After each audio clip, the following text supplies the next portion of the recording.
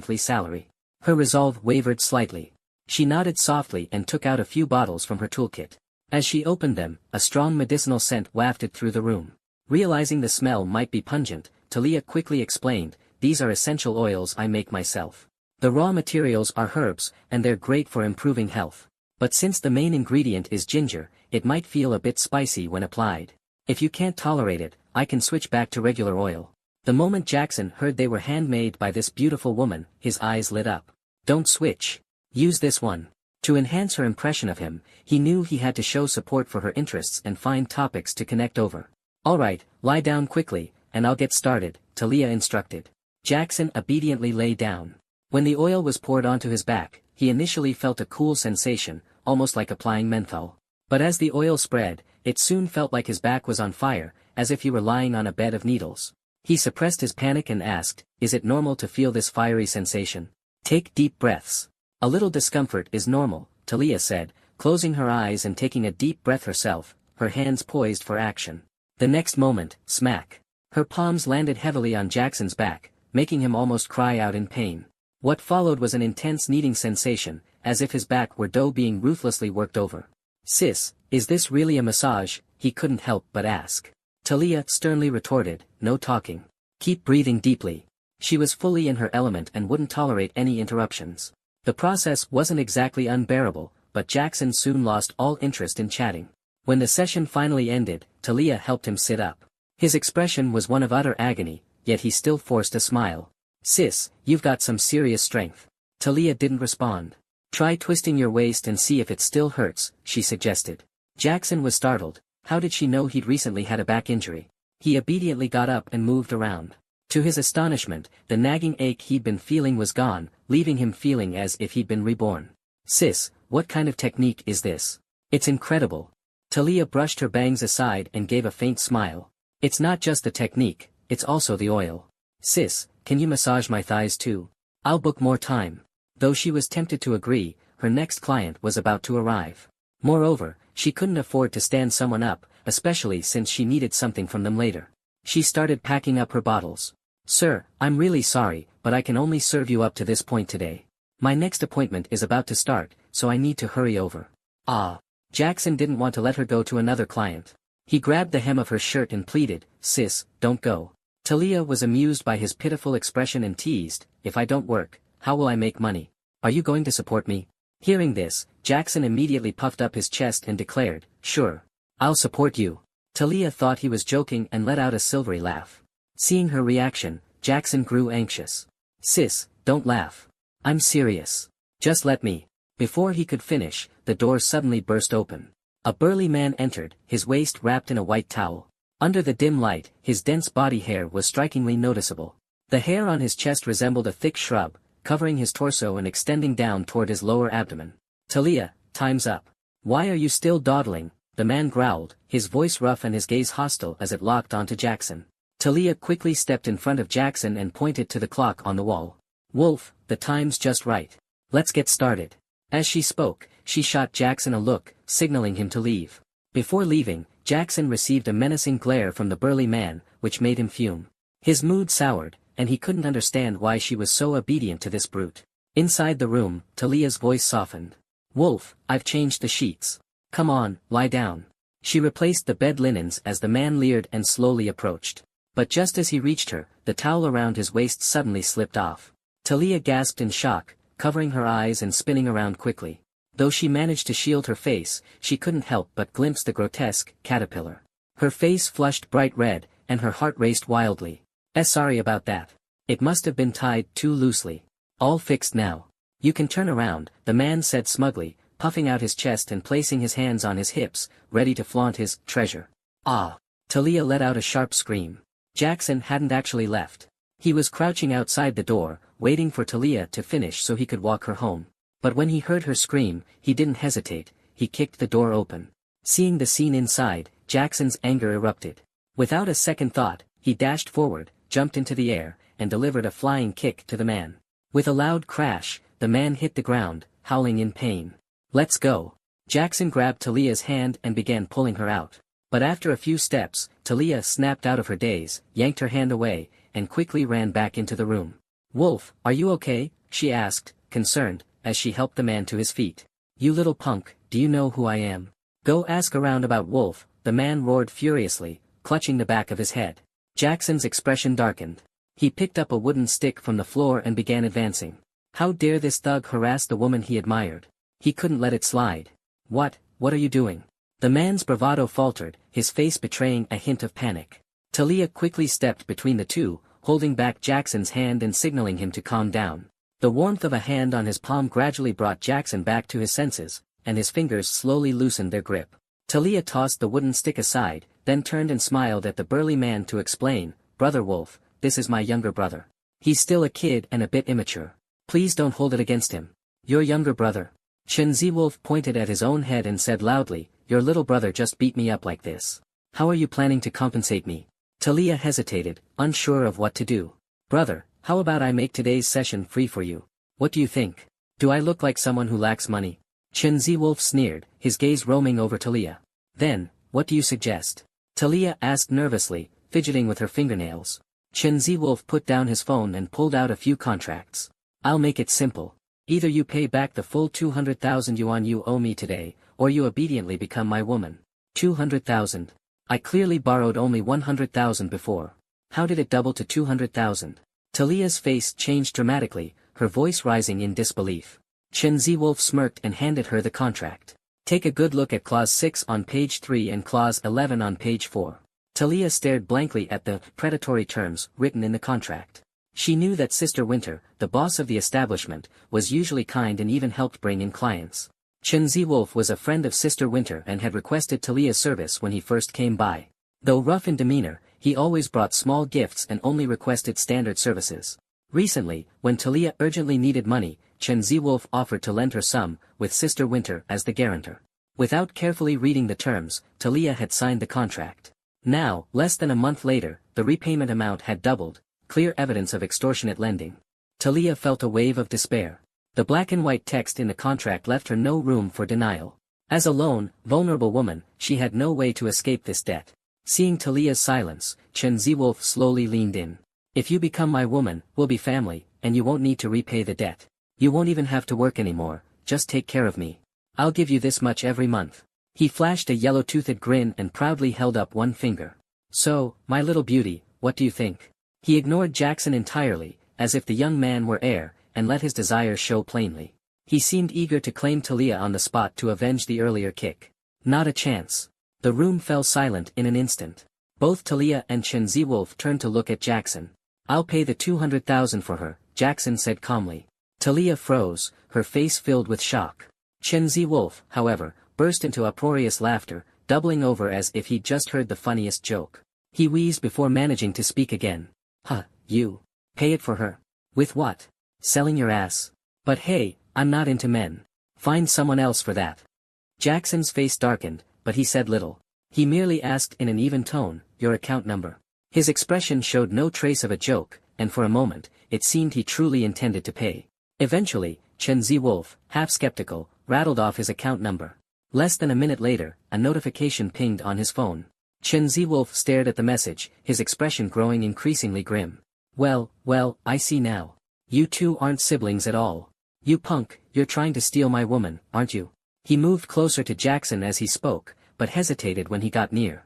Jackson stood half a head taller than him, and years of indulgence in wine and women had left Chen Ziwolf's body weak. Meanwhile, Jackson was young and vigorous, his earlier kick still fresh in Chen Ziwolf's mind. Fear not at Chen Ziwolf.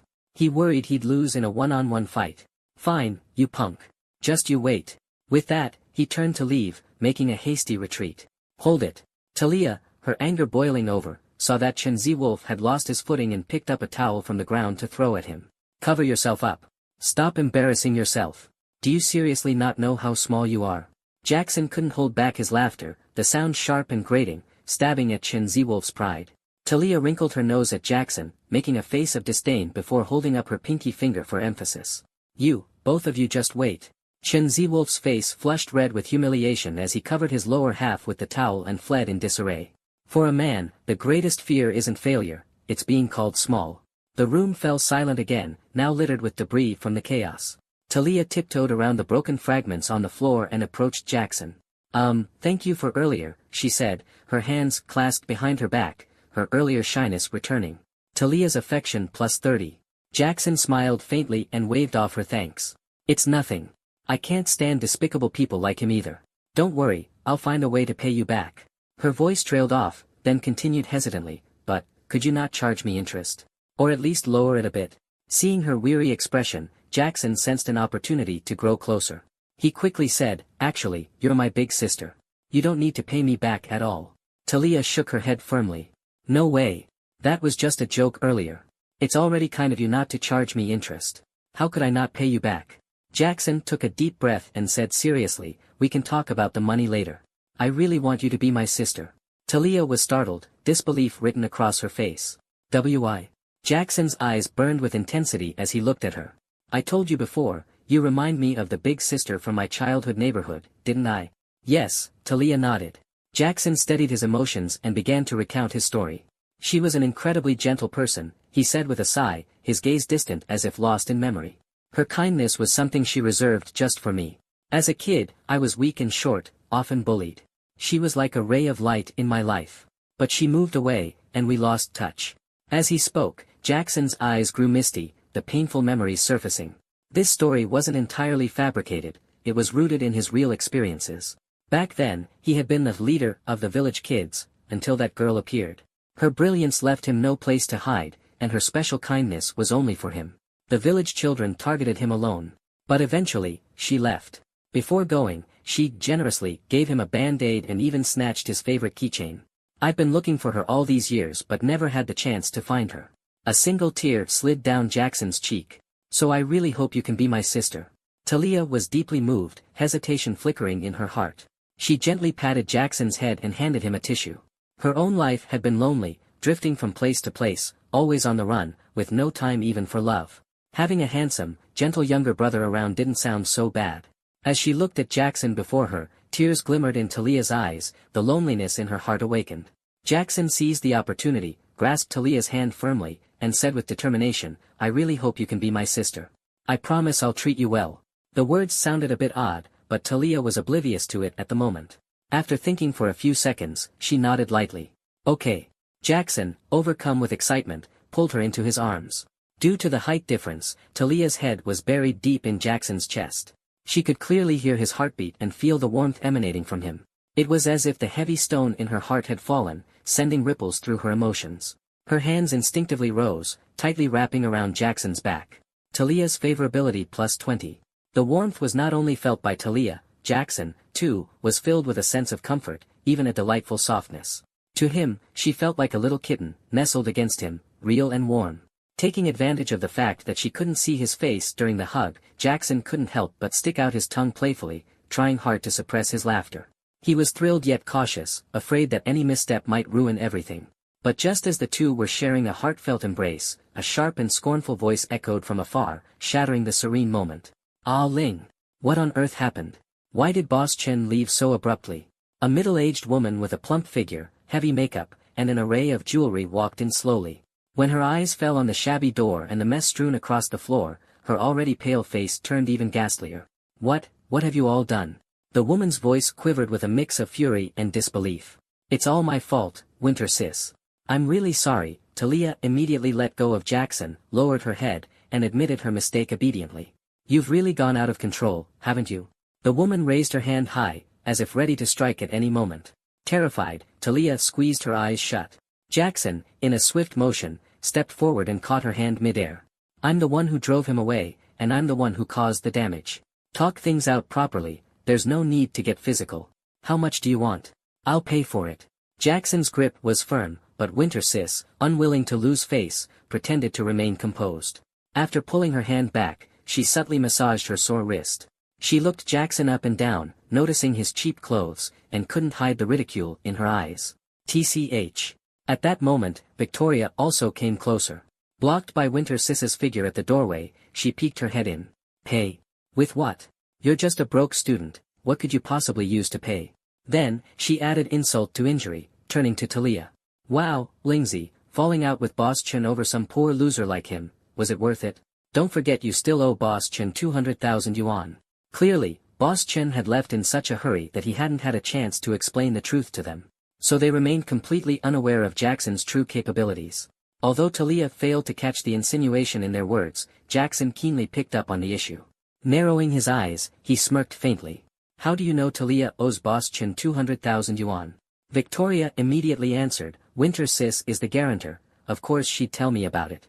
She threw Winter Sis a knowing glance. Right, Winter Sis. Winter Sis quickly nodded, her voice loud and affirmative. As the guarantor, how could I not know? Besides, if you're skeptical, you could just ask directly. Seeing the two women digging themselves deeper into their lies, Jackson's lips curled into a subtle smile as he posed the crucial question. So, you're both aware that Talia signed a high-interest loan contract, aren't you? The room fell into silence. Only then did Talia start to realize what was happening. She stared at the two women in disbelief, while Winter Sis averted her gaze, unable to meet Talia's eyes. After a long pause, Winter Sis finally spoke. Lingzi, you can't blame me for this, it was all for your own good. Your family situation is so dire, and you're short on money. You should find a reliable benefactor to lean on. Winter Sis's confidence seemed to return as she placed her hands on her hips, resuming her usual domineering stance. Boss Chen is a big-shot contractor. He makes at least hundreds of thousands every month, tons of people dream of getting close to him. I pitied you and went to great lengths, using all my connections to introduce him to you. You tell me, since Boss Chen came into the picture, hasn't your income gone up significantly? And he hasn't done anything inappropriate to you, has he? Talia thought about it and replied in a low voice, yes, that's true. Humph. Winter Sis raised her chin proudly. So, you should be grateful to me and never forget this favor. Victoria quickly chimed in, that's right, good sister, don't forget about me either. Talia lowered her head, silent and deep in thought. Listening to Winter Sis's justification, Jackson felt a mixture of disgust and anger. This was called helping someone. It was clearly throwing her into the fire. The fact that they could speak such shameless words with confidence was utterly revolting. Noticing that Talia was being swayed again, Jackson immediately intervened. If you were so kind-hearted, then why did you let Talia sign a high-interest loan contract? This is clearly a trap to force her into submission, deliberately setting her up to control her. Winter Sis was left speechless, and Victoria stammered, unable to offer a rebuttal. Talia finally snapped out of it, lifting her head abruptly and shouting in anger, he's right, you set me up. You liars. You'll get what's coming to you. She shoved Winter Sis aside, pushed past Victoria, and tried to leave. Hey! How dare you yell at me like that? Winter Sis, enraged, rolled up her sleeves, ready to chase after her, but Jackson's sharp gaze quickly extinguished her fire. Heh, no worries. Young people are bound to have a little temper. Ling Jie, wait for me. Jackson quickly grabbed his jacket and chased after her, calling out as he ran.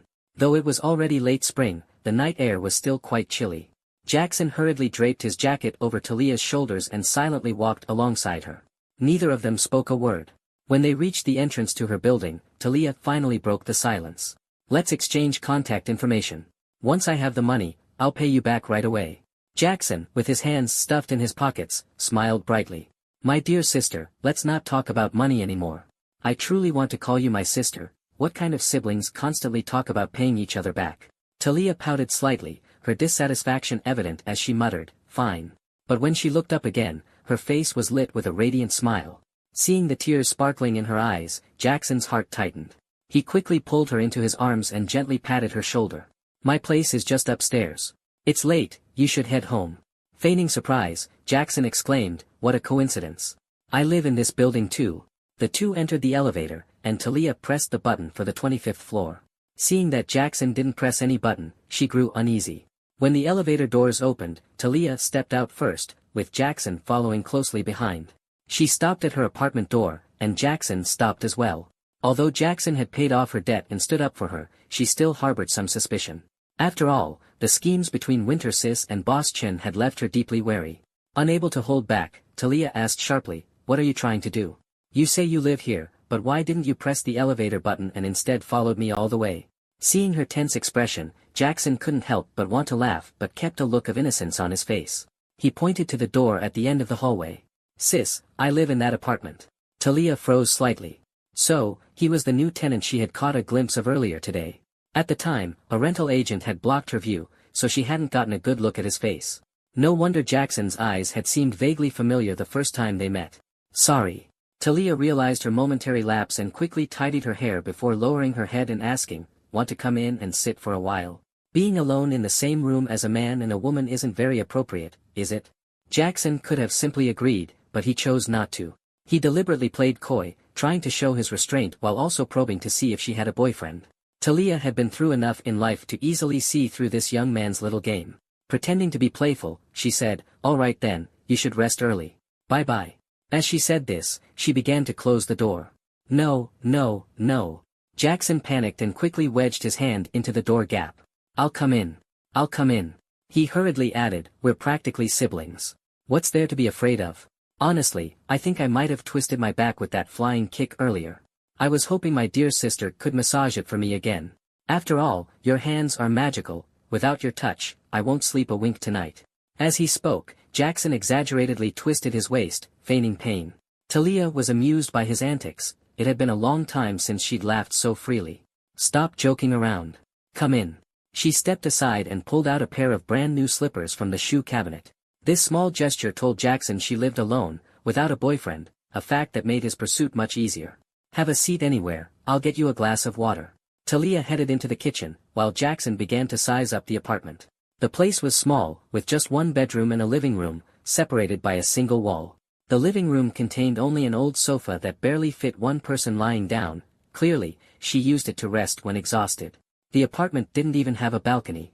The clothes were hung on a line stretched across the bathroom. Jackson opened the bathroom door, only to be greeted by a cascade of colorful garments. Unable to stop himself, he stumbled inside. With a loud snap, the line broke, and he fell to the ground, enveloped in darkness. A faint fragrance lingered in the air. What happened? Hearing the commotion, Talia rushed over to find Jackson with her lace panties on his head. She gasped sharply and quickly snatched them off, clutching them tightly in her hand and hiding them behind her back. As light returned to his vision, Jackson noticed Talia's face was flushed red. "What just happened?" he asked, rubbing the spot where his head had hit. Seeing the scattered clothes around him, Jackson realized he'd caused a mess and hurriedly began picking up the garments. When Talia saw him holding her newly purchased lingerie, her ears turned red, and she immediately snatched it away. "Get out, I'll handle this myself." "Oh, okay."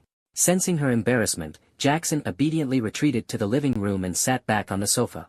Not long after, Talia approached with a bottle of essential oil in hand. "Lie down, I'll help you with your back." "Roger that." Jackson swiftly removed his t-shirt and lay down without hesitation. This time, Talia's massage techniques were even more refined, grasping, kneading, rubbing, and pushing, all executed with precision. Jackson closed his eyes in comfort, a content smile spreading across his face. "Sis, what are your plans next?" he asked. "What else can I do? All I know is massage. I'll have to find another massage parlor to work at." Talia sighed softly. "But I can't stay here any longer. Winter has some influence in this area, so I'll have to move somewhere else and start fresh." "Sis, you can't move." Jackson's sudden outburst startled Talia. Their eyes met, and the atmosphere grew awkward. Suddenly, an idea struck him, and he quickly explained, "Sis, I mean we could open a legitimate massage parlor. This way, you wouldn't have to rely on anyone else or deal with their attitudes. Your skills are so good, I'm sure it would be a hit." Talia forced a bitter smile, her heart heavy with doubt. "Do you think opening a business is that easy? We don't even have the basic funds, let alone the connections needed to secure a location. Especially in this commercial district, it's already fully rented out." These hurdles seemed challenging, but to Jackson, problems solvable with money weren't really problems at all. "Sis, leave the business setup to me. Take a few days to rest and prepare for your new shop. Oh, by the way, what kind of shop do you prefer?" "Well, you need to rent a larger space, otherwise, there won't be enough room for customers." Talia smiled and thoughtfully replied, "I like traditional Chinese medicine-inspired designs. Ideally, there'd be a fire pit for burning mugwort and a teapot for brewing ginger tea." Jackson mentally noted her preferences. "Sis, there's something I've been meaning to ask." "Go ahead." "I've heard a rumor, mind you." Jackson hesitated before continuing, "Someone said you often bring different men home. Is that true?" He quickly added, "Of course, I don't believe you're some sort of wild woman. Otherwise, back when I ordered the Supreme package, we'd have already done that." Seeing Jackson's nervous demeanor, Talia couldn't help but laugh. She admitted, "The rumor isn't wrong. I have brought clients home before." Jackson's heart sank, and he remembered seeing the charging count on her device was 0. "But," Talia lowered her voice, "they're clients I steal from the parlor." "Steal clients?" "Yup." Talia lifted her chin proudly as she explained her little scheme. "At the parlor, the earnings are split 40-60. But at my rented apartment, all the money goes straight to me. Upon hearing this, Jackson finally understood. But sis, the world is full of dangerous people these days. What if someone comes with malicious intent? Ha, I'm not scared. Talia pulled a bottle from a drawer. I've got this. Jackson read the label aloud, special. Special anti-wolf spray. The aroma of chili peppers was so strong that it could be smelled without even opening the cap. Talia smirked mischievously. Want me to demonstrate? Jackson quickly returned the bottle to its place. No need, absolutely no need. He asked curiously, sis, why go through all the trouble of taking out loans and stealing clients? Isn't it exhausting?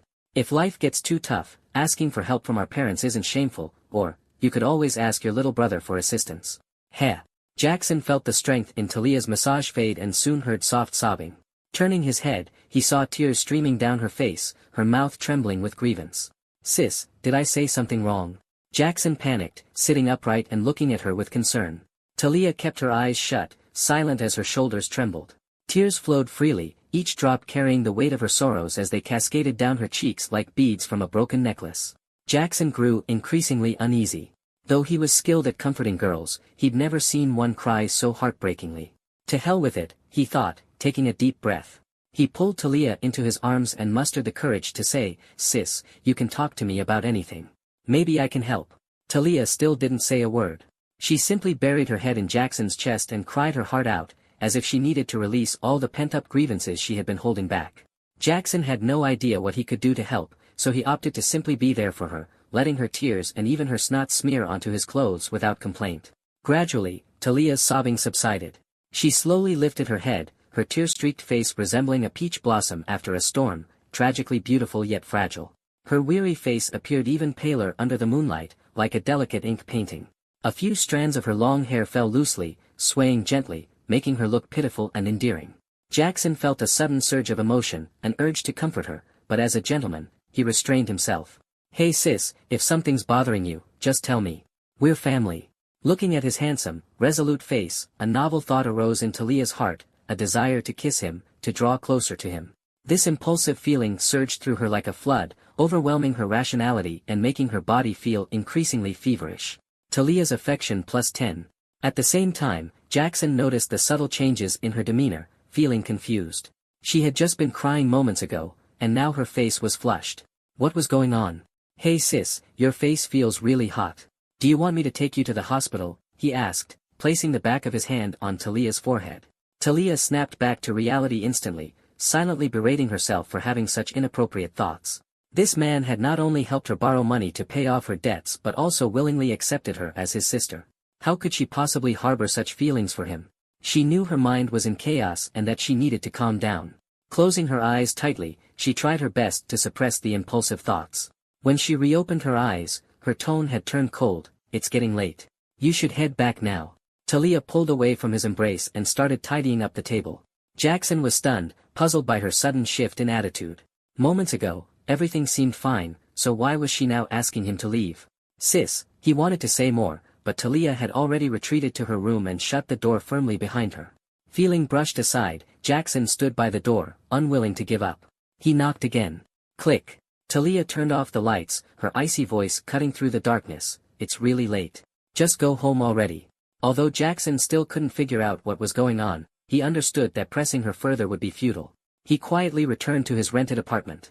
As soon as he closed the door, Talia stood motionless in her room, staring at the doorway with a complex look in her eyes, feeling lost and conflicted. Just then, her phone buzzed. She opened it to find a message. Hey, are you still awake? It was Avery texting her. After a grueling day of training, Avery finally had some time to herself. My name's not, hey. Also, I can't sleep. Frustrated.gif/frustrated.gif/frustrated.gif. In a pink, girlish bedroom, Avery lay sprawled on her bed in a Squirtle onesie, her slender legs kicking in the air. She typed, but I don't know how old you are. What's the proper way to address you? Jackson grinned mischievously and replied, you can just call me Master. When Avery saw the word, Master, her breathing grew quicker. No way. Angry.gif. If you're that curious about me, why don't we meet in person? Meeting the top-ranking donor? Avery felt uneasy but couldn't figure out how to refuse. Jackson waited for 2 minutes without receiving a response, but his mood had already lifted considerably. After shutting off his phone, he fell into a restful sleep. The next morning, as soon as Jackson turned on his phone, he received a disciplinary notice from the counselor. Because he had trespassed into the girls' dormitory and improperly used firefighting equipment without an emergency, he was given a serious warning. Reading the notice, Jackson felt puzzled. How had the school acted so quickly to investigate and issue a punishment? At that moment, Isabella's message popped up. Come back quickly. Aunt Zhang might be getting fired. Jackson immediately sat up, unable to remain calm. Aunt Zhang had always treated him like her own son, and he couldn't bear the thought of her leaving. Sensing that something was amiss, why would the school dismiss someone without proper procedures? He hurriedly comforted Isabella and rushed to the school. Inside the dorm management office. Isabella. As soon as Isabella saw Jackson, it was as if a savior had arrived. She breathed a sigh of relief. You're finally here. She darted into Jackson's arms, gripping his waist tightly. After holding her for a moment, Jackson asked anxiously, where's Aunt Zhang? The school's asking her to leave by this afternoon. She's already gone back to pack up her things. Jackson's gaze shifted to a disciplinary notice sitting on the desk. He picked it up and examined it carefully, realizing that nearly everyone had been punished to varying degrees. Isabella had even been falsely accused of harboring cats and throwing them from a height, resulting in a major demerit and requiring her to write a 10,000-word self-reflection. Meanwhile, Juliet bore no responsibility and was instead praised by the school for actively reporting and cooperating with the investigation. It was clear that Juliet was behind everything. Don't worry, darling, Jackson gently stroked Isabella's head to comfort her. Go back to your dorm and rest for now. I'll take care of this. No way. I want to stay with you. She's like a rabid dog biting anyone she can. I won't let that little witch get away with it. Clearly, Isabella had also figured out that Juliet was pulling the strings. Jackson smiled and shook his head. Be good. Go back and rest. Wait for my good news. Isabella hesitated but eventually relented. Though she wanted to help, she knew, when a man handles things, a woman shouldn't interfere. All right. I'll wait for your good news. You'd better do your best and not let that witch off lightly. If you succeed. Isabella leaned close to Jackson's ear, her tone firm and enticing. I'll do whatever you want tonight. The warmth of her breath sent Jackson's heart racing, his body tensing involuntarily. Anything? He asked, almost in disbelief. Amicham. Isabella nodded softly, her clear eyes glinting playfully. She bit her lip lightly, her fingers resting on Jackson's lower abdomen, sliding downward in an alluring motion. Jackson's throat felt dry, and he swallowed hard. The distance between them shrank, and their breathing grew heavier. Just as his rationality was about to snap, Jackson pinched his thigh hard, forcing himself to focus. All right, but first lend me the keys to your Range Rover. I might need them. Without hesitation, Isabella handed him the keys. Here, take them. With the keys in hand, Jackson dashed out of the room. He didn't dare linger, afraid he might lose control if he stayed any longer. After all, this was still Aunt Zhang's office, and he couldn't afford to ruin the place. Having confirmed the signer of the disciplinary notice, Jackson set his sights on the teaching building and pressed the elevator button for the top floor. Knock, knock, knock, knock. Sudden knocking startled the portly man seated inside, nearly scaring him to death. The young woman stopped fiddling with her phone and glanced toward the closed door. Don't worry about it. Ignore them. The woman hesitated for a moment but ultimately decided to follow the man's advice, returning to her work. Knock, knock, knock, knock, knock, knock. The knocking grew increasingly urgent, as though the person outside knew there were people inside. Ha! Fine, get up already. The chubby man, visibly irritated by the commotion, stood up, tucked his weapon back into his pants, tidied himself up briefly, and swore under his breath as he walked toward the door. I already told you this time of day is busy for me. Can't you understand human language? Click. The door lock turned, and the door opened just a crack. A plump man with a round face, gold-rimmed glasses, and a sparse middle-parted hairstyle peeked his head out. Minister Song, good morning. Jackson greeted him with a smile. Song Yi gave him a once-over, unable to recall ever seeing this person before. Normally, he would have kicked someone like this out without hesitation, but Jackson's confident and composed demeanor made him pause. Cautious, he asked, who are you, and what do you want? Let's talk inside. Before Song Yi could react, Jackson pushed the door open and walked in directly. Hey, TCH. Juliet, who had been in the middle of spitting, hastily sucked it back in and accidentally swallowed it when she saw Jackson enter. She turned her back to him in a fluster, hoping not to be noticed. Jackson had already guessed she was inside, so he wasn't surprised. Pretending to be astonished, he said, well, if it isn't Miss Juliet. What are you doing here? Juliet realized there was no way to avoid this, so she took a deep breath, turned around, and pointed to a blank document on the desk, stammering, "I came to sign some paperwork." Is that not allowed?" Jackson picked up the document and smirked mischievously. "Juliet, volunteering to support the Western frontier. Truly commendable. Don't waste time then, get to it." With that, Jackson casually grabbed a black pen and handed it to her. Juliet held the pen, clearly stuck between a rock and a hard place. She intended to brush him off, but Jackson stared her down, his gaze full of implication. "Write. Go ahead and write." The western regions were harsh, sparsely populated, and plagued with mosquitoes, places she would never dare to actually sign up for. "What exactly do you want with me?" Song Yi asked, hands clasped behind his back, his wary eyes fixed on Jackson as he slowly approached. "No rush. Let's sit down and discuss this properly," Jackson said, taking command of the situation and pointing to the chair. "Come on, have a seat." "Ha!" Song Yi snorted contemptuously, shaking his shoulders dismissively. "Why sit? Let's talk standing up." The air grew thick with tension, the two men locked in a silent standoff, one seated, one standing, neither willing to back down. Taking advantage of their diverted attention, Juliet quietly sighed in relief and crumpled up the volunteer form, tossing it into the trash. "Exactly. Minister Song isn't even sitting down. How could a mere student have the nerve to sit?" Juliet chimed in, her tone mocking. Jackson merely shook his head and smirked arrogantly, crossing one leg over the other. Just as Song Yi was about to explode with anger, Jackson pulled a set of Land Rover keys from his pocket and dropped them onto the desk with a loud clink. Within seconds, Song Yi's expression morphed through a kaleidoscope of emotions, from fury to disdain, then to suspicion, and finally, at the sight of the Land Rover logo and the custom nameplate, to astonishment, before settling on a fawning grin. The seamless flow of expressions, executed in under 2 seconds, was textbook-worthy. No wonder there had been a top-tier Land Rover parked outside the student dormitory, so it belonged to this guy. That car wasn't cheap. It would take Song Yi over a decade of work to afford something like that. Quickly adjusting his attitude, Song Yi sat down and began making tea with a sycophantic smile. "Ah, the school is like one big family. Make yourself at home, please sit." "But Juliet began, only to be silenced by a sharp glare from Song Yi. Turning back to Jackson, Song Yi adopted a completely different demeanor. "Brother Jackson. What can I do for you?" Jackson produced a disciplinary notice and slapped it onto the desk with a loud bang. Juliet's expression instantly changed, so this was what he came for. She had anticipated this and had been trying all morning to strengthen her connections.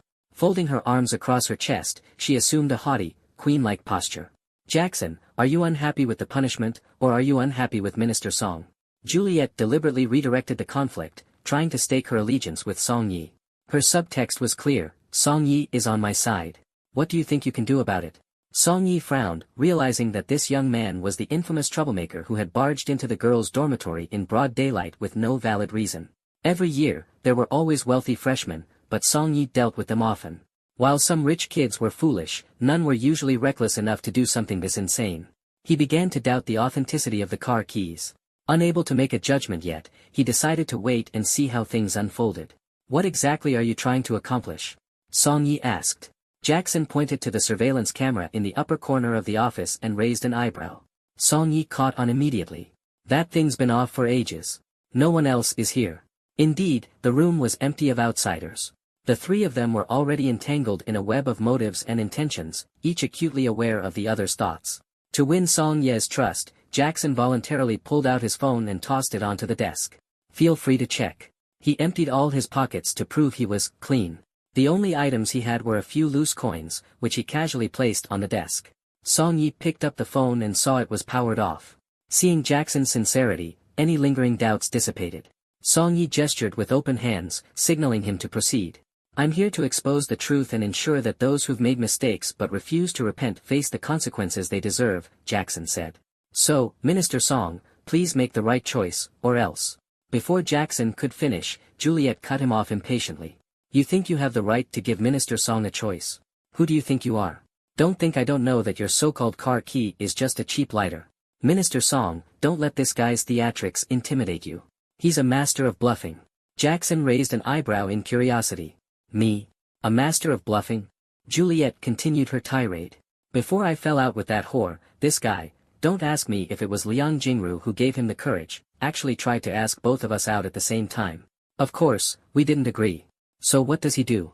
He goes and takes out a payday loan to send that slut red envelopes, thinking it would win her over. I couldn't stand such pathetic behavior, so I didn't accept his advances. Back then, I hadn't yet realized what a scheming little bitch she was. Out of pity, I even tagged along with them. And what happens? That very night, they had the audacity to, right in front of me, for an entire night. Minister Song, do you know how much trauma that caused a young girl like me? Juliet pretended to sob, putting on the appearance of someone weak and wronged. That night, she had indeed been kept awake by their antics, though she had also dealt with her frustrations in her own way, privately. The truth was, she had stubbornly insisted on sharing the double room with them. The fact that she hadn't been charged for it was already generous, yet here she was, shamelessly playing the victim. Jackson listened to her malicious reinterpretation of events, utterly speechless. Classic Juliet. She really knows how to spin a tale. Hearing Juliet's account, Song Yi scolded her lightly, "Enough crying. That's enough." Though he knew what kind of person Juliet was and that her words couldn't be trusted, he still leaned toward her side. After all, as a seasoned fixer at the school, he was well versed in handling wealthy students. He never forgot the number or identity of each new, rich kid who came through his doors. It was this sharp memory that had allowed Song Yi to climb his way up to the position of Minister of Moral Education. Even when leadership offered him a promotion, he was reluctant to move. The perks of this position were just too good. Whenever students got into trouble, they would come running to him, eager to cut deals. Girls like Juliet were a dime a dozen, broke, fun-loving, and morally questionable. Many even treated themselves as bargaining chips. With the influx of new students, there were a total of 253 minor rich kids across the 4 grades, each with a monthly allowance exceeding 20,000 yuan. Among them, 62 were rich kids, with monthly allowances surpassing 50,000 yuan, and 11 were ultra-rich kids, whose monthly allowances exceeded 100,000 yuan. Adding these people to his mental Rolodex, Song Yi regarded them as though they were his ancestral benefactors. After all, they were his financial backers. Whether he could afford a new car depended entirely on them. As for Jackson, Song Yi had almost no impression of him apart from sensing a faint aura of refinement typical of the wealthy. Replaying his memory carefully and confirming that Jackson wasn't listed in his rich kids database, Song Yi spoke coldly, "Classmate, every disciplinary notice issued by the school is the result of a rigorous, thorough investigation. Are you questioning the school's judgment?" A true workplace veteran, Song Yi immediately tied himself and the school together in the face of trouble. And furthermore, if what she just said is true, then such disgraceful and scandalous behavior deserves harsh criticism. Thud, thud, thud. A sudden knock on the door interrupted Minister Song's impassioned speech. Song Yi frowned with confusion. What a coincidence that so many people were coming to him first thing this morning. "Come in." The door handle turned, and a young man in a security guard uniform stumbled in, flustered. "Mr. Song, someone's blocked the entrance to our building with a massive Range Rover, and we still haven't found the owner.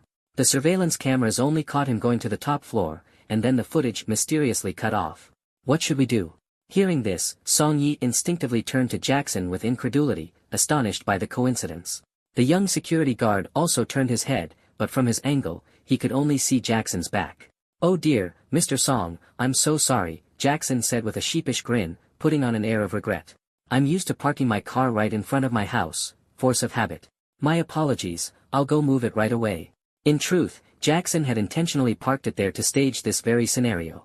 The cast of characters had aligned perfectly, showing up just in time to play their roles. Looks like fate had delivered him a golden opportunity. Song Yi quickly stood up to stop him. "No need.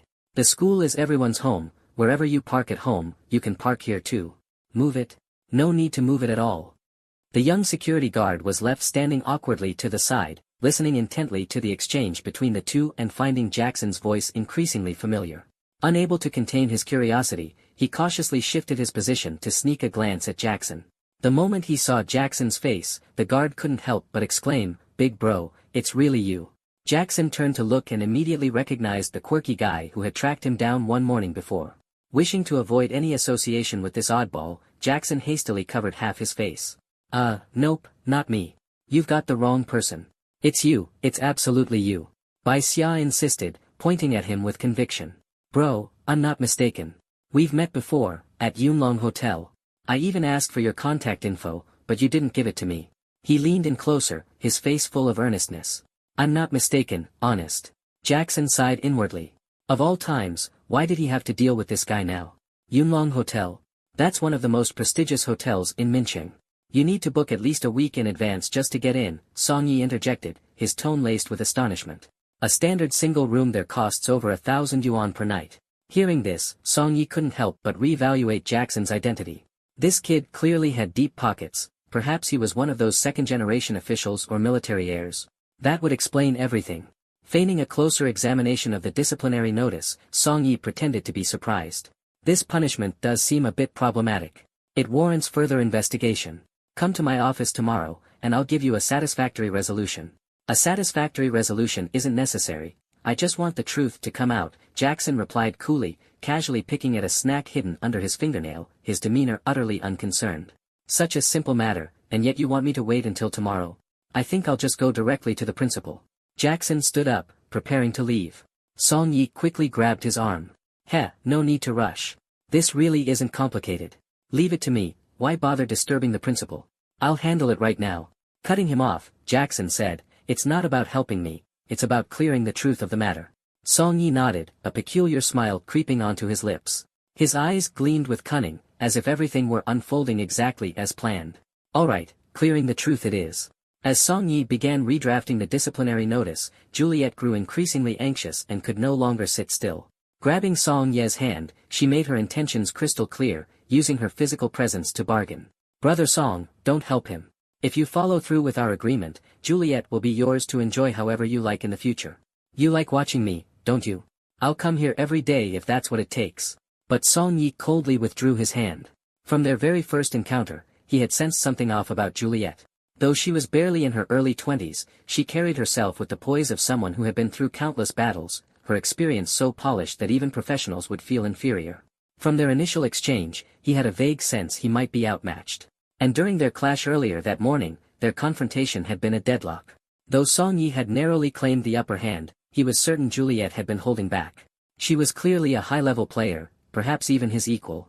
Song Yi sneered, you think you're worthy? Pretending like this, don't you know what you really are deep down?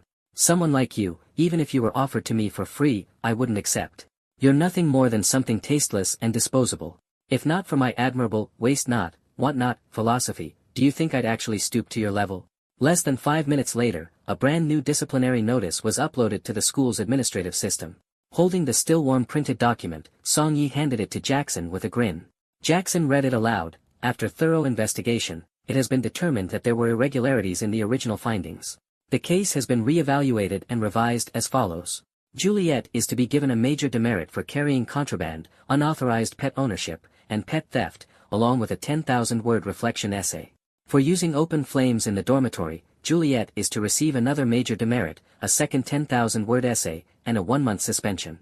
Isabella and Clara are to be commended for their quick response to the fire, and Jackson is to be praised for his role in extinguishing it. Juliet's face turned deathly pale, leaving her speechless for a long time. In contrast, though the news should have been a major victory for Jackson, his expression remained indifferent, as if he were completely detached from the matter. Song Yi cautiously asked, "What's wrong? Do you think the punishment isn't severe enough?" "No, it's fine. I can adjust it. How about a semester-long suspension, or even a full year?" Jackson began packing up his belongings and spoke harshly, "I asked you to uncover the truth, and you resorted to corruption and manipulation. As a school leader, what exactly is going through your mind?" With those words, Jackson walked out with an air of nonchalance, leaving the 3 people in the room utterly bewildered. What did this kid mean? Wasn't he asking me to help him take revenge? Song Yi suddenly felt like his brain wasn't functioning properly.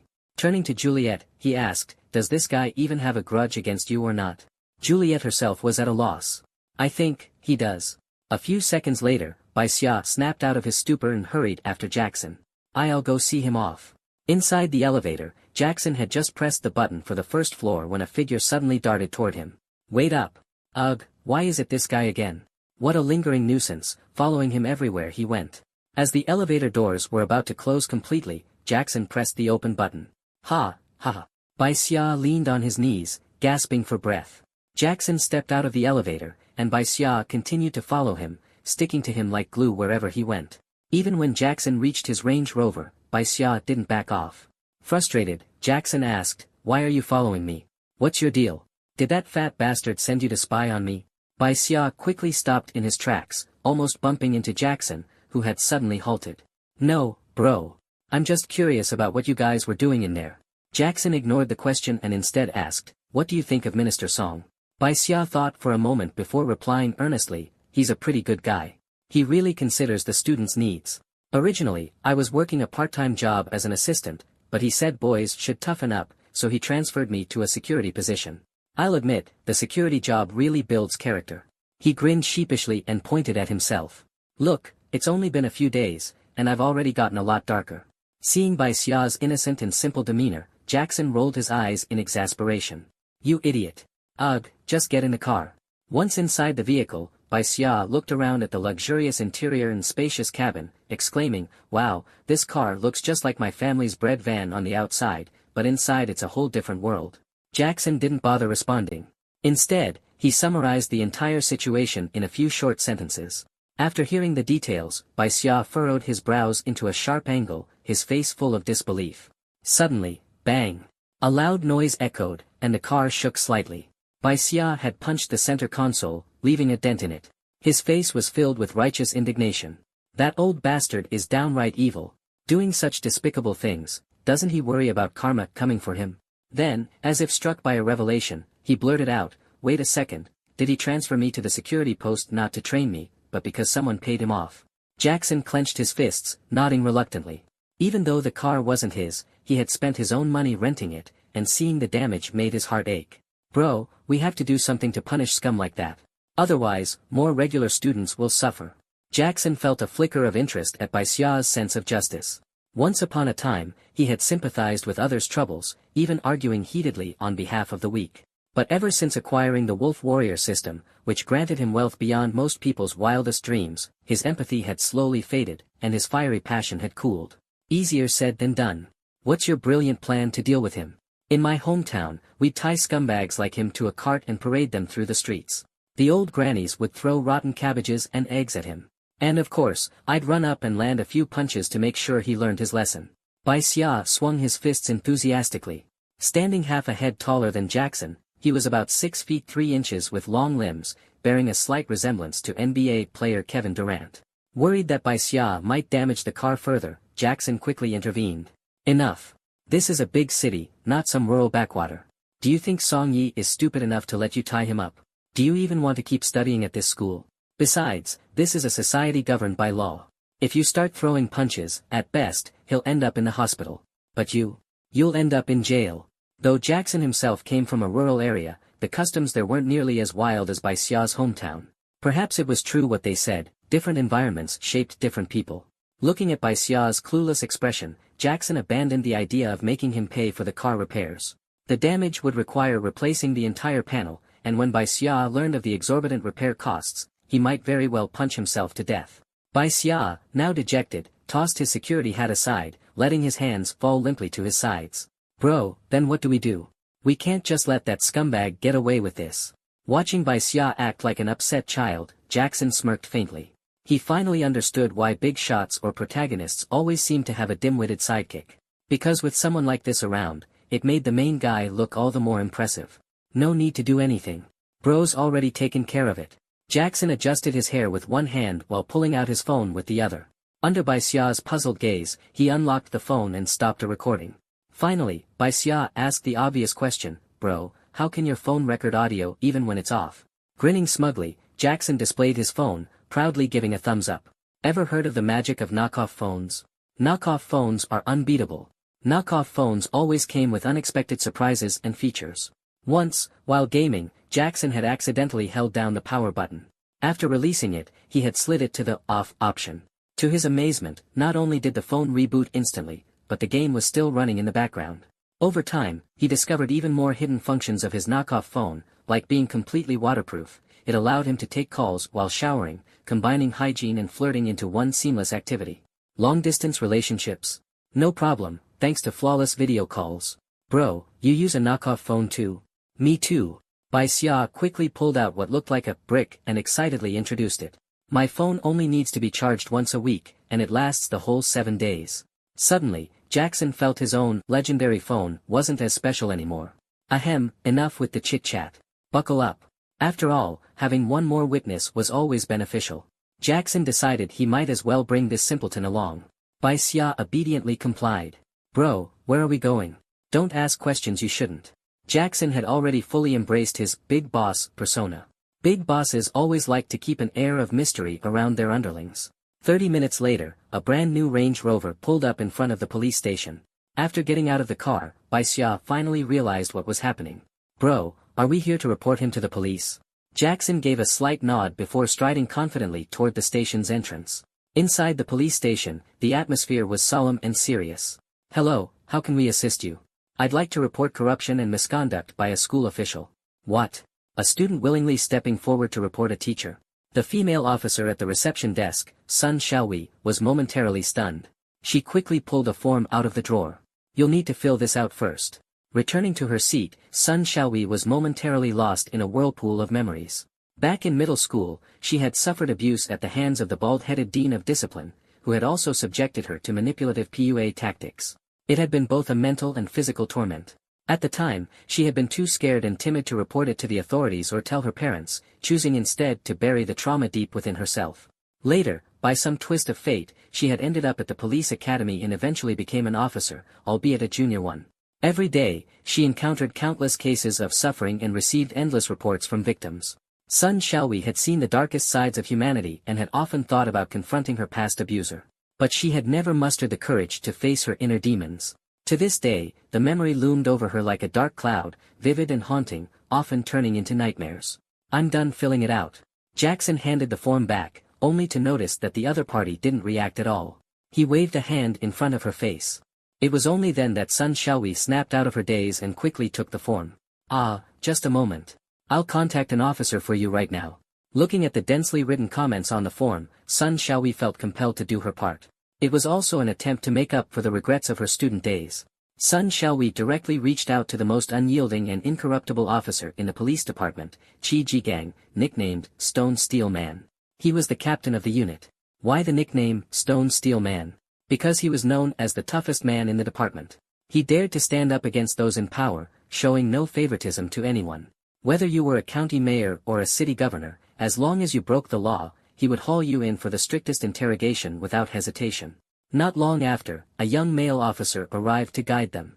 Jackson followed him into a small room. The lighting in the room was dim, and an oppressive, tense atmosphere hung in the air. The ticking of the clock on the wall echoed, each sound amplifying Jackson's inexplicable anxiety. In the center of the room stood a rectangular table, drawing attention to its stark presence. Behind it sat a middle-aged officer, Qi Jigang. His short, neatly combed hair framed a chiseled face, and his sharp eyes seemed to peer straight into one's soul. His expression was stern, radiating an indescribable intensity despite his simple, plainclothes attire. With his hands clasped on the table, his fingers rhythmically tapped on the surface, adding an extra layer of tension to the room. 2 slots on the table seemed to be designed for holding some kind of items. In the corner of the room stood several other officers, their gazes fixed on Jackson, a faint wariness in their eyes. The entire room felt enveloped in an invisible pressure, making it hard to breathe. Bai Xia, usually carefree and slightly goofy, immediately straightened his posture, stiff as a board. He was so nervous that his movements became clumsy, almost walking in an awkward rhythm. He was just short of saluting the officers outright. Jackson, on the other hand, was equally tense, his palms beginning to sweat. It was his first time filing a report at the police station, yet it felt as though he were the one being interrogated. Almost unconsciously, he walked forward. When he finally reached the table, Qi Jigang's expression shifted instantly. Hello, my last name is Qi. You can just call me Captain Qi, he said with a warm smile. His eyes exuded friendliness and care, and he even stood up to shake hands enthusiastically. The sudden change in demeanor brought an unexpected sense of ease, instantly dispelling the room's earlier tension. It was as if he had transformed into an entirely different person. Noticing his earlier intimidating expression, Qi Jigang quickly offered an explanation. I apologize for the atmosphere.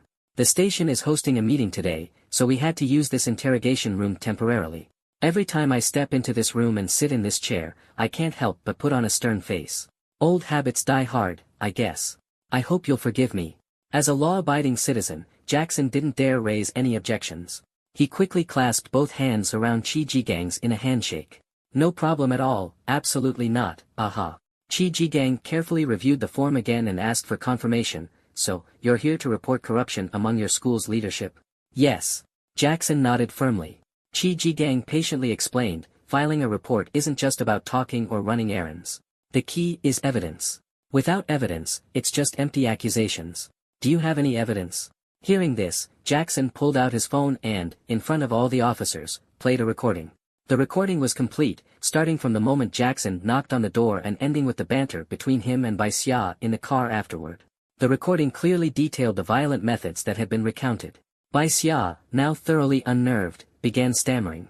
Captain, I was just joking at the time. Please don't take it seriously, don't arrest me. Qi Jigang responded with a gentle smile.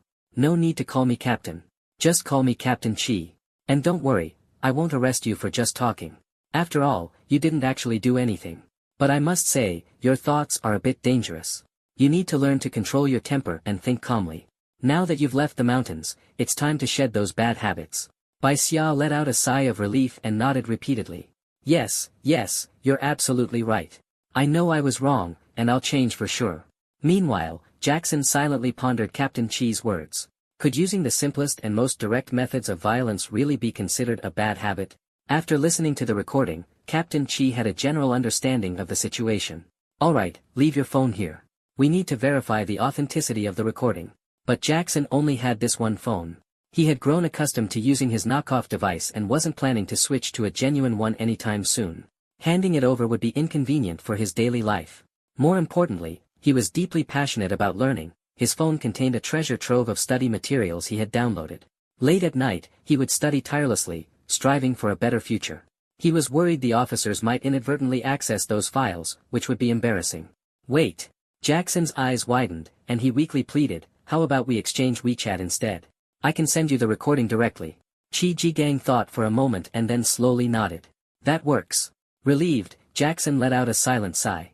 Oh, by the way, if there are any witnesses, they can come forward to testify. It'll make the case easier to process.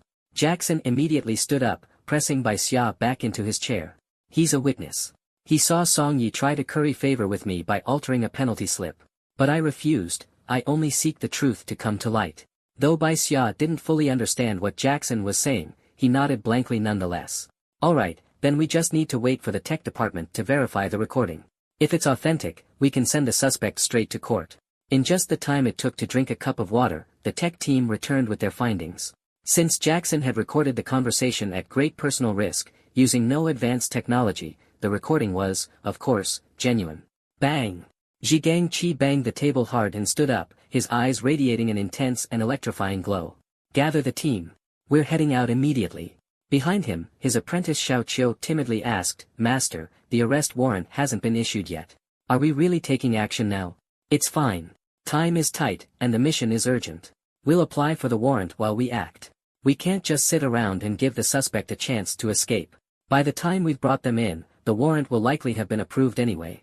As Qi Jigang spoke, he threw on his coat, ready to head out. When it came to cases involving corruption, Qi Jigang always acted swiftly, launching sneak attacks that left no room for preparation. There was no other way, the waters were too deep, too murky. The higher-ups, knowing this, usually turned a blind eye to his methods.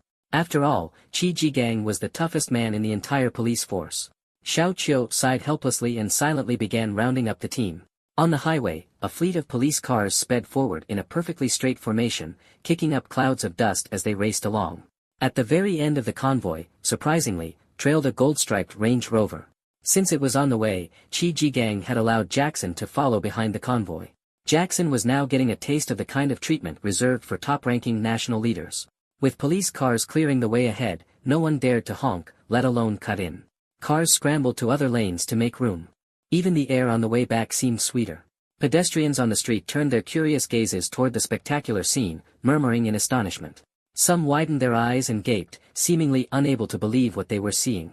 Others pulled out their phones, eager to capture this rare sight. This is way too cool. This is definitely going viral online. Maybe I'll be the next car spotting diary sensation. Still others speculated about the identity and purpose of the Range Rover's owner. Their faces were lit with excitement and curiosity, utterly captivated by the scene before them. Wow, I think the driver looks pretty young. Could it be some famous rich kid? You don't get it. No rich kid gets this kind of escort treatment. This must be a new leader sent down from the central government. Impressive. So young and already so capable. Looks like big changes are coming to Mincheng. Underneath the teaching building, the police moved with practiced precision. Some officers secured all the exits to prevent the suspect from escaping, while others headed upstairs to apprehend their target. At that moment, Song Yi was still engaged in an intense sparring match with Juliet, determined to settle the score once and for all today. Maybe it really was because he was hungry. The door was kicked open by the police, who stormed in and caught them both red-handed. Jackson, as the one who reported the case, was required to assist the police in their operation. Witnessing this scene, he wasn't sure whether to feel lucky or unfortunate. Good heavens! Pick up your pants. I said, pick up your pants. Qi Jigang, seeing the scene before him, was furious and couldn't help but curse loudly. Song Ye's arms were pinned by two officers as they dragged him out by force. As for Juliet, in the presence of the imposing officers, she was like a helpless little rabbit. It took only one hand to restrain her effortlessly. The noonday sun hung bright and high in the sky. As the harsh light shone through, Juliet squinted her eyes open slightly. She saw the entrance crowded with onlookers, so packed that the road was entirely blocked. Among the crowd were Isabella and Aunt Zhang. Thanks to Jackson's timely tip-off, they had spread the news to achieve the desired effect. Many of the students watching pulled out their phones to record this rare and bizarre moment. Juliet suddenly felt short of breath, her heart racing uncontrollably. Ugh no, stop looking at Juliet. Juliet feels so embarrassed right now. Her mind even began to show signs of confusion. In such a situation, she actually attempted to seduce the police officers openly. Don't arrest Juliet, okay? If you let Juliet go, Juliet will sign a master-servant contract with you. You can do whatever you want. The police, degree winky face. One middle-aged officer, who had a daughter about the same age as Juliet and also in college, was particularly taken aback. If he ever saw his own daughter behaving this way, he wouldn't even wait for the police to intervene. He'd slap her himself to knock some sense into her, clear out whatever nonsense was clouding her brain, and then go kneel before his ancestors to reflect on his parenting failures. Seeing the officer's discomfort, Qi Jigang casually reminded him, if they're obstructing official duties, you're authorized to use forceful measures. The middle-aged officer immediately caught the hint. Without hesitation, he grabbed a rag from the patrol car and stuffed it in Juliet's mouth to shut her up. Injustice! Why are you arresting me for no reason? Even as he was being escorted to the car, Song Yi was still wailing and struggling in vain. Do you know who I am? Li Gang is my uncle. I'll sue all of you. Humph, even if your dad is the emperor, it won't help. Get him in the car. The operation was a success, and during the search of the office, the police unexpectedly uncovered some highly suspicious financial records. There were also confidential files stored on the computer, though they couldn't be decrypted on-site by the specialists and had to be taken back for further analysis. It seemed that Song Yi wasn't just secretly accepting bribes from students, he might also have been embezzling school funds. This case was clearly far more complex than it appeared on the surface. Qi Jigang's eyes shone brightly with determination as he walked up to Jackson under the watchful eyes of the crowd. He patted Jackson lightly on the shoulder and gave him a warm, friendly smile. Now that we've caught them red-handed, it'll be almost impossible for them to escape conviction. But we still have to follow procedure. When you have time, come down to the station to give a statement. When the time comes, you can look for Xiao Sunday. I'll personally handle your statement. His tone was light and casual, as if chatting with an old friend. Brother, can we not use that creepy little interrogation room? It gives me the chills, Jackson asked cautiously. Qi Jigang reached out and squeezed the back of Jackson's neck, bursting into hearty laughter. On one hand, he was thrilled with the successful operation, on the other, he was quite impressed by this young man. Nowadays, most people were too focused on their own interests to speak up, let alone take action. But Jackson had stepped into the fray himself, demonstrating courage and determination that Qi Jigang deeply admired. Alright, I'll arrange for you to use the most luxurious room at the station. I'll even get you some fruit and a little barbecue. How about that? Jackson didn't dare to joke around with a public official. No, normal arrangements are fine. Alright, no more jokes. I need to get the suspects back for questioning. I'll be off now. Call me if anything comes up. Alright, will do. Jackson stood in place, waving in the direction the police car had gone. Jackson stood there and waved goodbye as the police car drove off into the distance. Once the farewell was over, he looked around and realized that all eyes were now on him. After saying his goodbyes, he glanced around, only to find that the crowd's attention was entirely focused on him. He had indeed just pulled off a major flex in front of everyone. He had, without a doubt, put on quite the show for all to see. The crowd began to murmur amongst themselves. Whispers and chatter started spreading through the onlookers. That police officer seemed kind of familiar. I feel like I've seen him on TV before. Hey, no need to just feel it out, it's him, no mistake.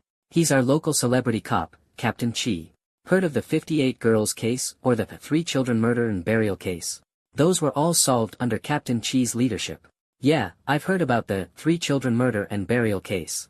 Those 3 monsters were executed by firing squad in under a minute. He's incredible, solving over 100 cases a year, barely taking a day off. Wow, impressive. How amazing is that? But who's that kid? He seems pretty close to Captain Chi. What's his story? Hey, isn't he a sophomore from our department? I think I've seen him during public lectures in the big classroom. Yeah, that's him. He's actually my classmate. Ahem, ahem. Jackson pretended to act nonchalant, flashing a smile as he waved casually at the crowd. Jackson feigned indifference and waved with a light smile toward the gathering crowd. A few girls immediately assumed the wave was meant for them and began pushing their way forward. Several girls mistakenly thought he was greeting them and eagerly squeezed their way closer. That handsome guy is calling me. Why are you all pushing? Shut up, he's clearly calling me. Do you two even hear yourselves? Have some shame, will you? Take a good look in the mirror before you try to fight me for him. TCH, look who's talking. You're the one who's trash. Your whole family is trash. As their argument escalated, a stunning figure emerged, striding confidently past them. Their heated bickering was cut short when a striking woman gracefully walked past them. Isabella was dressed in a cropped tank top and high-waisted denim shorts. Isabella wore a short, fitted tank top paired with high-waisted denim shorts. Her long legs, clad in fishnet stockings, covered twice the ground with each step compared to theirs. Her slender waist swayed just enough to slip easily through the crowd.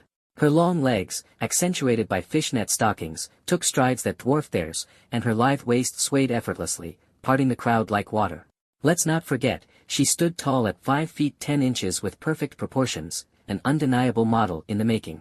At 5 foot 10, with flawless proportions, she was a natural-born potential supermodel. Isabella's entrance brought the entire scene to an immediate standstill. Isabella's arrival silenced the crowd instantly. Most of the boys' attention shifted entirely to her, their gazes following her every move. Nearly every boy in the vicinity turned their heads in unison, their focus snapping to Isabella's every step. Their synchronized head turns were so precise, it resembled a perfectly coordinated exercise routine. The way they moved in harmony was almost as if they were participating in some kind of choreographed drill.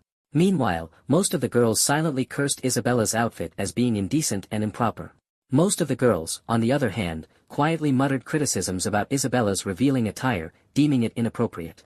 Of course, deep down, they also thought to themselves, if I had her figure, I wouldn't be saying a word. But inwardly, they admitted, if I had a body like hers, I'd probably wear the same thing. Indeed, men and women are 2 different species, and women and goddesses are yet another. It's true what they say, men and women are worlds apart, but women and goddesses are in a realm of their own. Isabella stopped right next to Jackson, slipping her arm around his and holding him close. Isabella finally stopped beside Jackson, looping her arm around his and pressing herself against him. The crowd snapped out of their daze, slowly coming back to their senses. Only then did the crowd start to recover from their stunned silence. Hey, what were you just looking at? Excuse me, but you're a man with a girlfriend now, and your girlfriend is standing right here. Are you saying that woman is prettier than me? If you don't clear this up today, we're breaking up. She scolded him, her tone filled with dissatisfaction, firing off ultimatums and impossible questions. The man winced in pain as his girlfriend yanked his ear like a wet towel, twisting it mercilessly. The poor guy flinched and grimaced as his ear was tugged sharply, her grip merciless. This was completely unfair. Why could she look at handsome guys, but he couldn't glance at a pretty girl? This was blatantly unfair. Why was she allowed to ogle handsome guys while he couldn't even glance at a beautiful woman? Frustrated, the man retorted, weren't you about to run over when that guy waved earlier? Well, that's because For a moment, she was at a loss for words. Unable to come up with a reply, she dropped the act entirely. At a loss for a good comeback, she decided to drop the pretense altogether. Yeah, so what if I wanted to go? It's your fault anyway. If you looked as handsome as him, why would I even think about it? Fine, I wanted to go. Big deal. If you looked even half as good as him, I wouldn't even glance at anyone else. You've got to be kidding me, You've got to be kidding me, Her sharp words left the man fuming, but with so many people watching, and lacking the courage to confront her, he slunk away defeated. Her relentless barrage of insults left him seething, but with so many witnesses around and no nerve to fight back, he had no choice but to retreat in frustration. While Jackson was somewhat good-looking, he wasn't exactly at the level of fans fluttering, wars won with a smile. Certainly, Jackson was decently handsome, but he wasn't the kind of man whose mere presence could topple empires. Still, his composed demeanor and the confidence radiating from within made the onlookers feel that he and Isabella were a perfect match. Yet, his calm poise and the self-assured aura he carried made the crowd believe he and Isabella were a match made in heaven. Amid the crowd's envious gazes, Jackson walked off with the beauty in his arms, exuding effortless cool. Under the envious stares of the onlookers, Jackson strolled away elegantly, his arm wrapped around the stunning woman. Bai Xia hesitated for a moment before following them impulsively. Bai Xia faltered briefly but couldn't resist the urge to chase after them. "Hey, bro, wait up. Don't leave me behind. Hey, bro, hold on. Don't leave me hanging." Jackson had no interest in responding and quickened his pace. Jackson ignored him and sped up his steps. But Bai Xia suddenly picked up speed, sprinting ahead to block their path. Unexpectedly, Bai Xia broke into a run and darted in front of them. "It's him. That's the annoying freshman I told you about last time." Isabella quickly leaned in close to Jackson's ear, whispering anxiously, "He's the super annoying one I mentioned before. He's so irritating, and honestly, I think there's something wrong with his brain." She gestured toward her head with her finger and added, "I think he's a little off up here." As Jackson hesitated, unsure whether to engage, Bai Xia suddenly bowed deeply toward Isabella. While Jackson debated whether to even bother with Bai Xia, the latter abruptly bent at the waist, bowing to Isabella. "Hi there, sister-in-law," he greeted with a cheeky grin. "Hello, sister-in-law," Bai Xia said with exaggerated politeness, grinning ear to ear. Well, now. The usually clueless guy sure knew how to play this game, flattering the woman first. Was he some kind of natural-born sidekick? Well, this was unexpected. For someone usually so dense, Bai Xia sure knew how to butter up the right person. Was he some kind of prodigy in sycophancy? His move instantly put Isabella in a great mood. His tactful greeting immediately lit up Isabella's face with delight. After all, what kind of big shot doesn't have gorgeous women flocking around them? After all, what influential man doesn't have beautiful women in his circle? And what woman wouldn't want to be recognized as the official partner of a powerful man? Isabella was no exception. And what woman wouldn't want to be acknowledged as the queen beside a king? Isabella was no different. Well, you're not half bad. Let's hear you call me sister-in-law a few more times. Not bad at all. Go on, say it a few more times. Let me hear it again. If you do a good job, you can stick with your brother Shing from now on.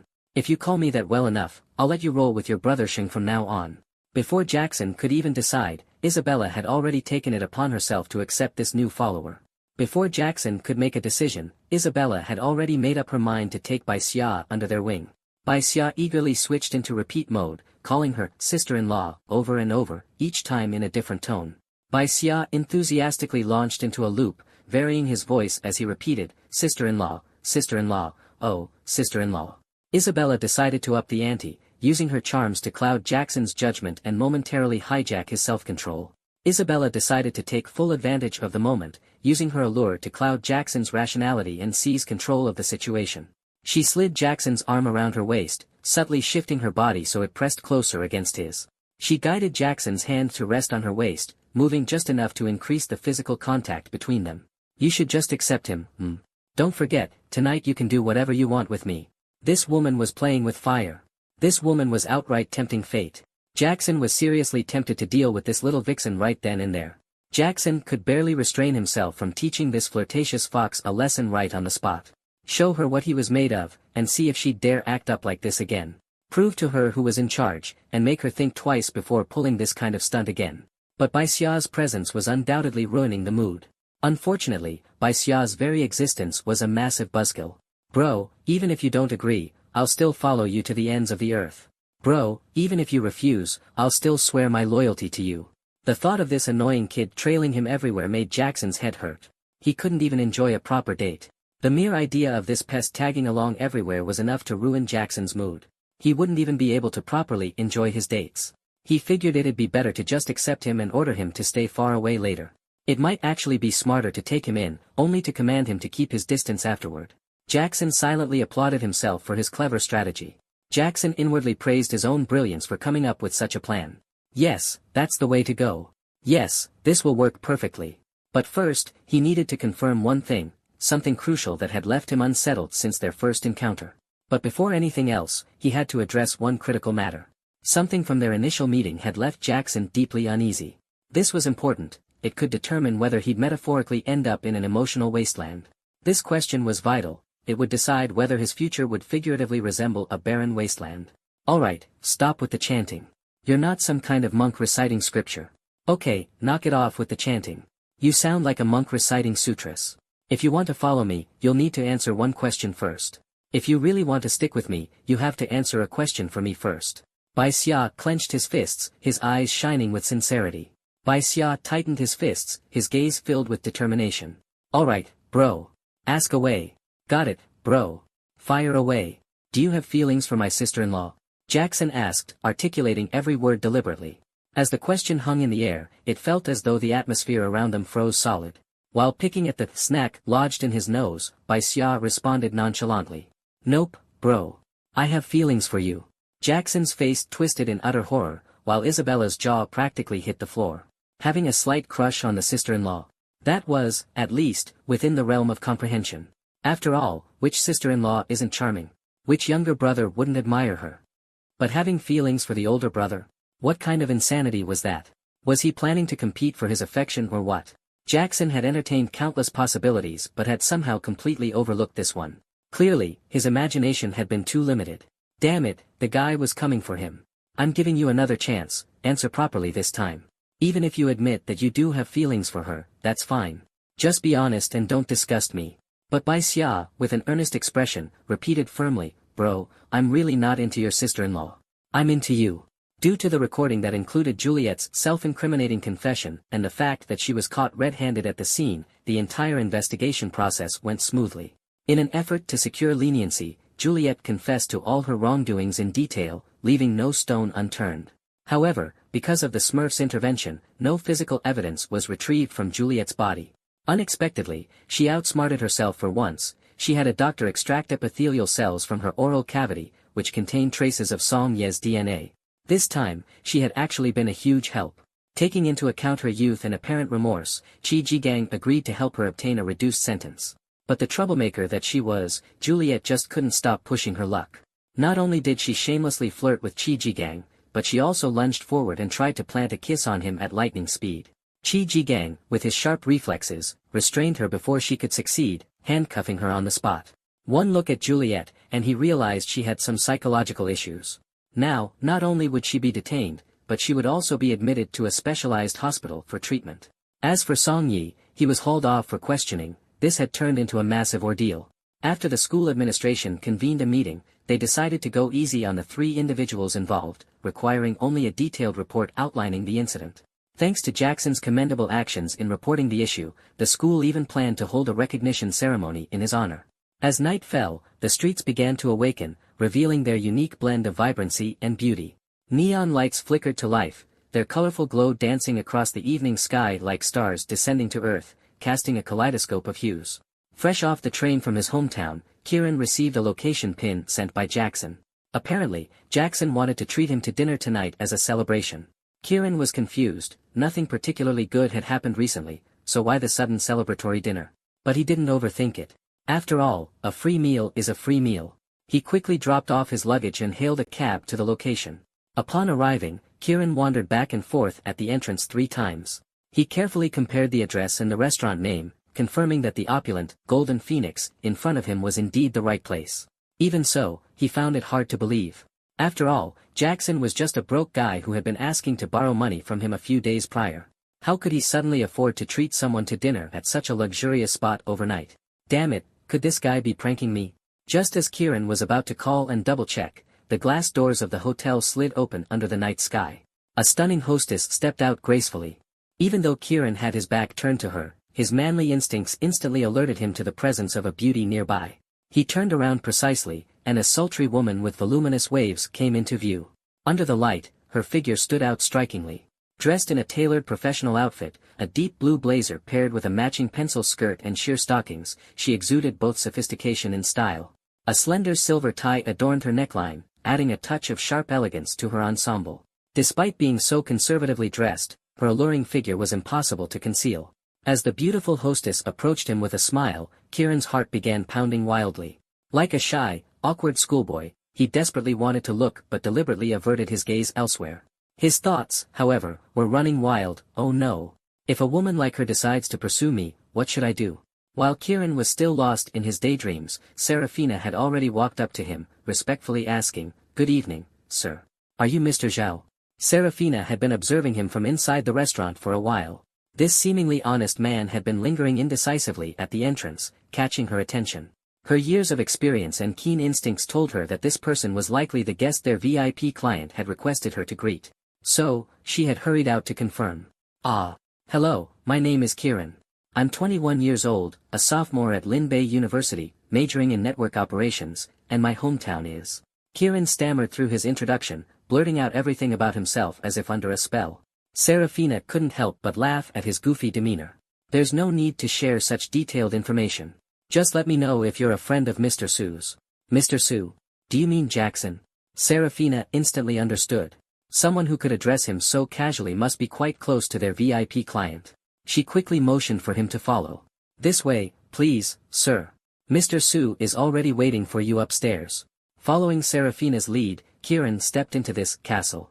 The lobby featured a grand spiral staircase that extended through the entire building, exuding an air of opulence. Their private room was on the 3rd floor, so Kieran followed Serafina up the winding stairs. Although the staircase was relatively wide, it was lined with mooncakes and decorations in celebration of the upcoming Mid-Autumn Festival, taking up nearly half the space.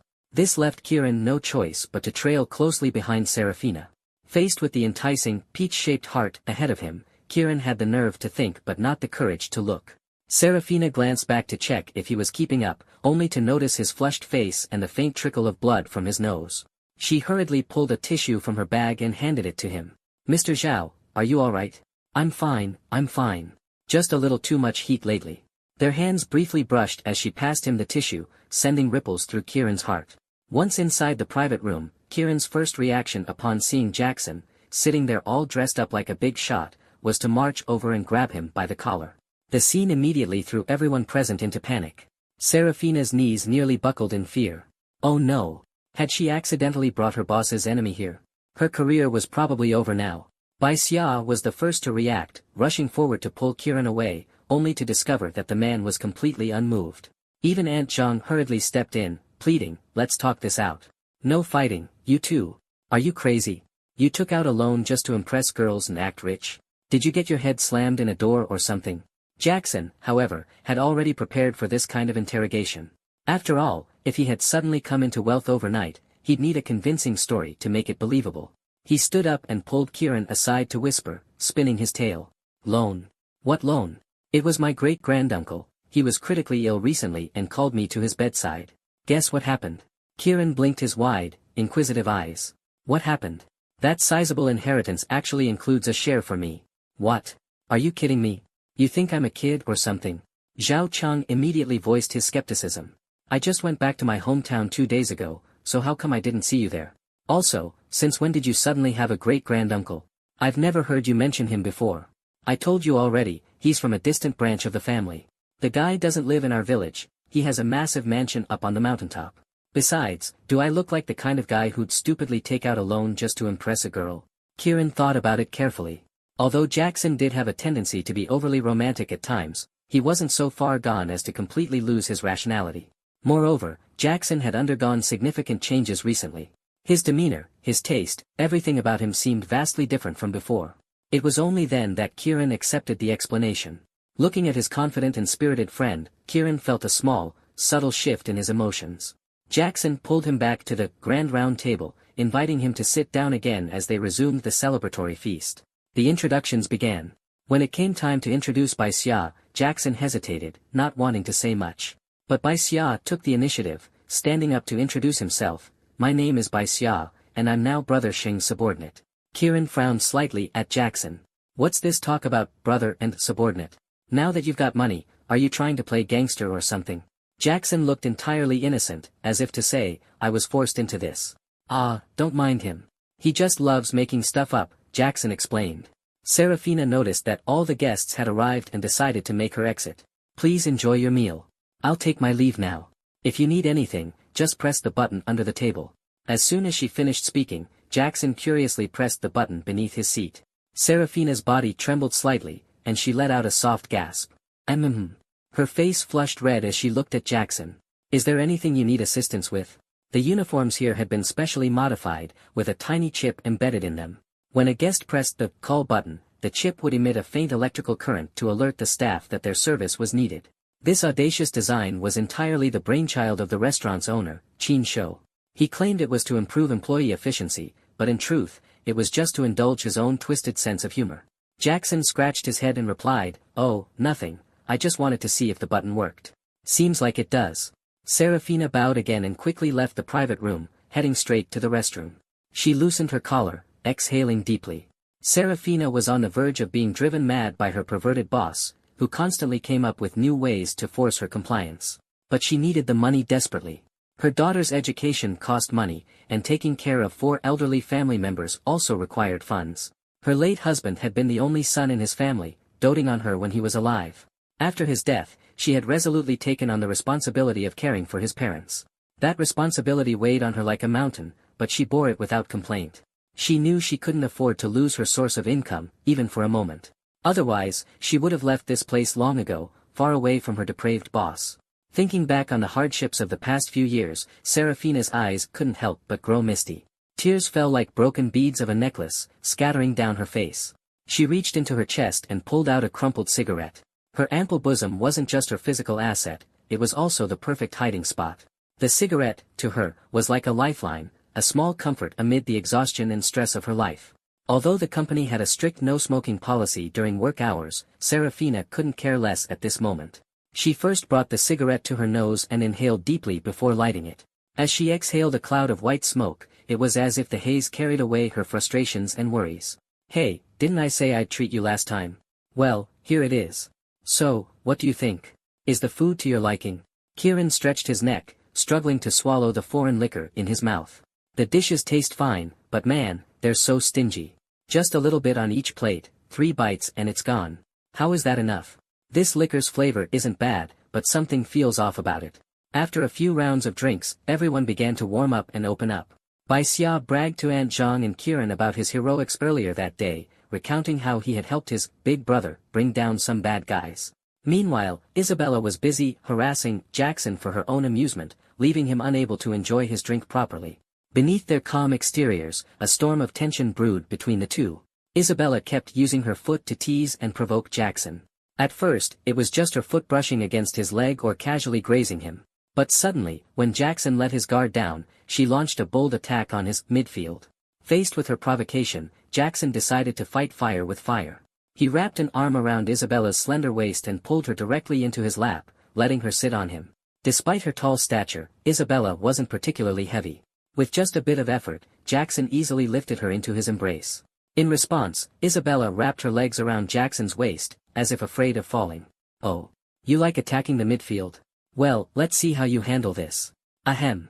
A sharp cough broke through the tension, interrupting their heated exchange.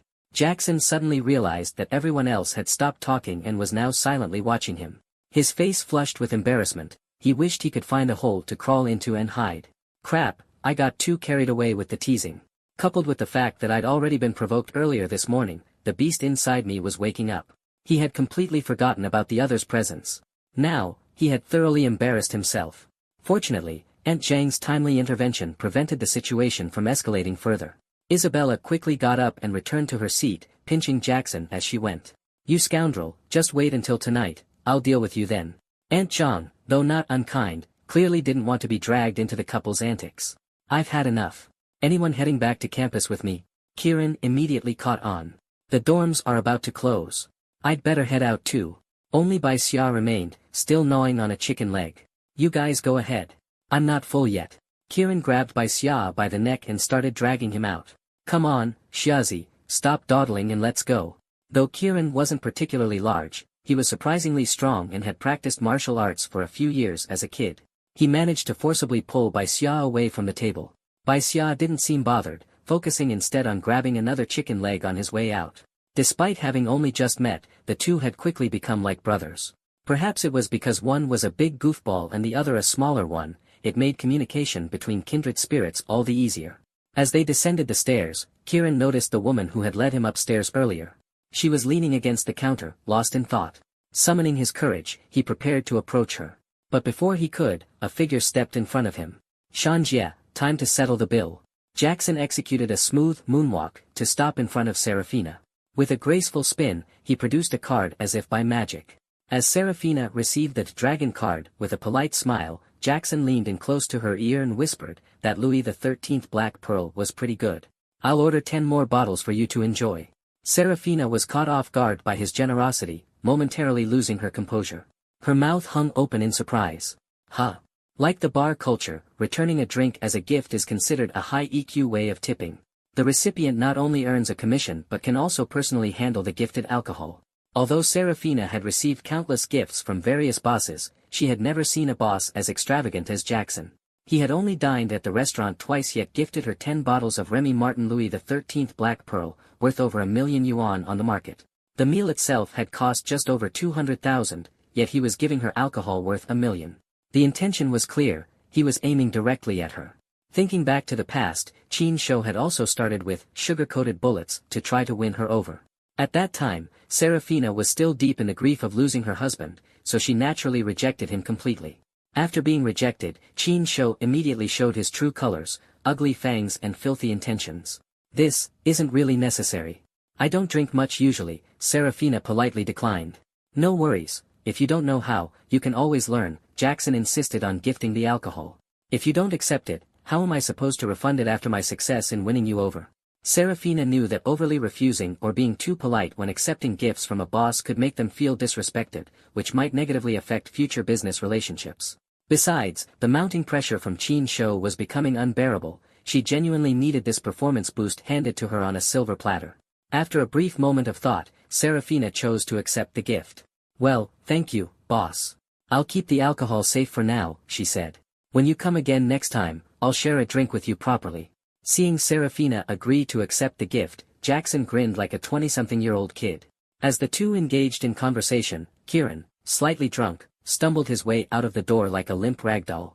Taking advantage of Isabella still being in the restroom, Jackson seized the moment to continue finding common ground with Serafina. When the topic shifted to asking her what time she usually finished work, Serafina gave a succinct reply to prevent Jackson from developing excessive ideas about her. It depends on what time my husband gets off work, she said directly. She would rather lose a big client forever than endure another harassment ordeal like Qin Shou's. Jackson was taken aback. What? The woman I'm pursuing is already married? Respectfully, what? Why does this somehow make it even more exciting? He pouted innocently, touching his index fingers together. In order to completely extinguish Jackson's thoughts, Serafina pretended to complain, saying, "Sigh, those of us in the service industry not only serve our customers but go home to serve our families too. By the time I get home, even the streetlights are out, and I hardly have time to spend with my daughter." Wait, what? She even has a child? Jackson couldn't believe it. He reopened Serafina's goddess card. Name, Serafina. Age, 29. Height, 173 centimeters.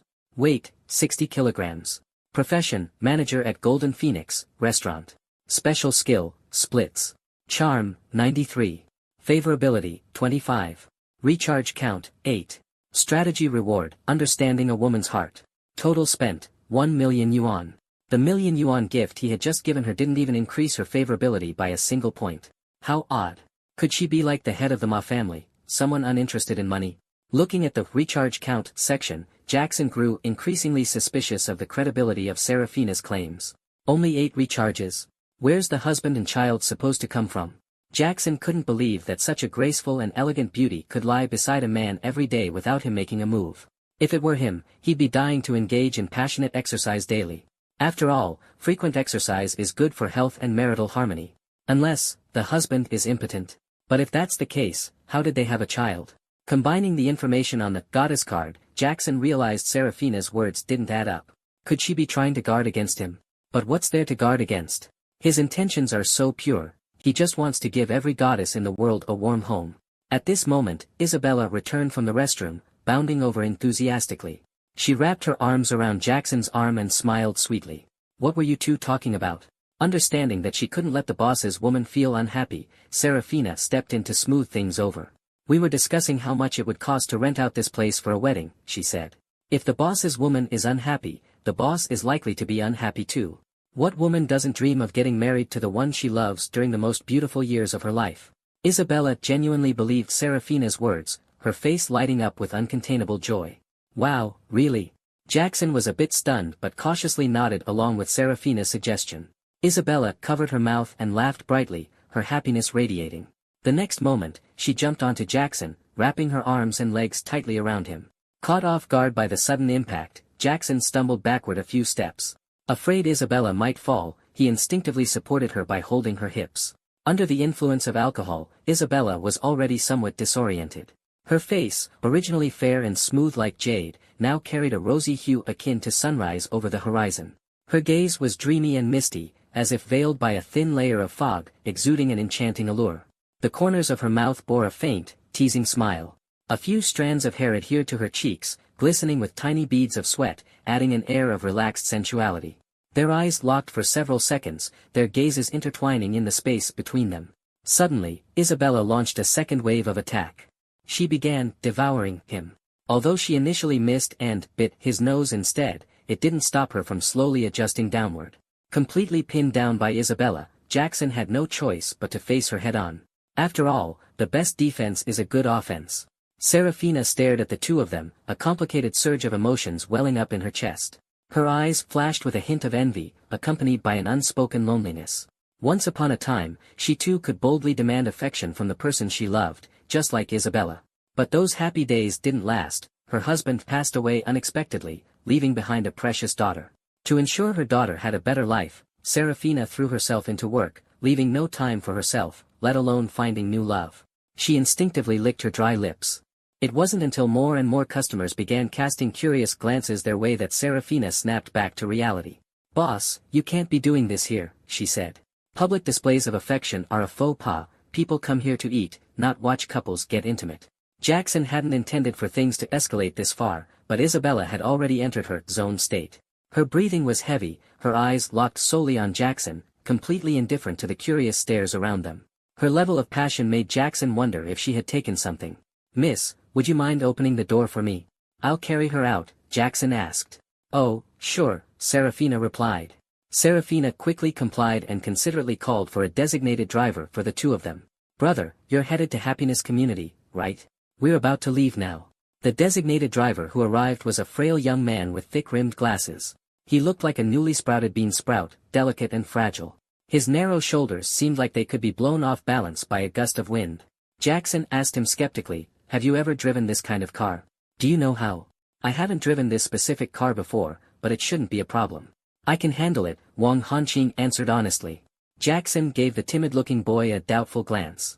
Serafina, perceptive as always, immediately offered, "How about I call another driver for you?" Jackson shook his head and ultimately decided to give him a chance. "Forget it, waiting for another one is too much trouble. I can deal with it, but this young lady here can't seem to wait. Let him give it a shot." "All right, boss," Wang Hanqing replied. Jackson nudged his right hip, signaling that the car keys were in his right pocket. Serafina reached in to retrieve them. But as soon as she pulled something out, both of them froze in place and exchanged stunned looks. Their eyes were wide with shock. Serafina quickly withdrew her hand as if she had touched something terrifying. Jackson stammered an apology, "Sorry about that. I must have remembered wrong.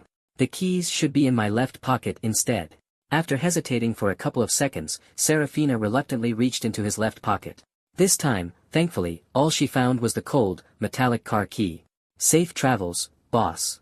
If there's nothing else, I'll be heading back inside now," Serafina said. Before Jackson could even bid her goodbye, she darted back into the store at lightning speed. Serafina's favorability -5. Jackson was left feeling utterly helpless.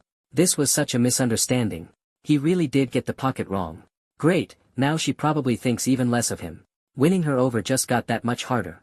Since Isabella refused to let go of him, Jackson had no choice but to carry her into the back seat. Thankfully, this $3 million car was spacious enough that even with both of them squeezed into one seat, there was no sense of discomfort. There was even some room to move around. Wang Hanqing sat in the driver's seat, staring blankly at the luxurious dashboard.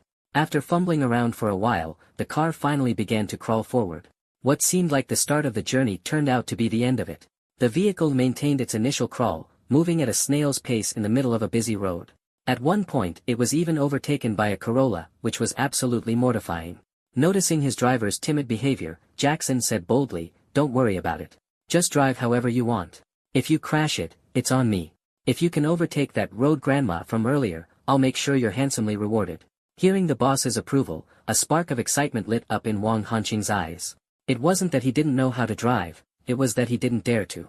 He was afraid that his aggressive driving might damage the expensive car. Without explicit permission from the owner, he hadn't even dared to press down on the accelerator. You got it, boss. Buckle up. Who wouldn't want to push someone else's luxury car to its limits? Especially a top-tier vehicle like this, it was practically begging for it. Wang Hanqing took a deep breath, floored the gas pedal, and sent the car lurching forward. Its front end lifted slightly, roaring like an awakened tiger. The Corolla from earlier was instantly left in the dust, its taillights disappearing from sight. This behemoth of a car weaved nimbly through the traffic, switching lanes and overtaking vehicles with ease. As the speed climbed higher, the engine's growl grew even more intense, like a powerful symphony echoing in the cabin. The scenery outside blurred into streaks of color as they zipped past the windows. Speed? Check. Adrenaline? Definitely. Just as Jackson was reveling in the sheer thrill of the car's acceleration, Isabella slid off his lap, knelt on the floor, and began tying up her hair with practiced precision. Jackson quickly pulled her back onto his lap, whispering softly into her ear, "There are other people in the car. Let it go for now. Be good. We'll have our fun when we get home." But Isabella pouted playfully, her voice soft and teasing, "No." Her cheeks, already rosy, now glowed like a ripe peach, tempting and irresistible. Her long, fluttering eyelashes framed a pair of eyes that could captivate anyone's soul. Seeing Jackson's resolve falter, Isabella upped the ante with her ultimate move. When Jackson's gaze landed on her as yet unseen old friends, a spark of desire ignited within him. A small flame threatened to grow into an uncontrollable blaze. Even though the car's suspension was impressively soft and its shock absorption top-notch, it was no match for the situation at hand. The most awkward moment came when they stopped at a red light. Cars nearby rolled down their windows, curious about the commotion. Beside their Land Rover was a domestic SUV carrying a family of 4 returning from a road trip. The young boy in the SUV pointed to the bouncing Land Rover and asked curiously, "Mommy, why is their car turning into a bouncy ride?" The mother's face turned awkward, unsure how to explain.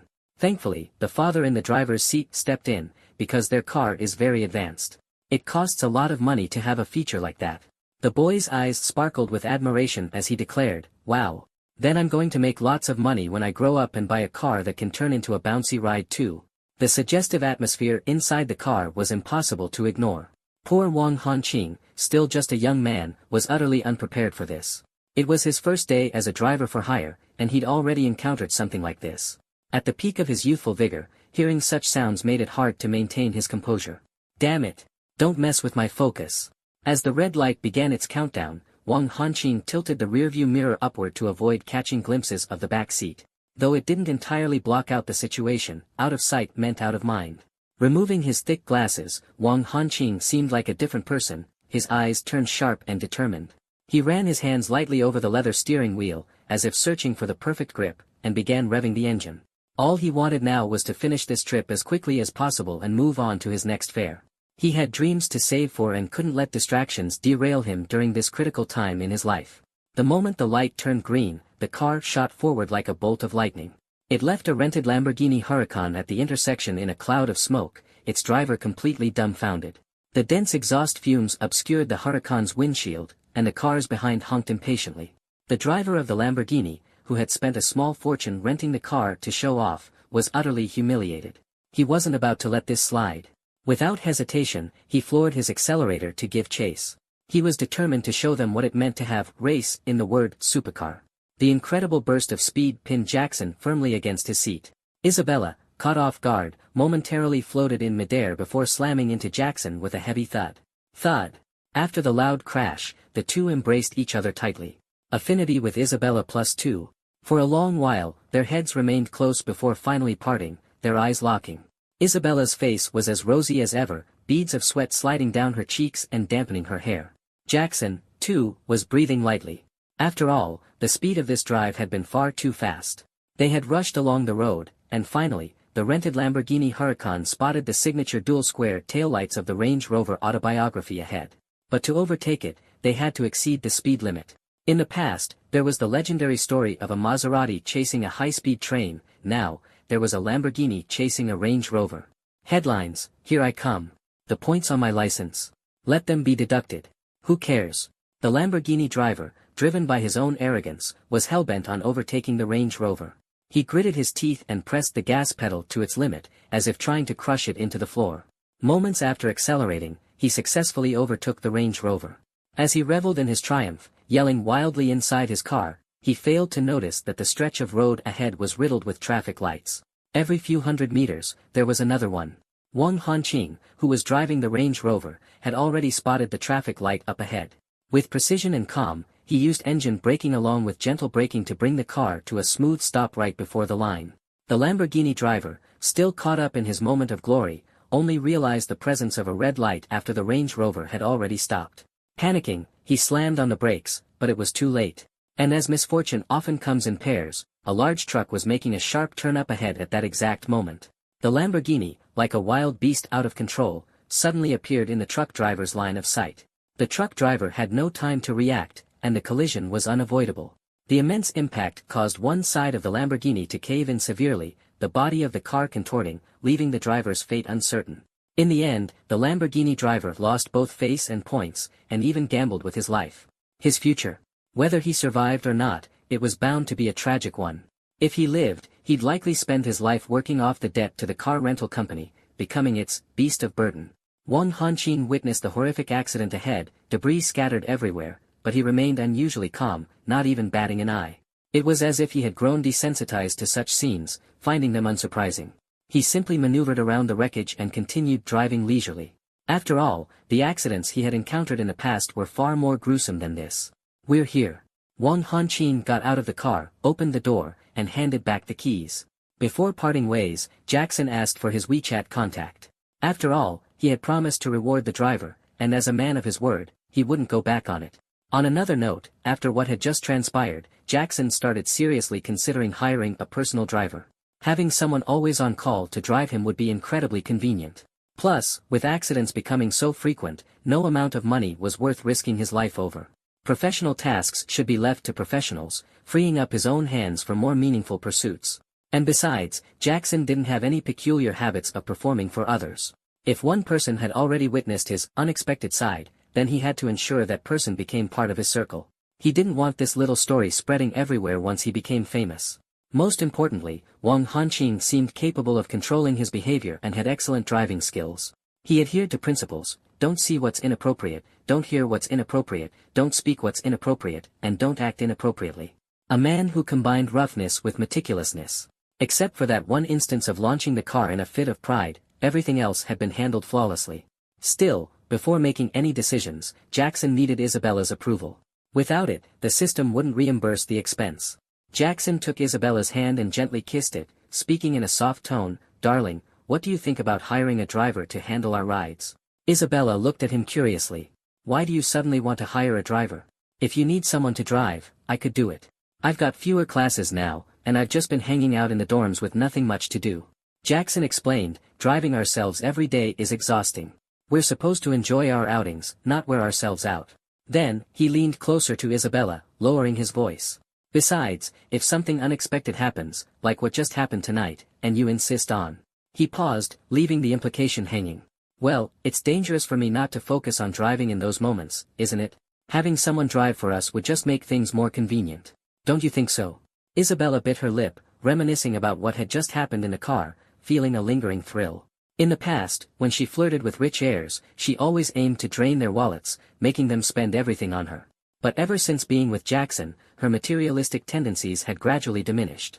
Even though Jackson was wealthier, she didn't want to empty his wallet, she just wanted to exhaust him in other ways. To keep him by her side always. Sometimes, she even found herself wanting to save him money. Lying in bed or zoning out during class, she'd catch herself thinking about how to be a good housewife. Jackson would bring in the income, and she'd manage the expenses. Then, they'd have a bunch of adorable kids. Love and career flourishing hand in hand. For the first time, she felt genuine affection. After Jackson's gentle persuasion, Isabella eventually gave in. Pouting her cherry-red lips, she ordered him, "Fine, but don't pay the driver too much. Just enough is okay." Jackson made an "okay" gesture. He then approached Wang Hanqing directly and asked, "If I hired you as a personal driver, how much would you want per month?" Wang Hanqing had overheard bits of their conversation. He realized that Jackson was interested in hiring him as a chauffeur. But it was his first day as a substitute driver, and he had no experience, so he had no idea what a fair salary would be. So, he threw out a figure he thought was ridiculously high. 8,000. Not a penny less. Jackson rounded it up for him. How about 10,000? Deal. 10,000. That was nearly 5 times his previous salary. Deal. Wang Hanqing started to stammer his agreement but then hesitated, thinking he might have room for negotiation. Actually, the 8,000 I mentioned was for half a month's work. Jackson hated people who tried to play petty tricks like this. It reminded him of scoundrels and was particularly off-putting. He turned to leave without hesitation. After all, Isabella's investment had already yielded returns, and putting in more money wouldn't yield additional benefits, it would just reduce consumption penalties. Otherwise, Jackson wouldn't have minded paying the driver 10,000 a day, as long as the expense was within reasonable market standards. There were plenty of drivers in the country. If he needed to, he could just find another one. This realization panicked the young man, who quickly backtracked. I'll do it. I'll do it. He hurriedly ran up to Jackson, plastering on a smile. Bro, I was just joking. Don't be mad. Looking at his pale face and the dark circles under his eyes, Jackson softened. Don't joke about things like this again. No need for a contract. For now, I'll pay you 20,000 this month. If you perform well, there will be raises. As he spoke, he had already transferred the money. Got it, bro. Wang Hanqing nodded repeatedly, still immersed in his earlier timid and submissive demeanor. Once he snapped out of it, he jumped up on the spot. What?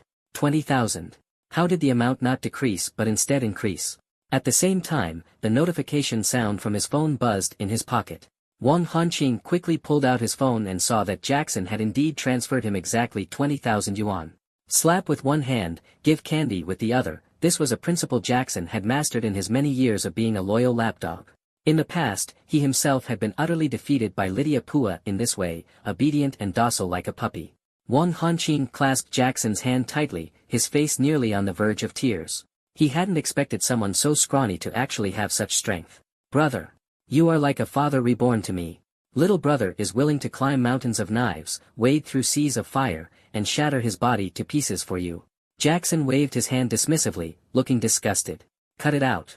What era do you think this is? Who still talks like that? Father reborn. If I really asked you to call me dad, would you be happy to do it? Wang Hanqing fidgeted nervously, pulling at the hem of his shirt, before finally muttering weakly, Dad. Jackson felt a wave of dizziness. Great. Why does he keep making friends with fools? Now, 3 fools can probably fuse into a 2-star fool at this rate. Why is it that when someone willingly calls him Dad, he feels no joy at all?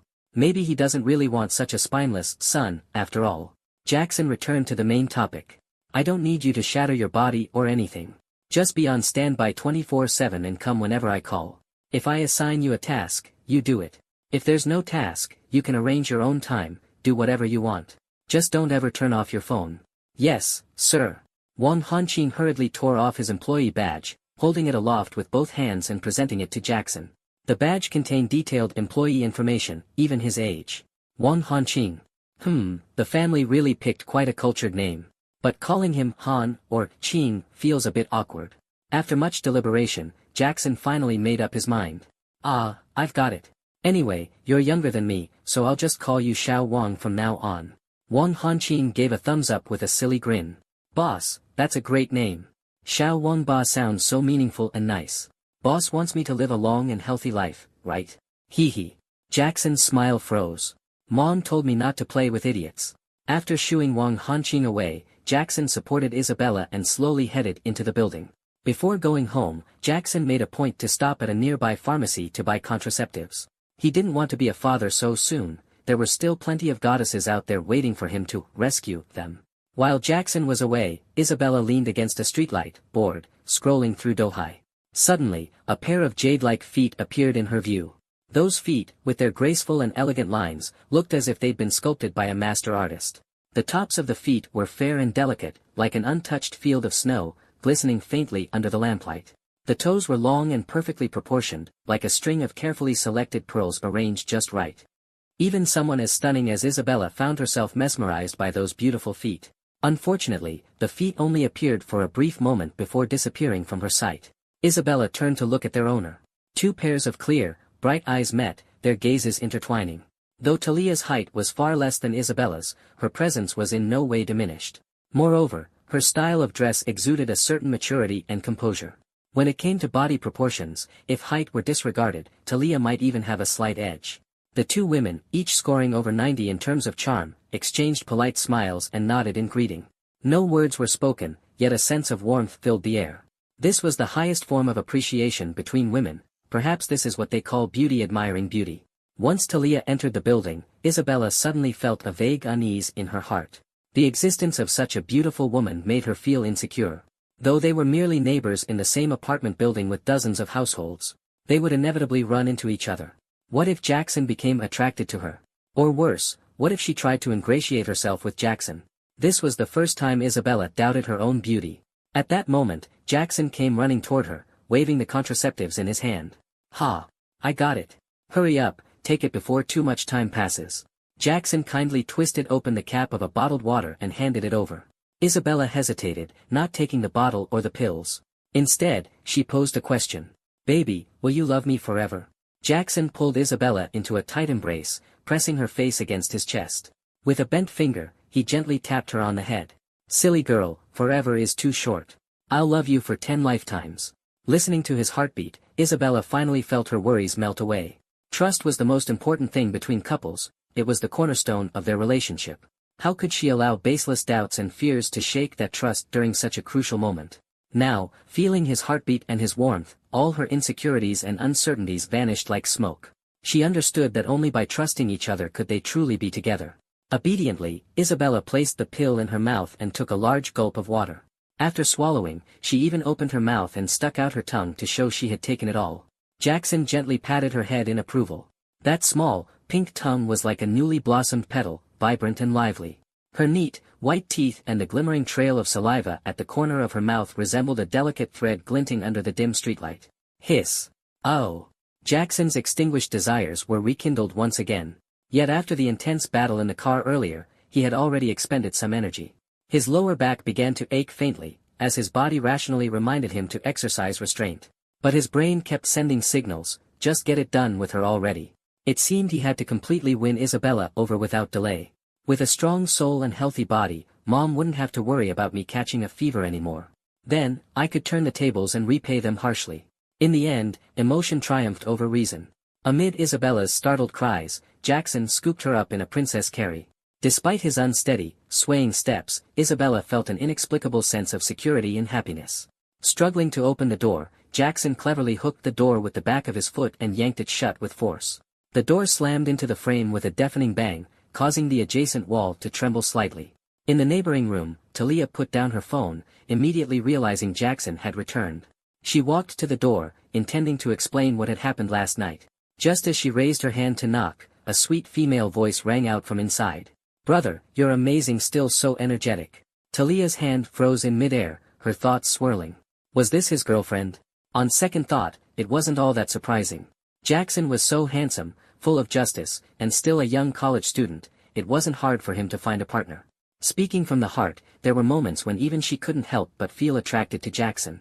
But, with her considerable assets, Talia probably didn't have much of a conscience to speak of.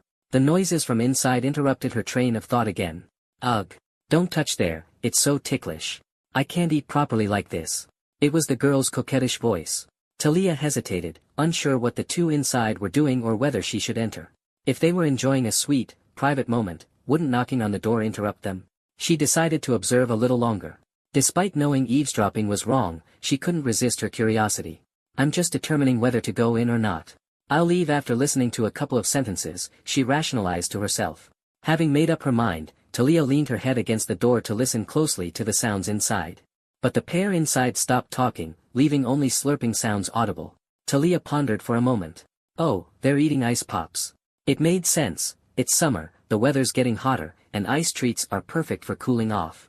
Just as she was about to knock, she paused again. No, showing up in the middle of the night as an older sister would definitely make the girl overthink things. What if she got jealous? After much deliberation, Talia ultimately chose to return to her room quietly. She planned to explain things to Jackson alone next time. Meanwhile, as Jackson was lost in his enjoyment, Isabella suddenly raised her head and asked, "Jackson, can you promise to love only me for the rest of your life?" In the two rooms separated by a single wall, though the wall was solid and muffled knock sounded dull, its soundproofing left much to be desired. The banging, murmurs, and other activity from the adjacent room plagued the lonely occupant on the other side until late into the night. Talia clutched her blanket tightly, trying to focus on something else to distract herself. But her mind kept wandering to Jackson's sharply defined face. Even reciting the multiplication table or counting sheep proved futile. Him having a girlfriend was clearly a good thing, so why couldn't she feel happy about it? Instead, she felt a bit downhearted. And maybe even, jealous? No, how could I be jealous of his girlfriend? Besides, he's recognized me as his sister. Talia shook her head, trying to dispel the unrealistic thoughts from her mind. At dawn, Jackson was awakened by the sound of an alarm clock. He opened his bleary eyes, moved the foot off his face, and reached for his phone. When did my phone wallpaper change to Majiachi? Isabella, like a zombie rising from slumber, suddenly shot upright and snatched the phone away swiftly. After glancing at the screen, she exclaimed, "Oh no, I'm going to be late." She then frantically scrambled to pick up the clothes scattered on the floor and put them on. Seeing this, Jackson instinctively started to panic as well, quickly getting out of bed to dress. He felt as if he were reliving high school. That was a time full of both joy and hardship, memories that were bittersweet and hard to revisit because that's what youth was all about. The most unforgettable moments were the races to grab food after class. Even Usain Bolt couldn't snag the freshest drumsticks right out of the fryer, leaving him shaking his head and lamenting the cultural shift. The PE teacher even recruited talents directly at the cafeteria entrance. As Isabella kept fumbling and putting on clothes incorrectly, she halted her movements and cast a suspicious glance at Jackson. Her tone was peculiar as she said, "Big bro, don't you even know what clothes are yours? You're wearing them wrong." Oh. Still half asleep, Jackson removed the thong he had mistakenly put on halfway. He suddenly realized, why was he getting up in such a rush when he didn't have an early class?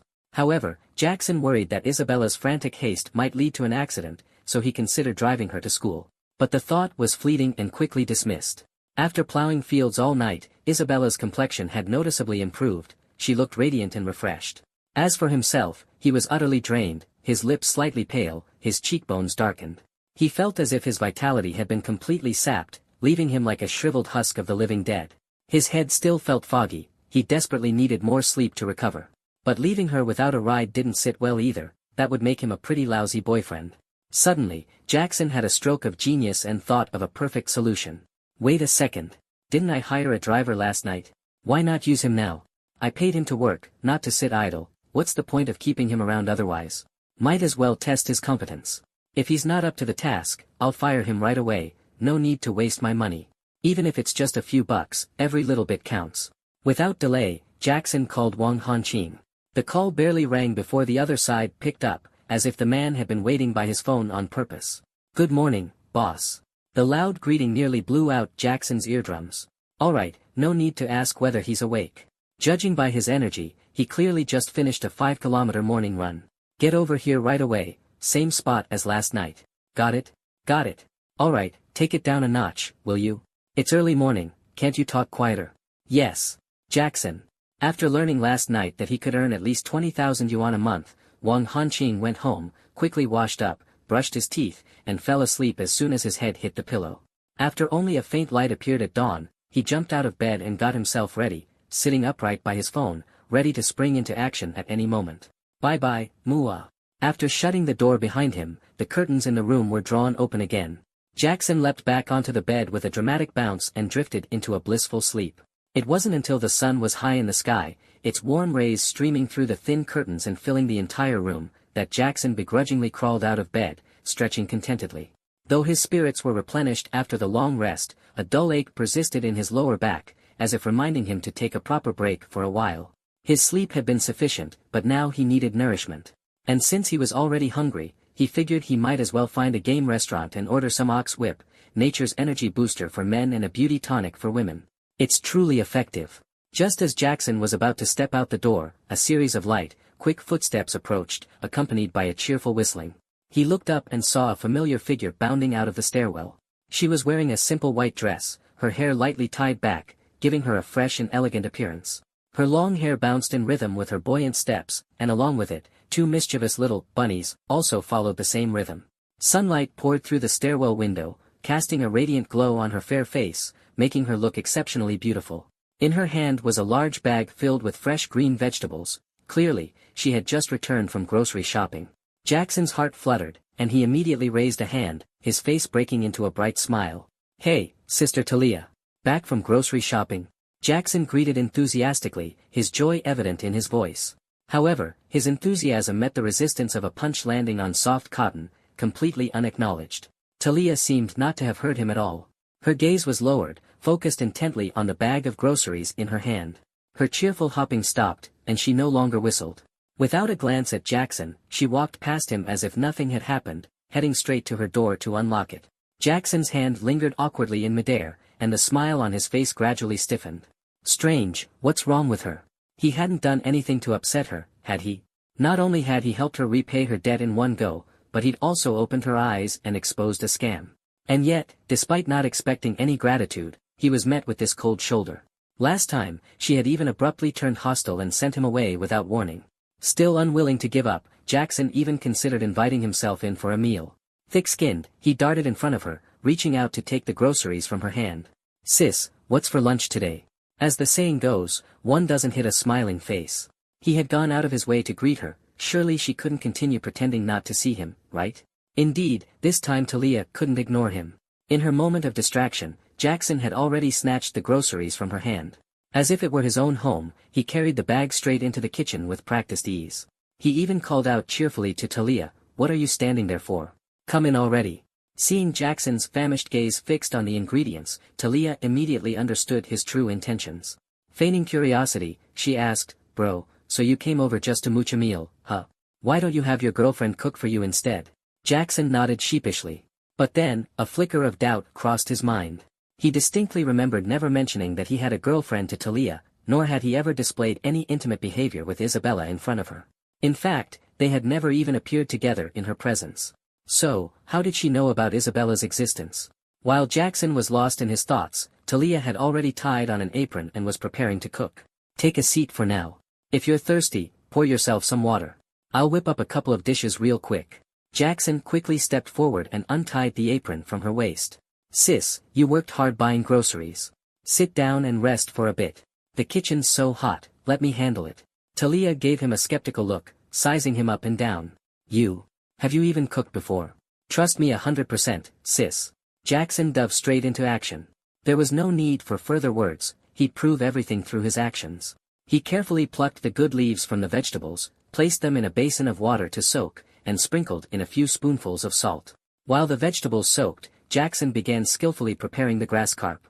He scaled it, gutted it, and finally marinated it in some seasoned rice wine for a while. His movements were deft and smooth, flowing like water, with no wasted actions. Throughout the cooking process, Jackson was fully focused, as if creating a masterpiece. Sometimes he wielded the spatula with flair, and other times he meticulously adjusted the seasoning, striving for perfection in every detail. Leaning against the doorframe, Talia watched Jackson's busy figure with soft, entranced eyes. Even something as simple as wiping away sweat captivated her. He was dashing, gentle, full of righteousness, and, most endearingly, he could cook. Wasn't this her ideal type? TSK, TSK, TSK. Talia couldn't help but feel ripples in her heart and marvel silently. Damn, why had she never encountered such a good man before? The more she thought about it, the more she envied that lucky girl. "Sis. Sis." After calling her several times to no avail, Jackson set down the spatula and walked over, waving a hand in front of her face. "We're out of salt. Could you grab another bag?" "Huh. Oh, sure." Talia snapped back to reality. After some bustling about, Jackson finally finished preparing the dishes. In an instant, the small apartment was filled with a mouth-watering aroma. He carried the plates out of the kitchen and looked around, only to find there was no dining table in the house. Talia quickly explained, "Since I usually eat alone, I just make do with something simple." Suddenly, she had an idea and pulled out a foldable table, setting it up by the sofa. Sitting cross-legged on cushions, they could barely manage. The dishes were brought out one by one, looking vibrant and glossy. Their color, aroma, and presentation were all enticing, making one's mouth water. Just the sight of them was enough to whet the appetite. Jackson, with a Hello Kitty apron tied around his waist and a white hat from who knows where perched on his head, proudly pointed to his creations. "This one's called stir-fried cabbage explosion, this is tomato egg explosion, and that one's stir-fried grass carp explosion." His comical appearance and the bizarre dish names made Talia burst into a peal of bell-like laughter, her eyes curving into crescent moons. Why do all these dishes have the word explosion in their names? She couldn't help but ask, curious. Because they were literally explosively stir-fried by me. Jackson replied with an air of complete justification. Sis, do you want me to teach you how to stir-fry? I'm really good at it. He puffed out his chest proudly, looking like a triumphant little rooster.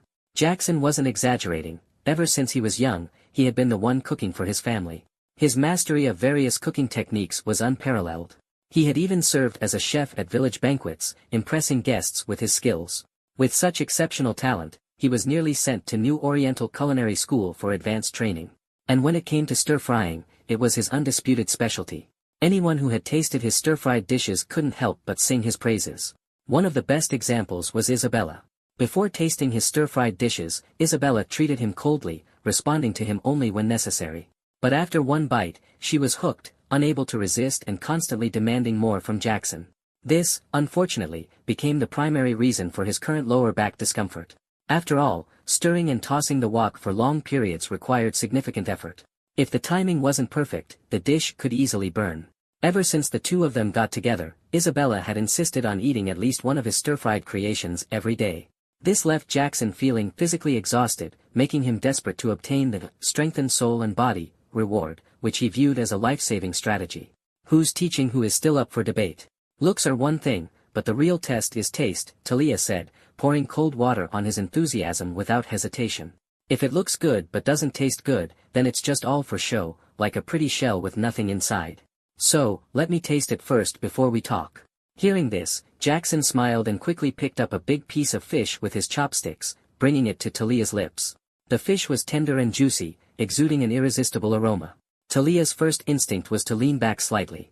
But when she noticed the doting and gentle look in Jackson's eyes, she hesitated for a moment before cautiously opening her small mouth. Ah! However, the chopsticks wavered, and the piece of fish danced precariously near her lips. You're tilting it. Move a bit to the left. Jackson forced a smile and said, Sorry, my hand's a bit sore from all that stir-frying earlier. Using his other hand to steady the first, he finally managed to guide the chopsticks properly. The fish melted in her mouth, its flavor utterly divine. Talia couldn't help but close her eyes, savoring the taste. Watching her satisfied expression, Jackson, though confident in his cooking, couldn't resist asking eagerly, So, how is it? Talia licked at the sauce threatening to drip from her chin, looking for all the world like a kitten smacking its lips. It's delicious. I mean, not bad, she stammered before hurriedly correcting herself. What I meant is, it's okay. If you'd cooked it a little longer, it might have been even better. Jackson frowned slightly, quickly picking up a piece of fish and tasting it himself. That's impossible. It's cooked perfectly. Any longer and it would have burned. Why don't you try it again? Feeling flustered by his insistence, Talia made an excuse to fetch a drink and got up quickly. After searching around for a beverage, she instead stumbled upon a half-finished bottle of liquor from a previous occasion. Want some? Jackson's eyes lit up as he saw the bottle in her hand. Few things were more delightful in life than sharing a drink with someone you admired. After all, alcohol not only deepened relationships but also loosened tongues, making people more truthful. Let's drink. With most of the food gone and their bellies full, the scene near the sofa was now littered with 2 or 3 empty bottles of white liquor. Yes, white liquor. The remaining half bottle from before had been downed by Talia in no time, while Jackson merely sipped at it. But Talia quickly pulled out her hidden stash. Strange, is the liquor already gone? By this time, Talia's cheeks were tinged with a faint rosy hue, resembling freshly bloomed peach blossoms, adding an air of shyness and allure. Her half-closed eyes sparkled with a dreamy and tender light, as if shrouded in a delicate mist. A faint, playful smile graced her lips, exuding an innocent charm mixed with a hint of drunken sweetness that made her irresistibly endearing. She tipped the bottle upside down, only to find nothing left inside. Hic. Her chest rose and fell rapidly as she let out a small, satisfied burp. She then grabbed a glass and tilted it toward her mouth, trying to catch any remaining drops of liquid. Only when not a single drop was left did she reluctantly set the bottle down. We can't run out of liquor. I'll go get more. Jackson, knowing she was already drunk, realized that letting her drink any more would spell trouble. He quickly stopped her, saying, Don't move, I'll get it. In reality, he remained seated, knowing full well that in her inebriated state, she wouldn't notice. Alcohol's magic lay not only in its immediate taste and sensation but also in its lingering effects. Talia's movements became increasingly carefree and whimsical, sometimes brushing her hair gently, other times swaying her body as if dancing to a rhythm only she could hear. You cheeky little brother, coming here to eat all by yourself. Why didn't you bring your sister-in-law along? Trying to hog all the food for yourself, huh? Suddenly, she threw an arm around Jackson's neck, her breath laced with the pungent scent of alcohol as she demanded answers. Jackson thought to himself, you've got some nerve asking that. When the food was ready, you were the one diving in the fastest. Only after stuffing yourself did you remember this so-called sister-in-law. 2/3 of the dishes had ended up in Talia's stomach, leaving Jackson barely 80% full. Yeah, sure, Jackson mumbled, giving vague responses.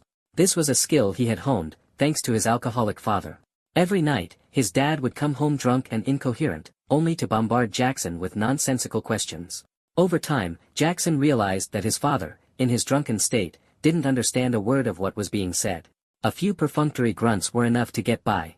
Suddenly, Talia cupped Jackson's chin and asked, little brother, who do you think is prettier, your sister-in-law or me? Yes, good, Jackson replied absent-mindedly, trying to deflect as usual. But this time, she seemed oddly lucid. Don't give me that. Answer me properly. Pouting, Talia playfully punched Jackson in the stomach. Unfortunately, her aim was a bit off, and she accidentally hit lower. Caught off guard, Jackson winced as pain shot through him, his face turning pale and beads of sweat forming on his forehead. Good grief, your goddess is as ruthless as ever. Do you have any idea how precious that area is?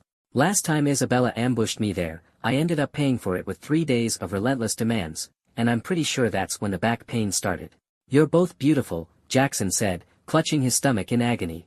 To his surprise, Talia suddenly wrapped her arms around his and began to pout coquettishly, her voice turning soft and sugary. That's not fair. You have to choose one.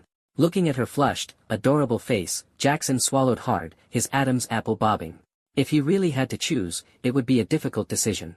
Isabella had a tall, statuesque figure, legs that seemed to go on forever, and stunning proportions, not to mention a pretty face. But Talia had flawless, delicate feet, a face worthy of a goddess, and, well, she was more endowed in certain areas. Though Talia was older, she might not have the same level of experience as Isabella. After all, she hadn't had any real-world practice. A sudden, loud snore shattered his train of thought. Jackson turned to find Talia slumped against his chest, completely motionless. He gently nudged her, but she didn't respond. Talia? Hey, wake up, he called softly into her ear, but she remained unresponsive. The beauty nestled in his arms let out a faint hum but made no other movement. Jackson gazed down at the delicate figure in his embrace, and suddenly felt a tingling sensation on his scalp, followed closely by a wave of sweat breaking out on his back. How strange, he had set the air conditioning to 16 degrees, so why was it still so hot? The strap on Talia's dress slid silently off her shoulder, revealing her slender neck and exquisitely sculpted collarbone. Below that, a glimpse of spring's allure. Good grief, was this woman always so casual at home? She wouldn't even bother to wear an extra layer. This sight had Jackson standing at attention, quite literally. In his flustered state, he accidentally brushed against Talia's thigh. Fortunately, her sleep was deep and undisturbed, otherwise, he might have been a dead man. Now, here's a question for everyone. If a stunning beauty, gorgeous beyond belief, with a figure so mesmerizing it makes your blood boil, were to collapse unconscious into your arms, could you resist? Jackson could. He reminded himself that he had an incredible, wolf soldier system, and didn't need to resort to underhanded tricks like taking advantage of someone's vulnerability. Doing so would tarnish the reputation of his system. Even if he succeeded in such a moment, what would it achieve? Once the person woke up, they'd only feel disgusted, even repulsed. All the positive impressions he'd painstakingly built would be utterly ruined, and, in the worst-case scenario, they might cut ties with him altogether. Such actions must be consensual, otherwise, Jackson wouldn't even entertain the thought.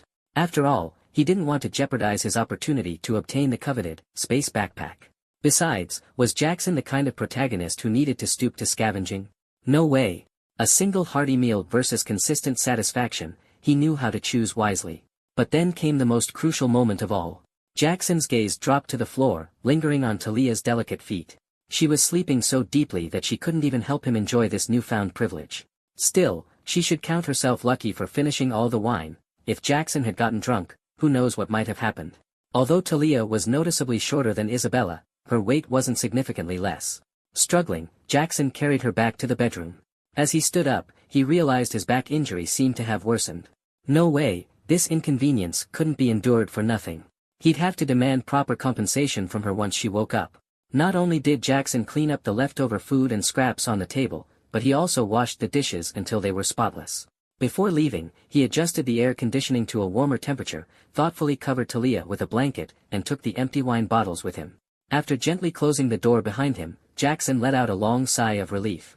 Pulling out his phone, he realized his counselor had called him 3 times. Apparently, the device had been on silent, so he didn't notice until now. Reading the voice messages, he discovered he was late for class. If he didn't show up soon, it would be marked as an absence. Darn it, there was still class this afternoon. Late? Did he ever have the habit of arriving early? These days, Jackson had been entirely consumed by the joys of indulgence and companionship, leaving thoughts of school far behind. The phrase, attending class, suddenly felt strangely foreign to him. Yes, Jackson, an undercover billionaire, still had to go to school. With such a perverse system at his disposal, he could easily suspend or even drop out altogether. But he didn't take that route. Why? Because this semester included a public class shared with Violet. Yes, Violet, the girl with a charm score of 97. Her strategy reward was Shadow Agent, likely something akin to a clone or a substitute. Whatever it was, it sounded incredibly cool. Besides, with such low trial and error costs, why not give it a shot? Unhurriedly, Jackson made his way to the campus. By the time he reached the classroom, the first session was nearly over. Jackson discreetly slipped in from the back, hoping to pass off as a student who had just stepped out for a restroom break. Unexpectedly, he was caught red-handed. Mr. Qian adjusted his glasses and barked out a command. Stop right there. The 100 or so students in the large lecture hall simultaneously set down their phones and turned to look. Jackson stood calmly in place. Mr. Qian was notorious for not taking attendance during class. His course had long been dubbed a water course by the students, easy and unimportant. The material he taught was irrelevant to professional knowledge and had no practical use in life. As a result, students increasingly disregarded him, and attendance dwindled over time. Today's situation was particularly egregious. Over half the class had skipped. The classroom looked like it had been divided by an invisible line, with the back rows crammed full and the front rows nearly empty. To make matters worse, Jackson had arrived 10 minutes late. Seeing this scene, Mr. Qian was infuriated. If this continued, he might face unemployment, so he decided to lay down the law with a heavy hand. He planned to use Jackson as an example to deter others. As he monotonously recited the text from his PowerPoint slides, he waited for his prey to appear. He had almost dozed off from boredom when the target finally showed up. The young man before him was clean-cut and scholarly in appearance, seemingly a good boy. Finally, he had found a soft target to squeeze. Mr. Qian's face twisted into a smug grin. Come here quickly. Let the teacher take good care of you. Ah no, come and accept justice's punishment. Since this was school and he was late, Jackson didn't resist. He obediently walked to the podium. Suddenly, Mr. Qian's nose twitched slightly. Like a bloodhound catching a scent, he perked up and sniffed his way to Jackson's collar. His expression grew increasingly manic, as if he had discovered some hidden treasure. You rascal. You were late because you were out drinking, weren't you? Jackson shrugged nonchalantly. I'm already an adult. Even little kids call me uncle now. Also, does the school have a rule against daytime drinking? How can you be so sure I was late because of alcohol and not due to some other delay? His retort left Mr. Qian speechless. He glanced down, seeing not his feet but a ring of flabby, swimming tire, flesh around his waist. He stammered, you.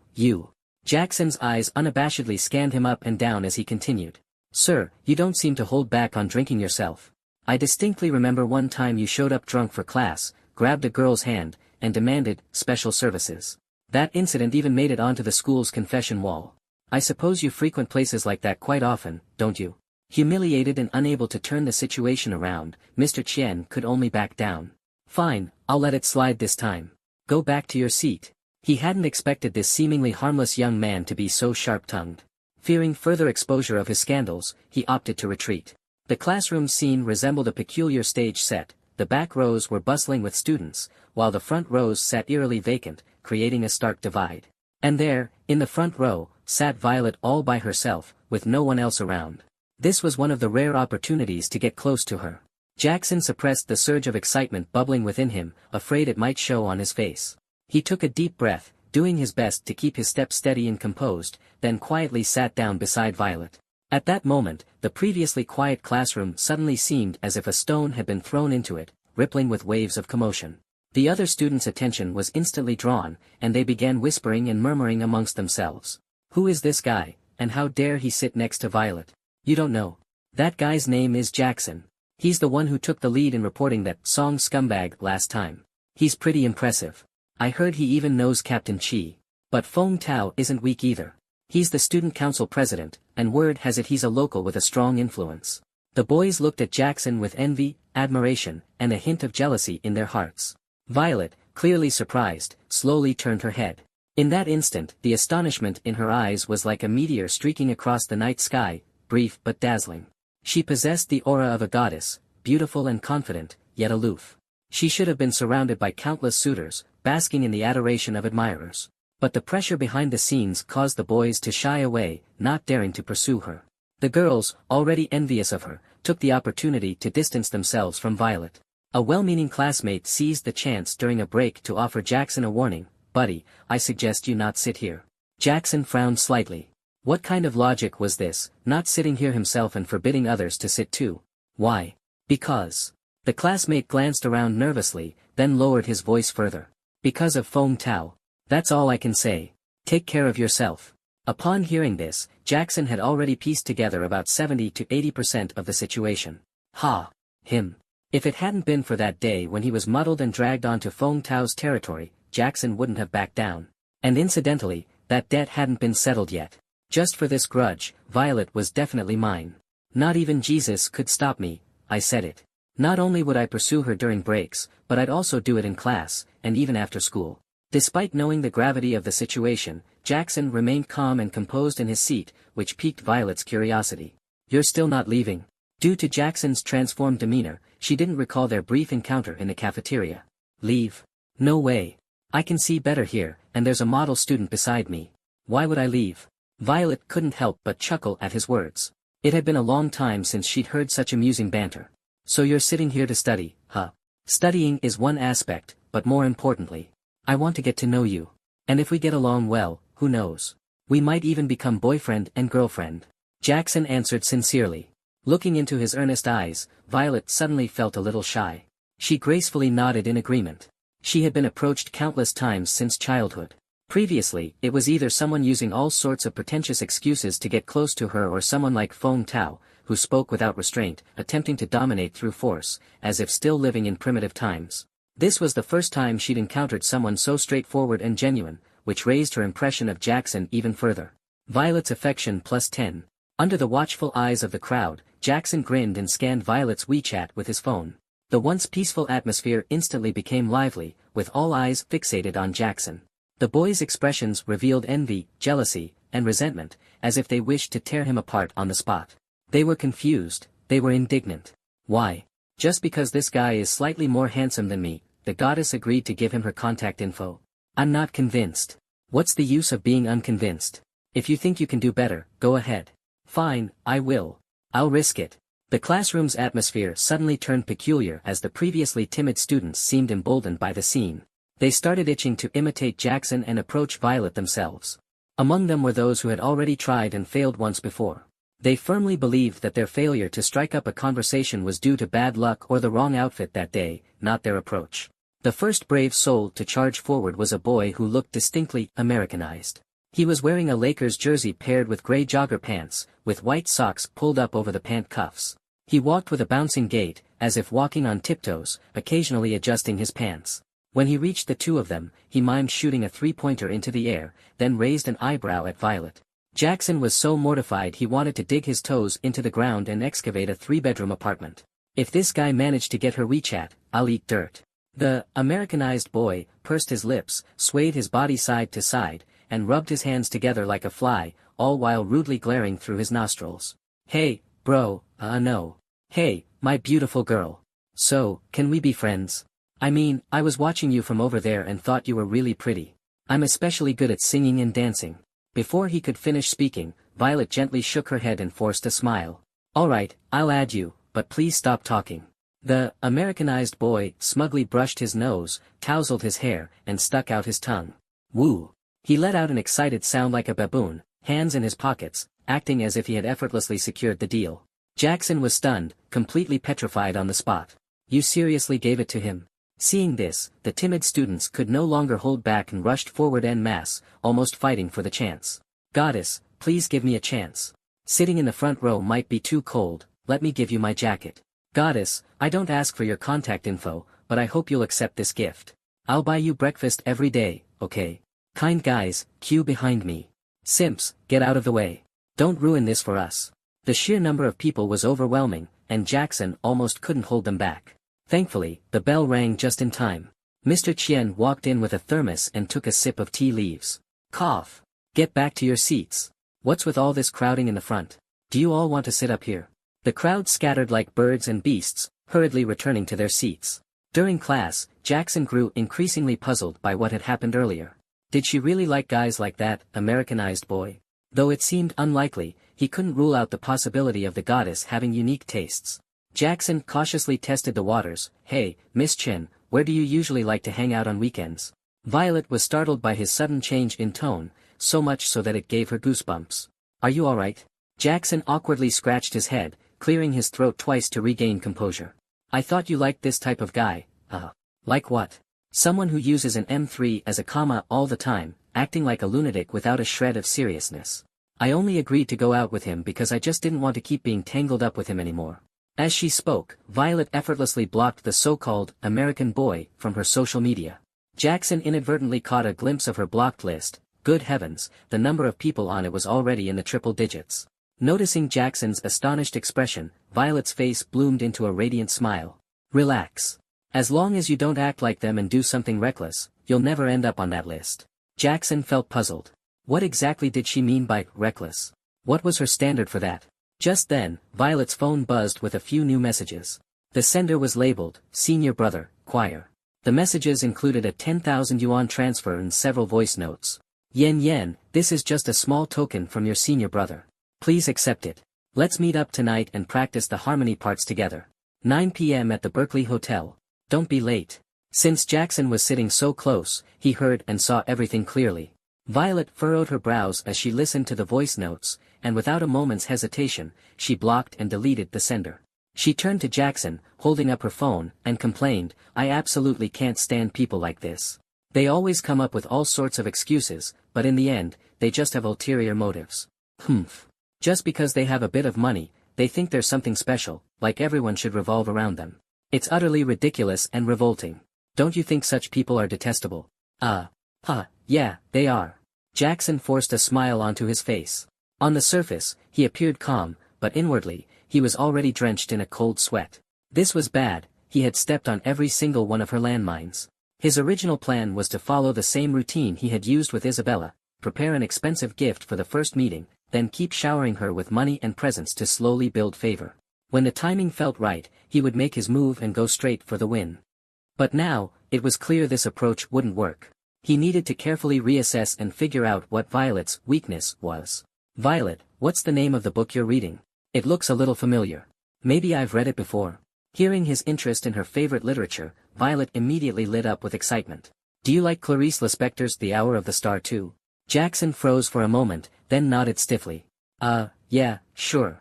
He was just trying to find a topic to keep the conversation going, but he hadn't expected her to get this enthusiastic, almost like she had just been injected with a dose of adrenaline. He had never read The Hour of the Star, but he had seen The Bad Kids. The titles were kind of similar, so maybe the content was, too. Having found a kindred spirit, Violet became a chatterbox, passionately explaining her interpretations of the book. With no way out, Jackson had no choice but to sit through her impromptu lecture, occasionally responding with vague, non-committal phrases like, oh, right, and yes, exactly. Even though Mr. Chien, the lecturer, noticed their whispering, he didn't intervene. He knew full well that his class was just a fluff course that no one paid attention to, so he simply focused on finishing his lesson. The two continued chatting until the bell rang to end the class. I've got something to do, so I'll head out first. Let's talk again next time. Bye-bye. Violet waved cheerfully at Jackson from the doorway. Her smile was as radiant as a blooming flower, her bright eyes and pearly teeth exuding innocence and warmth. It was like a spring breeze rippling across a tranquil lake, stirring gentle waves, beautiful enough to make anyone's heart skip a beat. But Jackson wasn't in the mood to admire her beauty. He looked utterly exhausted, like a night owl that hadn't slept a wink. Look at his face. He just spent an entire class chatting with the goddess, and now he looks like he couldn't care less. You don't get it.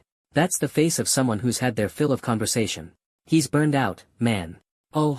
The two classmates gossiping about Jackson exchanged mischievous glances, their smiles laced with mockery. Although Jackson had spent the past 2 hours listening to Violet's literary analysis, he hadn't come away empty-handed. At the very least, he had gleaned some useful information. Since Violet was in the choir, her fellow choir members would likely know a thing or two about her. Why not start by talking to the people around her? Unfortunately, she didn't live on campus, otherwise, asking her dorm mates would have been much easier.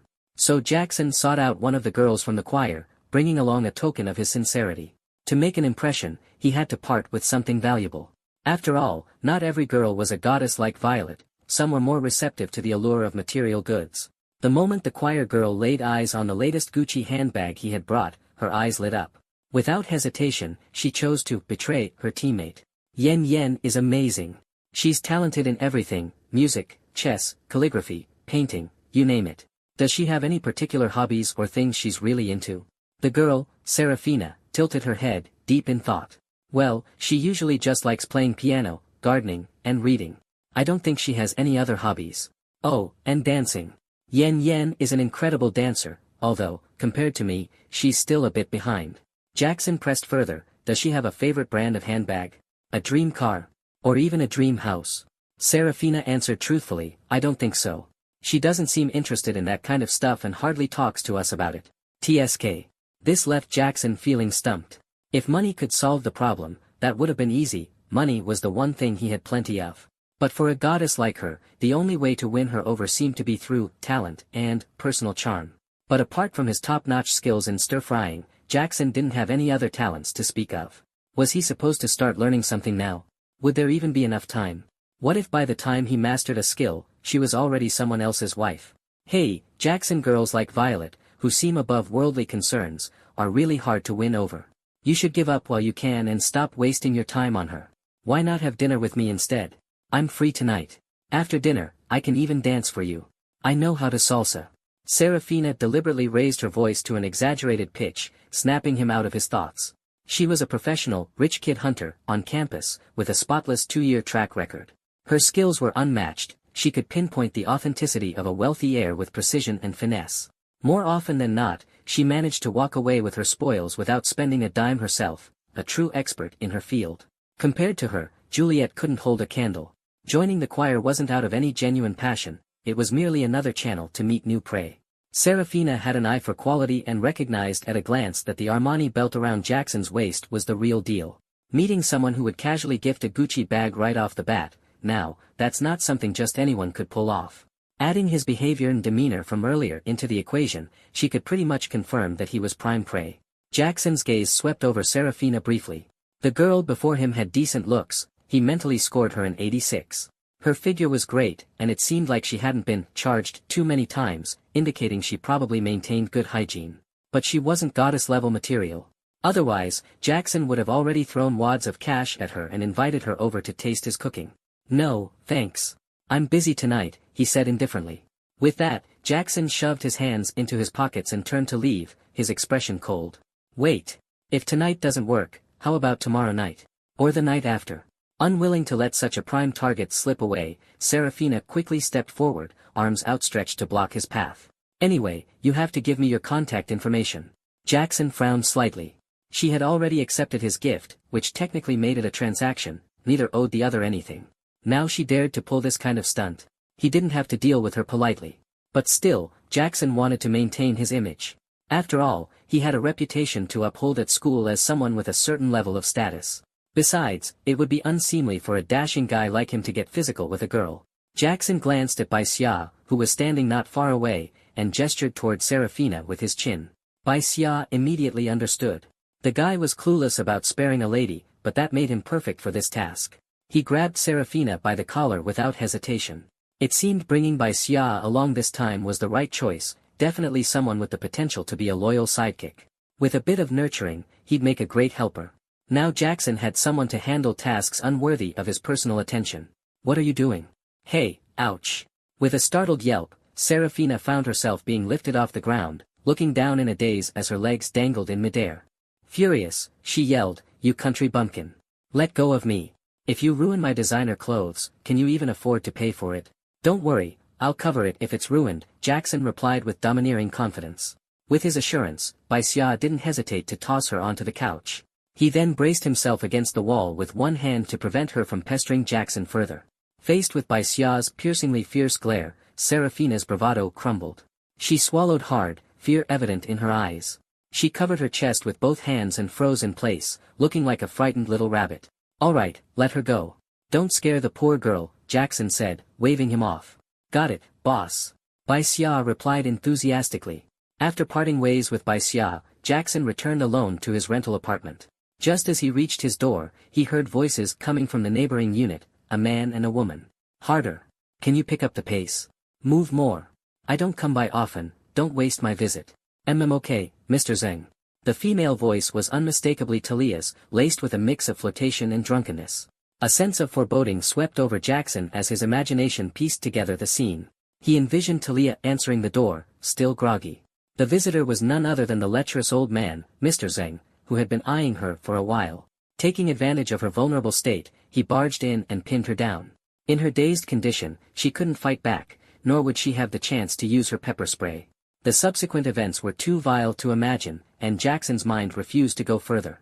The man's trembling voice suggested he was quite old. How did he still have the audacity to pursue young women without fear of dropping dead on the spot?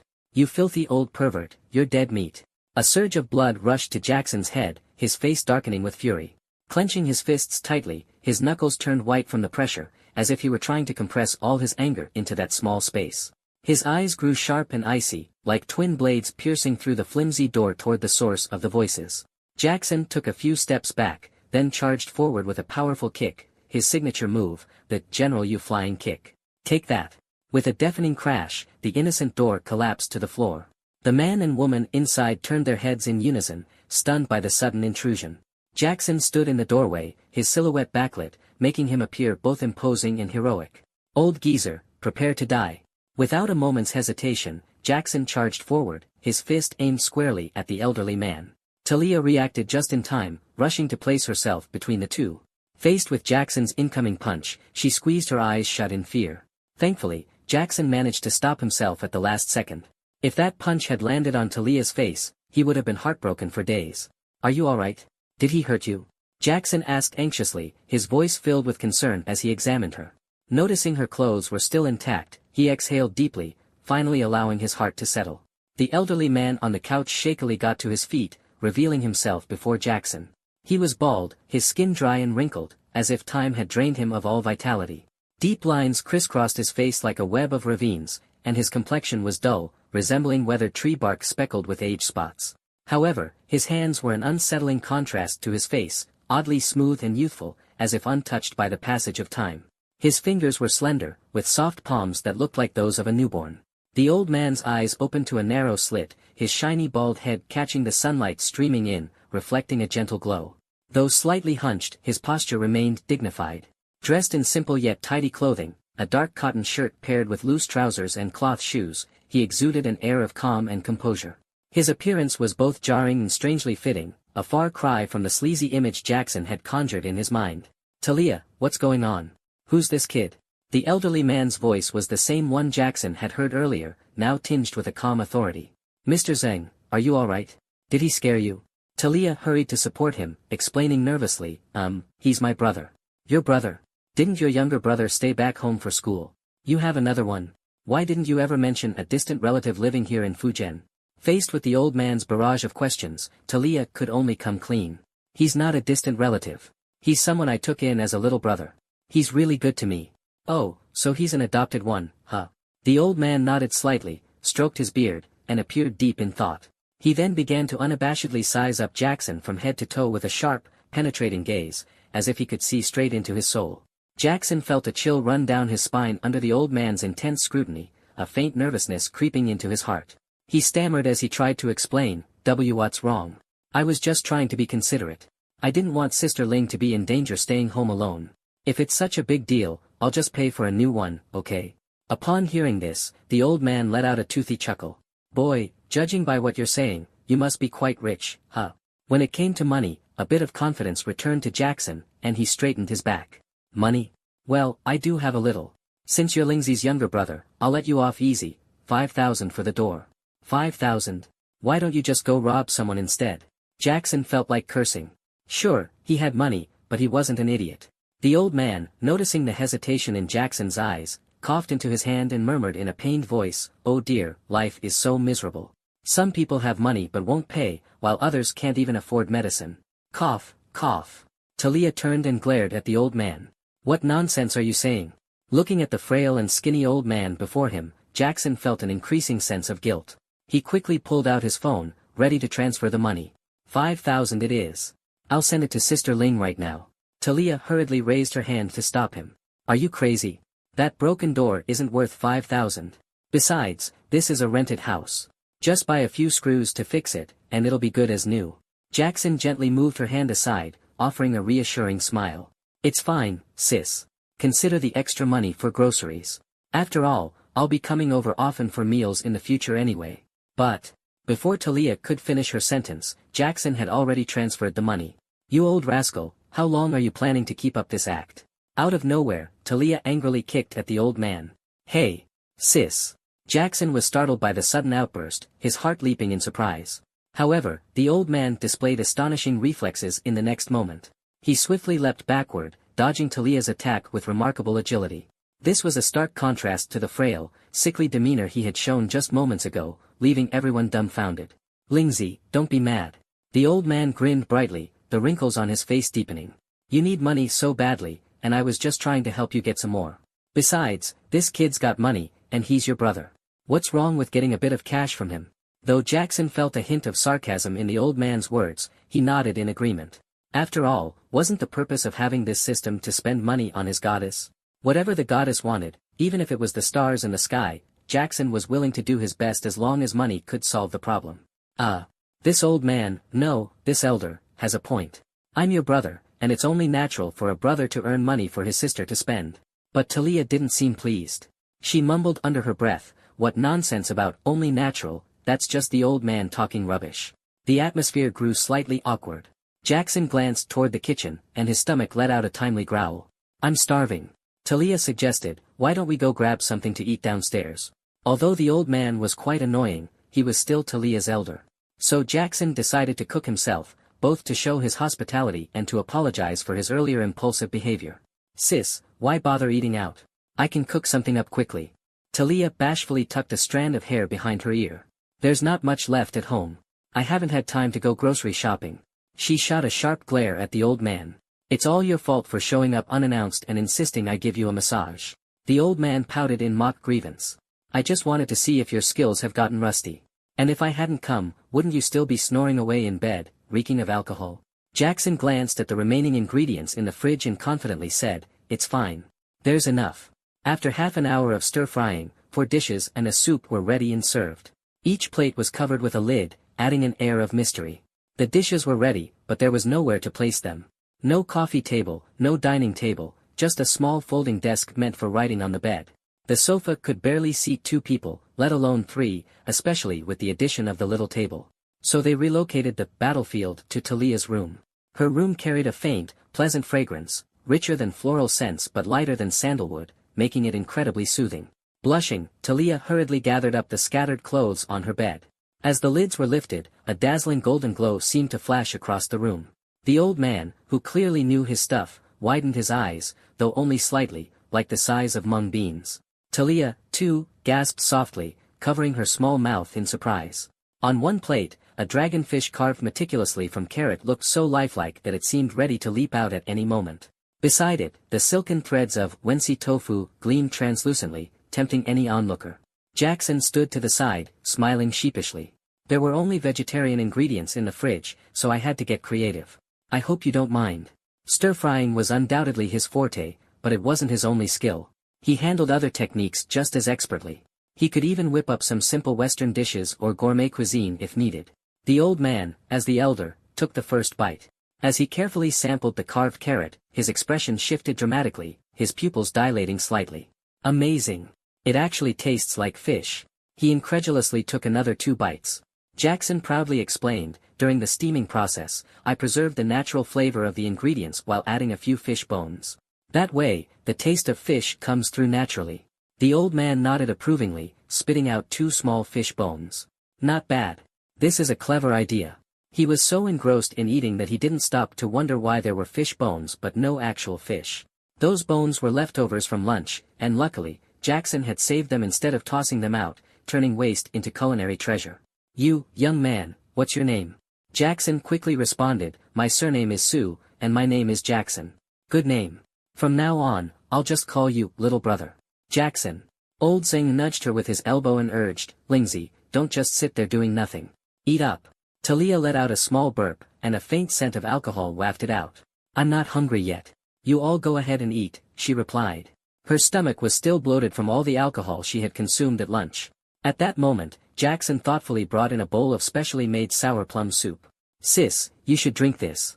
It's great for sobering up and even helps with digestion." Seasoned with years of life experience, Old Zeng immediately sensed something was amiss. He squinted his eyes and asked tentatively, "Why didn't you make a bowl for yourself, eh? Already sobered up, have you?" The inexperienced Jackson fell into the trap without realizing it. Grinning, he admitted, "I didn't drink much at lunch, so I don't need it." Old Zeng instantly pieced together Jackson's motives with remarkable clarity. Throughout the meal, the three of them got to know each other much better. Jackson learned that the old man before him was actually Talia's mentor. All of Talia's cooking skills were taught by him. Jackson stood up and respectfully cupped his hands in salute towards Old Zeng. "If you're Sister Ling's mentor, then you're my mentor too from now on. If you ever need anything, just let me know." Old Zeng nodded slightly, the corners of his mouth lifting in a knowing smirk, and a gleam of mischief flashed in his eyes. "Talia's cooking is so bad. I want you to come over every day to cook for us. How about that?" Before he could finish, Talia kicked him lightly. "You old rascal. You're lucky there's food to eat at all, and you still have the nerve to complain about me. Why don't you cook for yourself instead of troubling this young man?" she quipped. Then, as if flipping a switch, she turned into a completely different person, addressing Jackson gently, "Don't listen to him. He's old and his brain's starting to go a bit soft." Jackson laughed awkwardly. "Huh, it's fine. I don't have much to do anyway. Besides, I usually eat alone. It's much more lively eating with everyone." Old Zeng eagerly chimed in, "See? He's more than willing. I think it's your brain that's gone soft." "You shut it," Talia snapped, turning her head to scold him. She then reached over and pinched the old man's arm. Startled, Jackson quickly rose to stop her. "It's nothing. Don't worry about it," she said curtly. "This old man's skin is tough as leather. I'm just helping him stretch his joints." Jackson broke into a cold sweat. Was this really the sentimental, gentle Sister Ling he knew? Were all girls from Sichuan this feisty? No wonder there were so many henpecked husbands over there. They had no choice. Not wanting to meddle in family affairs, Jackson could only stand to the side and watch quietly. Talia showed no mercy, whether she was pinching his arm, tweaking his nose, or pulling at his beard. Suddenly, Jackson understood why Old Zeng remained so robust despite his age. Anyone with a weaker constitution could never endure this kind of treatment. The thought of potentially losing control in the bedroom gave Jackson a shiver of dread. Just then, Isabella's call came through. "Sweetheart, I'm almost downstairs. I've got a lot of luggage, so come down and help me." "Luggage?" Jackson's eyes widened as he processed her words. "You're moving in with me?" "Of course. I've already applied to withdraw from my dorm. I'm moving in tonight. Is there someone over at your place? Why is it so loud?" Jackson glanced at the bickering pair behind him and quickly stepped outside. No. I was just watching TV, and the volume was a bit too high," he said, making up an excuse. "Oh, I see. Well, hurry up and come down. The driver will be there in a minute." "Okay," Jackson replied, hanging up the phone. He sprang into action.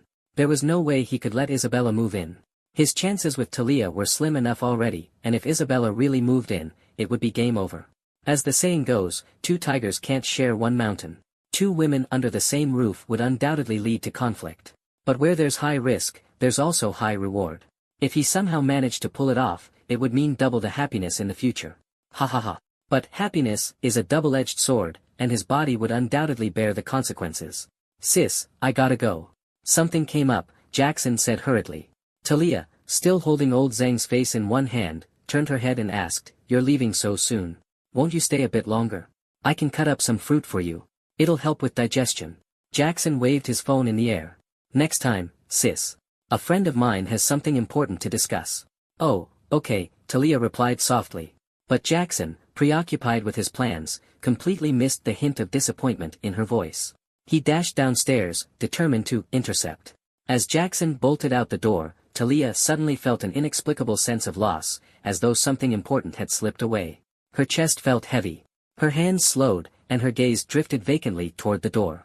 Seizing the opportunity, Old Zing tapped his thumb against his middle finger and flicked her forehead with a resounding pop. Ha!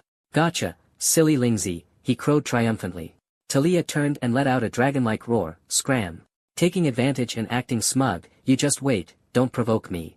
Her outburst startled Old Zeng, leaving him momentarily stunned, his expression like a scruffy little dog caught off guard in the wind. Suddenly, a familiar handsome face peeked back through the doorframe. Talia's eyes lit up instantly, and her lips curled into a smile she couldn't suppress. Sis, don't worry about the front door. I'll find someone to fix it later. Gotta run for now. Jackson said. And just like that, his face disappeared once more, leaving only the sound of his footsteps echoing down the hallway. The light in Talia's eyes dimmed, fading with the sound of his retreating steps. A roaring Land Rover drove into the rundown neighborhood, catching the attention of nearby residents. They slowed their pace, curious to see who might be driving such a luxurious vehicle. Out stepped a slender young man, his long hair tied back with a simple elastic band, revealing a chiseled and rugged face. He wore a worn-out t-shirt with faint red stains on it, paired with faded jeans. His scruffy look clashed sharply with the sleek Land Rover. Hurriedly, he made his way to the backseat door. As the door opened, a long, fair leg stretched out. Careful, Jiajia, he said softly, helping her out of the car. When the woman caught sight of the man standing not far away, the icy expression on her face melted instantly. She ran toward him, her joy uncontainable. Jackson. Jackson gently stroked her silky hair, letting her burrow into his arms. After their brief moment of affection, Isabella turned and pointed at Wang Hanqing, barking orders like a queen, "Stop standing there and get the luggage upstairs." Right away. Wang Hanqing stammered, grabbing 2 suitcases and heading for the stairs. Wait. Stop. Jackson raised a hand to halt him. Both Isabella and Wang Hanqing looked at him in confusion. Well, ahem. Jackson furrowed his brows slightly, pretending to be a little upset. Jilly, how could you speak to Hanqing like that? If he's willing to work for us, then he's already part of the family. And since he's family, you shouldn't use that kind of tone with him. Isabella pouted, looking a bit wronged. Oh, fine. She turned to Wang Hanqing, bowed her head slightly, and mumbled softly, sorry. Wang Hanqing quickly waved his hands. It's fine, no need for that. Actually, I don't mind when Jiajia calls me that. If she didn't, I might even feel a little uncomfortable. No, this won't do. Wasting time like this isn't a solution. I've got to find a chance to leave this place. Jackson patted Wang Hanqing on the shoulder and then nudged Isabella into the car. Stop moving stuff for now. Let's head somewhere else to take care of some things first. Isabella asked curiously, where are we going? After a brief moment of thought, Jackson answered, let's go to Wanda Plaza first. All right.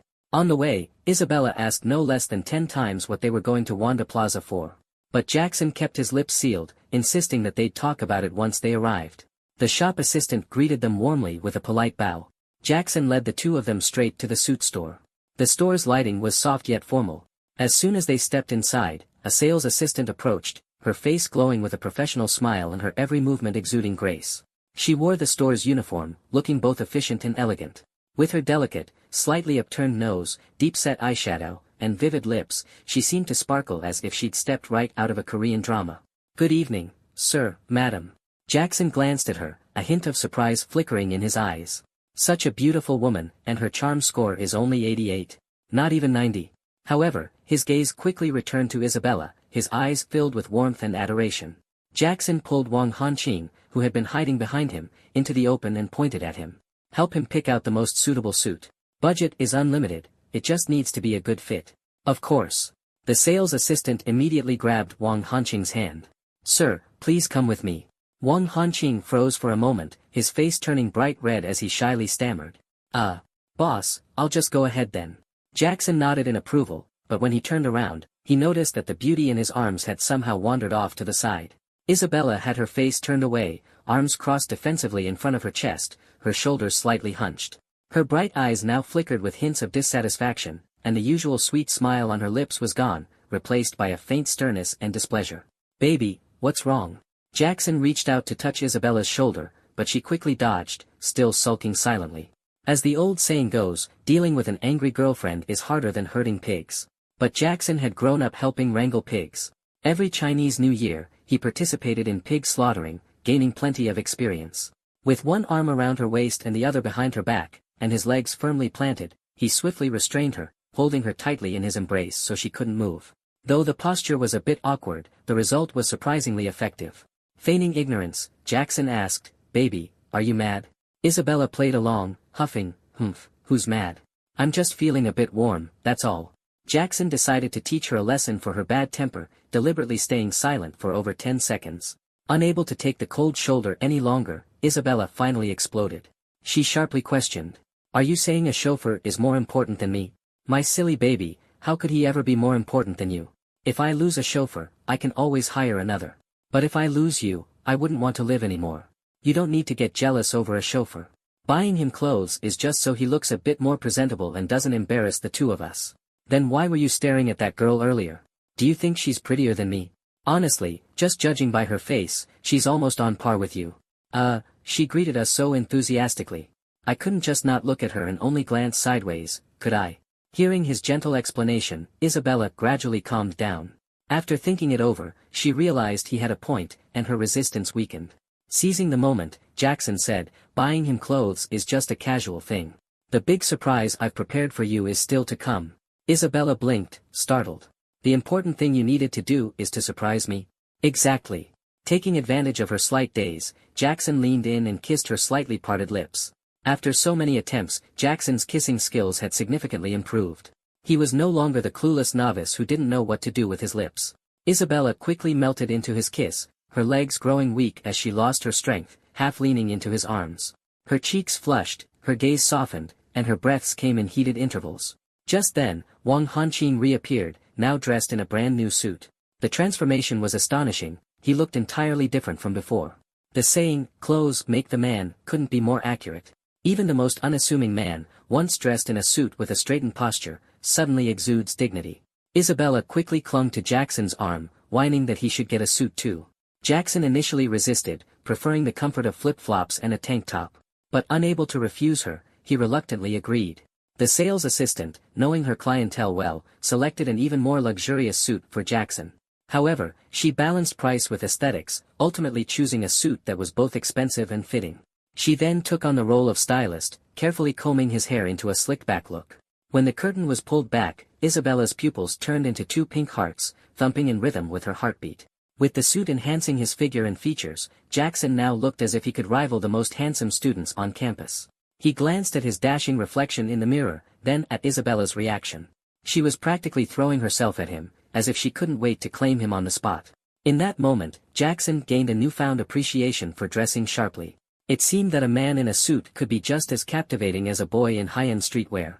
Jackson casually complimented, "Your skill and sense of aesthetics might just rival the students from the Beijing Academy of Beauty Arts." The saleslady shyly tugged at the hem of her floral dress. "You're quite the guesser. I used to be a student there." Jackson was secretly astonished. To be admitted into the Beijing Academy of Beauty Arts and successfully graduate, not only did one need impressive academic scores, but also an innate talent for understanding and mastering popular aesthetics. The school only admitted a few hundred students each year, and those who graduated successfully typically became gold standard makeup artists. They often landed jobs beside celebrities, serving as their personal stylists. Their makeup techniques weren't about replicating the cookie-cutter looks of internet influencers. Instead, they tailored their approach to each individual's facial features and unique needs, cleverly using makeup to enhance strengths and minimize flaws. They knew how to highlight a person's best attributes with cosmetics and, more impressively, how to bring out someone's unique charm through subtle adjustments, all without altering their natural appearance. Thus, they had earned a fitting title, beauty restoration artists. It was no wonder Jackson was so surprised by the saleslady's educational background. The woman noticed the confusion in his eyes and took the initiative to explain. It's a bit embarrassing to admit, but I dropped out halfway through." She chuckled bitterly, adding, "Besides, job hunting these days is all about your family connections. And for someone in my field, without any network, it's just wishful thinking to dream of breaking into the industry." She forced a smile. "Anyway, in the end, we all have to work. This is fine too." Before attending university, Jackson had naively believed that everyone at the same school was more or less on equal footing. It wasn't until he actually went to college that he realized universities were more about making one aware of social hierarchies than helping one overcome them. Coming from a humble, even impoverished background himself, he could deeply empathize with her sense of helplessness. Jackson began to seriously consider recruiting this talented individual. But first, he had to consult his beloved Isabella. After all, she was the proud owner of his exclusive 0.0001% discount card. "Darling," Jackson said, turning to Isabella, "you work so hard every day putting on makeup and picking out clothes. How about I hire someone to help you?" Isabella looked slightly startled. "Isn't that a bit excessive?" A trace of hesitation flickered across her face. Jackson hurried to reassure her. "Excessive? Not at all. Even celebrities have their personal makeup artists. My darling is so beautiful, every bit as stunning as they are. Why shouldn't you have one too?" "Humph, well, when you put it that way, it does make sense," Isabella replied, her mood lifting as she basked in the compliment. On second thought, though, she reminded herself that while she wanted to appear as a good and understanding partner, she couldn't act overly modest. After all, Jackson came from a prominent family, and being too self-effacing might make her seem narrow-minded. "All right, but the person we hire has to be professional. I won't accept just anyone." "So, you agree then?" Jackson asked eagerly. Isabella nodded lightly. "Yes, but they'll have to pass my test first." Jackson, knowing that anyone who could get into the Beijing Academy of Beauty Arts would undoubtedly be skilled, had no concerns whatsoever. "Miss," he said to the saleslady, "could you do me a favor and apply some makeup for my girlfriend?" The saleslady cheerfully jogged over, flashing a sweet smile. "Of course." She then pulled out 2 actual brushes and began working on Isabella's face. In less than 5 minutes, the transformation was complete. Eyeliner subtly outlined the shape of her eyes, while layers of eyeshadow added depth, making her gaze more captivating. Mascara coated every lash, rendering them distinct, thick, and elegantly curled, like tiny fans that seemed to flutter with a gentle breeze.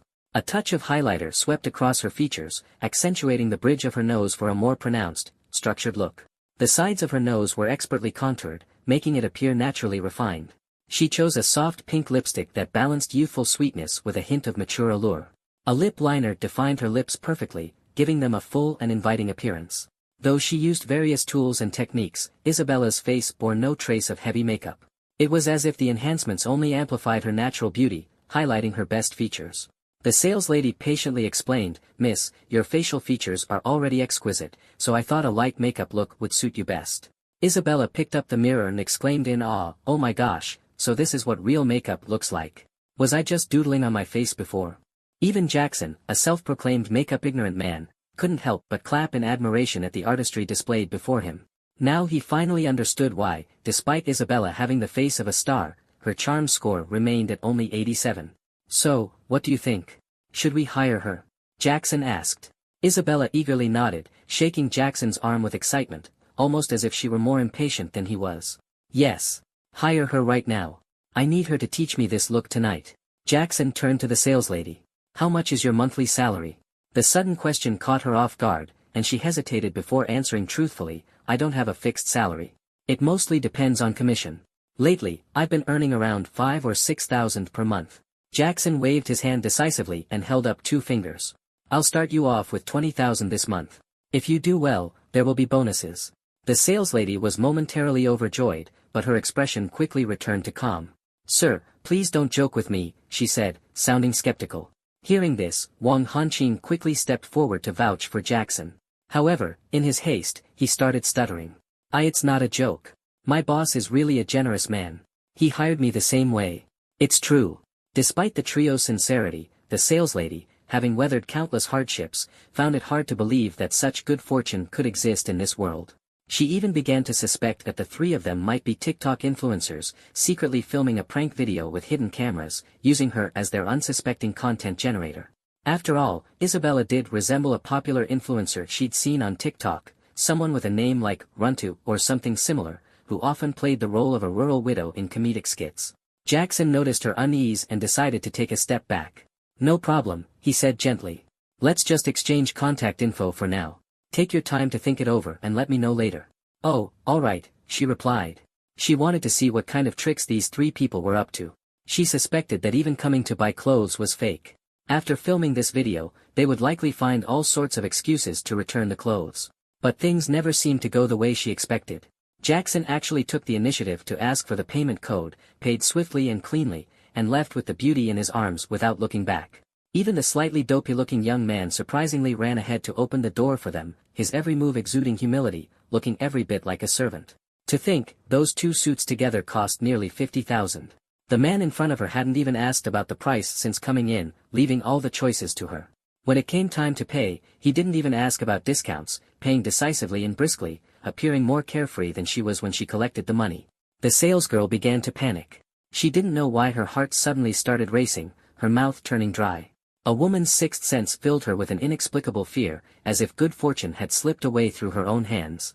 Nervously picking at her fingers, the salesgirl hesitated for a few seconds before finally gritting her teeth and running out after them.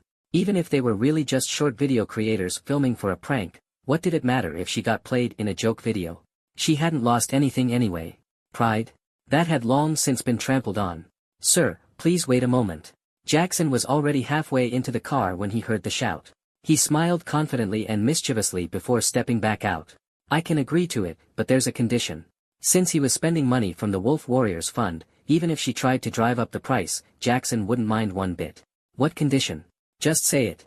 You must pay me up front, and at least give me 2 days off a month. 1 day would work. I need to visit my grandmother at the nursing home." Jackson paused for a moment at her words, then burst out laughing. Out of habit, he moved to place a hand on the salesgirl's shoulder, but she flinched and stepped back. Luckily, Isabella was still in the car. Otherwise, if she saw this, it would be hard to explain. "Ahaha, those are no big deal at all. If I need you, I'll call. If I don't, you're free to do whatever you want. No strict requirements. I'll transfer the money to you right now. Here, give me your phone." A windfall from the heavens? A god of wealth knocking at her door? Who could resist such an enticing offer? Half doubtful, the salesgirl handed over her phone. When she got it back, she saw her balance had increased by 150,000. Suddenly, she became nervous. "Huh? Where did this money come from?" Jackson replied with a cheerful grin, "What a silly question.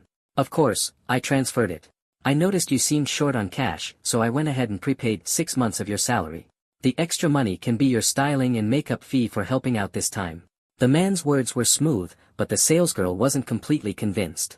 Quietly, she opened her loan apps and credit platforms to make sure he hadn't used her phone to take out a loan. After confirming there were no loans, she let out a small sigh of relief. She cautiously asked again, "This isn't some sort of payment for selling myself, is it?" Jackson couldn't help but roll his eyes. A man of his stature and dignity, being thought of in such a sordid way.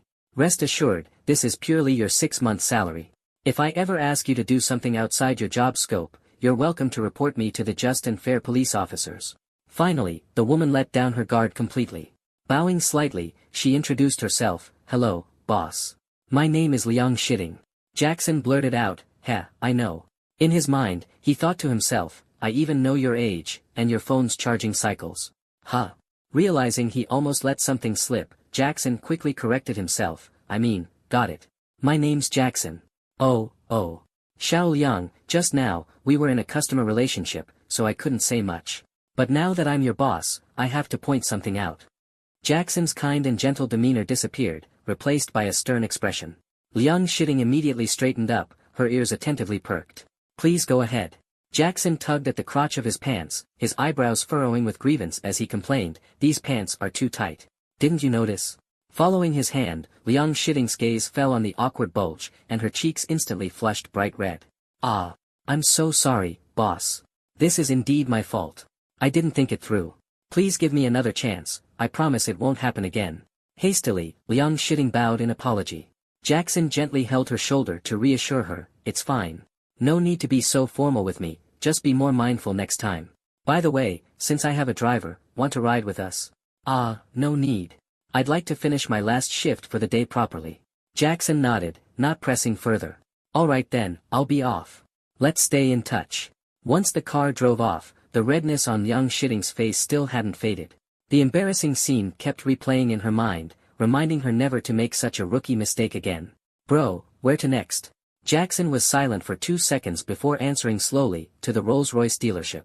There were 29 Rolls-Royce dealerships across China, one of which was in Mindu, about 50 kilometers away. Given that it was already 7:30 p.m. and the dealership would close at 8 p.m. without an appointment, reaching it in time would be a true test of the driver's skills. Wang Hanqin glanced at the map and noticed that the navigation wasn't showing the shortest route. He simply turned off the GPS and quickly plotted a shortcut in his mind. "Alright, bro, buckle up." In the car, Isabella had a vague sense of what Jackson intended to do, but she couldn't quite believe it. Those cars cost tens of millions, completely out of the league of their current Range Rover. Who would ever casually give such a car as a gift? As Wang Hanqing pulled the handbrake, the screech of the tires echoed. The car perfectly drifted into the parking spot, achieving a textbook parallel park. The timing was impeccable, the showroom lights were already half-dimmed, and most of the staff were gathered at the entrance, ready to leave. Jackson, completely unfazed, held Isabella's hand and walked straight into the dealership. A young man stepped forward and inquired, "Sir, do you have an appointment?" Jackson shook his head. "I'm terribly sorry, sir. We've already closed for the day. If you'd like to view the cars, please come back tomorrow." Jackson pulled out his phone and held it up to the man's face. "There are still 5 minutes left. That's plenty of time." The young man assumed Jackson was here to make trouble and grew visibly annoyed. "Ugh, what's with you?" A slightly older woman hurried over, pulling the young man behind her protectively. She put on a warm smile and said, "Good evening, sir. Here to look at cars. Right this way, please." Jackson nodded lightly, holding Isabella's hand as they proceeded further inside. Wang Hanqing, on the other hand, remained firmly stationed by the two, occasionally glancing around with a cautious demeanor. The young man tugged on the woman's sleeve, puzzled, and asked, "Sis, we're almost off work. Why are we still bothering with people like them who are just here to look around?" The woman glanced around to ensure the three had already entered the store, then patiently began to analyze the situation for him. "You're standing at the door, and you didn't notice the car they drove here in? That car's worth at least 3 million yuan. And look at the woman next to that man. Do you think an average guy could snag someone of her caliber? The most telling sign. They even brought a chauffeur. That clearly means they're here to pick up a car directly." "Oh, I see." The young man suddenly understood and couldn't help but praise, "Sis, you're amazing. Impressive, huh? So now you get it, don't you?" The young man nodded enthusiastically, beaming. "Of course, I get it now." The woman's expression hardened. "If you get it, why are you still standing here like a fool? Go pour some tea for the guests." Chiu Mei deftly adjusted her posture and, in a semi-kneeling manner, served the tea with a courteous smile. She asked cautiously, "Mr. Song just explained your requirements to me. In our showroom, we currently have only 2 Rolls-Royce Phantoms in stock, a standard model and an extended wheelbase model. The extended version offers slightly more space, but in terms of price." Before she could finish, Jackson interrupted her. "Price doesn't matter. It has to be the extended version. A man must never settle for short." Chiu Mei froze for a moment, but she quickly realized that this man was not ordinary. She immediately responded with a playful tone, "Boss, you must be joking. With someone as handsome as you, even without the extended version, there's absolutely nothing short about you." Jackson looked at the elegant woman in surprise. He hadn't expected her to keep up with such banter effortlessly. Her bold flattery made Jackson feel a surge of satisfaction. "You're absolutely right, but a little extra length doesn't hurt, does it?" The two exchanged a glance and then burst into laughter. Isabella, who had been quietly observing, felt a bit flustered, her cheeks turning red. Because, truth be told, Chiu Mei wasn't wrong. After the light-hearted exchange, the atmosphere in the room became noticeably more relaxed. "Sir, this way, please." Chiu Mei took the initiative to lead them to the car. As the cover was unveiled, what appeared before them was a steel beast about 6 meters in length and nearly 1.7 meters in height. Despite its stillness, it exuded an inexplicable sense of dominance. The classic Rolls-Royce design was dignified and commanding. Its signature square headlights and vertical grille on the front radiated a powerful visual impact, while the unique design of the front lights on either side added an extra layer of sophistication. The side profile of the car was sleek and elegant, featuring iconic coach doors. At the rear, the design remained understated and regal, with the taillights resembling the brilliance of stars in the night sky, highlighting the car's noble aura. But the most captivating feature was undoubtedly the iconic spirit of ecstasy at the front, the little golden figure leaning gracefully forward, as if warmly greeting all who laid eyes on her. The Land Rover parked near the entrance seemed like a meek kitten in comparison, instantly losing all its presence. Clinging to Jackson's arm, Isabella couldn't help but marvel, how much does a car like this cost? Chiu Mei, leading the way, overheard her question and replied with a smile, "Miss Ma, why not take a guess? You have 3 chances. If your guess is within 2 million of the actual price, I can personally authorize a gift for you, a 6,000 yuan wool blanket." "What? A blanket worth 6,000 yuan? With an extra 19,800 yuan, you could basically buy a BYD Qin. TSK, just how expensive is this car?" Intrigued by the challenge, Isabella tilted her head slightly and ventured, 10 million. Chiu Mei shook her head with a smile. "Too low, you're quite far off. That was already the most reasonable price Isabella could imagine. Could luxury cars like this actually cost more than $1 billion? Then, 100 million. That's too much. While this car is indeed prestigious, its price doesn't reach such an outrageous level. Although Jackson wasn't particularly knowledgeable about cars, as an avid reader of countless novels, especially feel-good stories, he had picked up a thing or two about luxury car prices. Absent-mindedly stroking his chin, he furrowed his brows slightly and offered his guess. It should be around 20 million, right? Xiao Mei's eyes gleamed with admiration as she clapped lightly. Truly impressive, Mr. Su. Young, accomplished, and possessing a keen eye for detail. This car is exactly 20 million. You hit the nail on the head. Jackson let out a sheepish laugh, admitting honestly, I just got lucky with my guess. You're too modest, sir. Even luck is a reflection of one's abilities. Xiao Mei, ever dedicated to her job, put on her most cheerful and enthusiastic demeanor. Jackson, flattered by her words, also felt quite pleased. The two laughed heartily, leaving Isabella, who had been left out of the conversation, feeling increasingly annoyed. She crossed her arms over her chest, her nose wrinkling slightly in displeasure. Oh, so he analyzed it, but I was just guessing, huh? If he gets it right, he's got a sharp eye, but if I'm wrong, does that make me blind? The more Isabella thought about it, the more upset she became. She turned on her heel and began walking toward the exit. I don't want to stay here anymore. Humph. Jackson was taken aback and hurried after her. What's wrong? Don't you like this car? Seeing the big spender about to leave, Xiao Mei panicked internally. She quickly stepped in front of Isabella, bending slightly and lowering her head to ask softly, Miss Ma, is it the car that doesn't meet your expectations, or is there something we've done wrong? Isabella replied coldly with just 2 words, both. Internally, Xiao Mei was screaming in frustration, young lady, don't mess this up. She had worked so hard to keep the big spender happy. Signing the contract was just a matter of a few more words. At worst, she'd treat him to a seafood dinner. Why was this woman causing trouble now? If the boss bought the car, she'd also look good. Why did this pretty vase have to stir up drama? Though Xiao Mei was on the verge of an internal meltdown, her outward demeanor remained calm and composed. Jackson, well aware of Isabella's temper, quickly deduced the reason behind the little princess's tantrum. He offered a hint, saying, actually, Miss Ma's guess earlier was correct, wasn't it? It's just that the difference in configuration changes the price, right? To ensure Xiao Mei caught on, he raised his eyebrows slightly. As a seasoned professional, Xiao Mei immediately picked up on his cue and devised a response on the spot. Forcing a smile, she quickly smoothed things over. Yes. Exactly.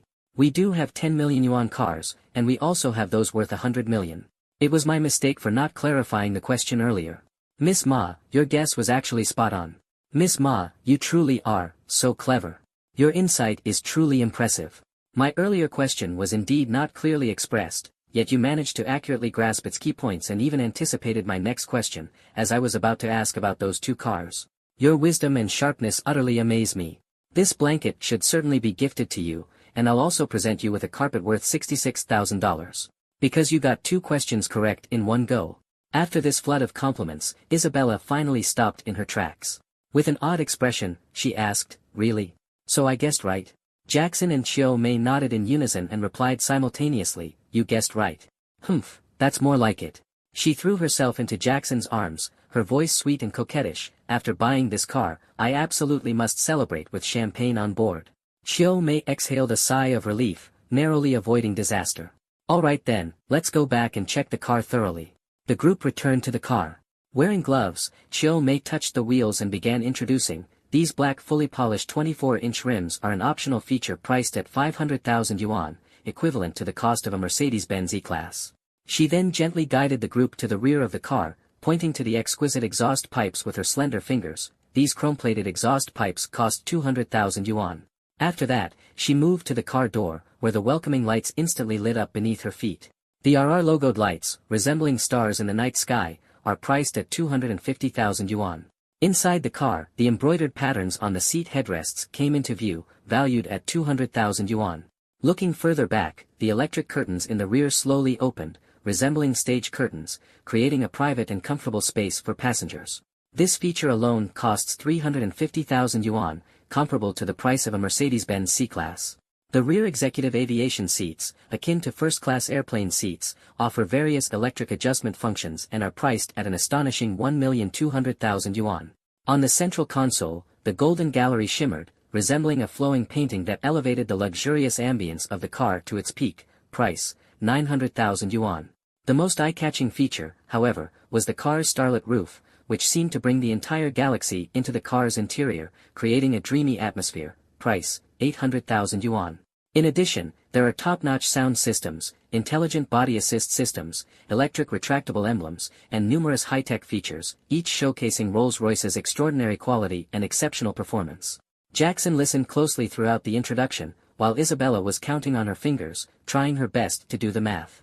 500,000 plus 200,000, then add another 200,000. Jackson flicked her not-so-bright forehead lightly. Babe, what are you calculating? Stop interrupting, I'm thinking. 2 minutes later, she looked annoyed. Ugh, this is too hard to calculate. But I'm certain that all of these added together definitely don't amount to 20 million yuan. Jackson chuckled helplessly. Classic case of beauty without brains, coming to buy a Rolls-Royce and worrying about cost-effectiveness. Isabella stared at him seriously. I'm telling the truth. This car isn't worth its price. Alright, got it. But it's fine, your big brother loves being the big spender. What else could he do? She was his chosen goddess, after all. Spoiling her was all that mattered. As for the 20 million yuan, Jackson didn't even bat an eye. Sometimes, you're not just buying a car, you're buying status and convenience. He might not be eloquent, but his Rolls-Royce would speak for him. Jackson waved his hand in front of Wang Hanqing, who had been yawning since they arrived. Little rascal, this car is so long, are you sure you can handle driving it? Wang Hanqing snapped out of his daze and nodded emphatically. No problem, bro. The vehicles he had driven before were far larger and tougher than this one. Without solid skills, he wouldn't have made it this far. Everything was ready, except for the contract. Jackson decisively instructed Chiu Mei to fetch the contract. He wanted to pay in full up front and have Isabella listed as the owner. What? The smile on Chiu Mei's face froze instantly. Her mouth dropped open wide enough to fit an egg. Even Isabella herself looked visibly shocked. No way, he was really going to gift it to her. This was 20 million yuan, not 2,000. Enough to buy a fleet of Range Rovers for every dormitory. Chiu Mei started doubting her own ears. Could someone truly be willing to spend 20 million just to win over a trophy girlfriend? She cautiously reminded, Sir, if the registered owner of the car is the young lady, then the car will officially belong to her. Jackson nodded. Of course I understand. Just go get the contract. His tone carried a hint of impatience. He was eager to head back and continue pursuing his attractive neighbor. For Isabella, 20 million was a big deal, for him, it was like 2,000. And if there was even a chance to boost her affection, the return on investment was more than worth it. Moreover, for a materialistic woman like her, the more money you spent, the more obedient she'd become, straightforward and effective. Alright, got it. On her way to retrieve the contract, Chiu Mei's mind was racing. For someone to fork out 20 million yuan in full for a car, there were only a handful of families in all of Min City capable of such a move. That kind of wealth must at least amount to billions, if not tens of billions, with a stable cash flow to back it up. There was only one possibility: this guy must be a big shot from Beijing or Shanghai. Opportunities to interact with such elites are rare in life. She had to hold on to this money tree tightly. When she returned with the contract, Chiu Mei proactively asked Jackson for his contact information. Sir, let's exchange contact details for easier follow-up on after-sales services. Jackson raised an eyebrow, his tone carrying surprise. After-sales service? If the car breaks down, wouldn't you just buy a new one? What? This was the second time Chiu Mei heard a jaw-dropping statement that evening. Why did every word sound familiar, yet the combination felt so foreign? But she quickly caught on and played along. Hee, sir, I meant engine maintenance. If you don't apply oil for too long, the engine could easily get damaged. The hidden meaning was clear, suggesting something beyond the car, but Jackson wasn't interested in her at all. After all, she was past her prime and had seen her fair share of encounters, and he wasn't in the mood for leftovers. Just kidding. Add me.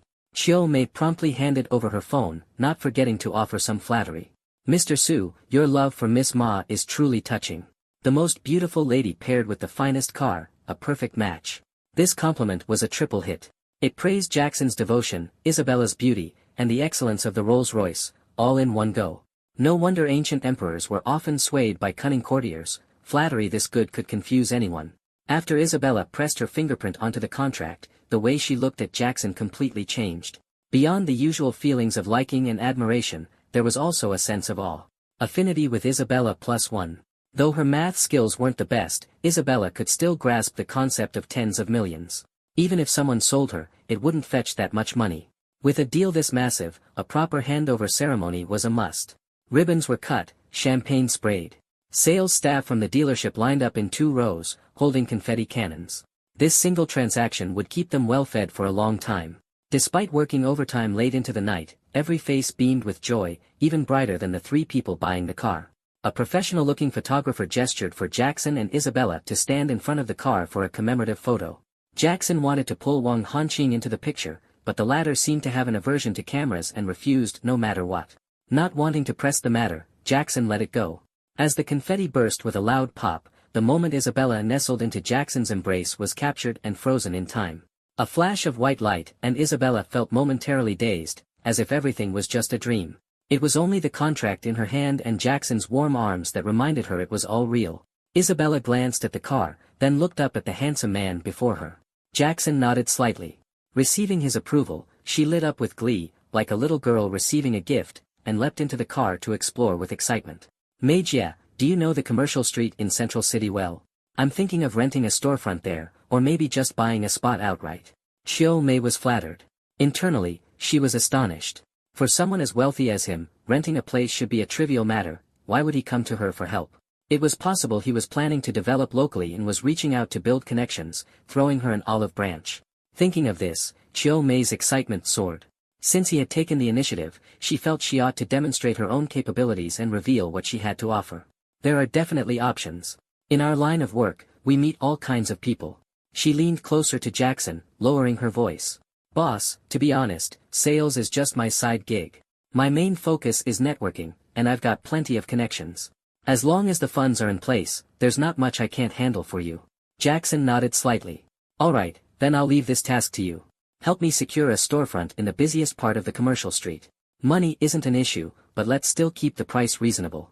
Negotiate for me, and once it's done, you'll get your cut. Got it, boss.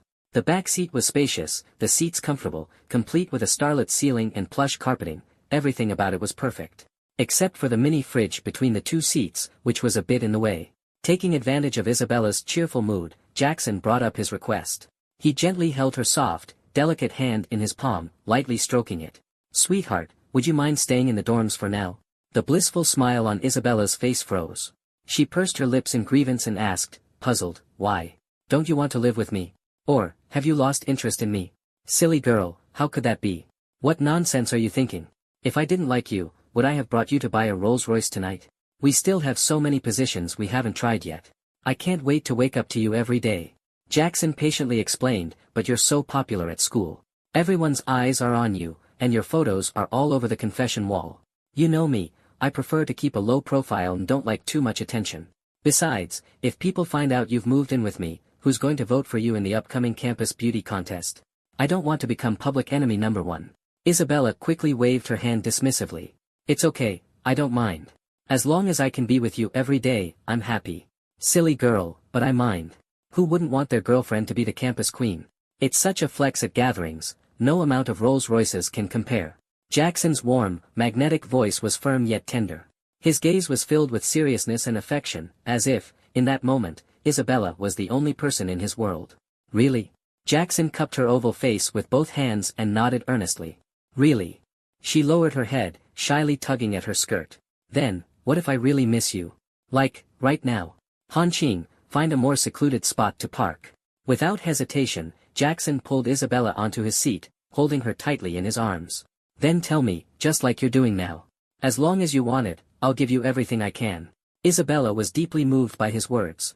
Her doubts and unease gradually melted away. Looking at Jackson, her eyes shimmered with tears, as if, in this moment, she felt an unprecedented warmth and happiness. Your love is so genuine and real, never just empty words. If you don't believe me, you can weigh it yourself. Jackson grabbed her hand and placed it on his lower abdomen. Affinity with Isabella +1. Affinity with Isabella +1. Even though the Rolls-Royce's suspension was tuned for maximum comfort, it couldn't prevent the activation of emergency escape mode. Wang Hanqing chain-smoked cigarette after cigarette, finishing an entire pack until his mouth went numb, before Isabella finally got out of the car. She extended her small, delicate tongue to lick the residue from the corner of her lips, then walked toward Wang Hanqing step by step. He quickly stubbed out his cigarette, bowing respectfully. Miss Ma. Give me the keys to the Range Rover. I'll drive myself back. Jackson GE still has important matters to attend to and needs you to hurry over. Understood, miss. Wang Hanqing returned to the car. Through the rearview mirror, he saw Jackson slumped in his seat, his face pale and lips bloodless. He was muttering under his breath, just one more point, just one more point. It was clear even to the naked eye that he was utterly drained, looking like someone who had run out of ammunition and supplies. Wang Hanqing silently sighed to himself, women really are dangerous enchantresses, not to be trifled with lightly. Thoughtfully, he rolled down the window to air out the car and asked, Go, should we stop to get you something to replenish your energy? Struggling to sit upright, Jackson replied, no need.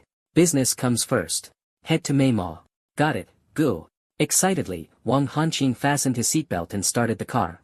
Then he turned to remind him, Go, you should pace yourself. During his intense exchange with Isabella earlier, Jackson unexpectedly received a message from the female car owner who had previously sold him the Range Rover.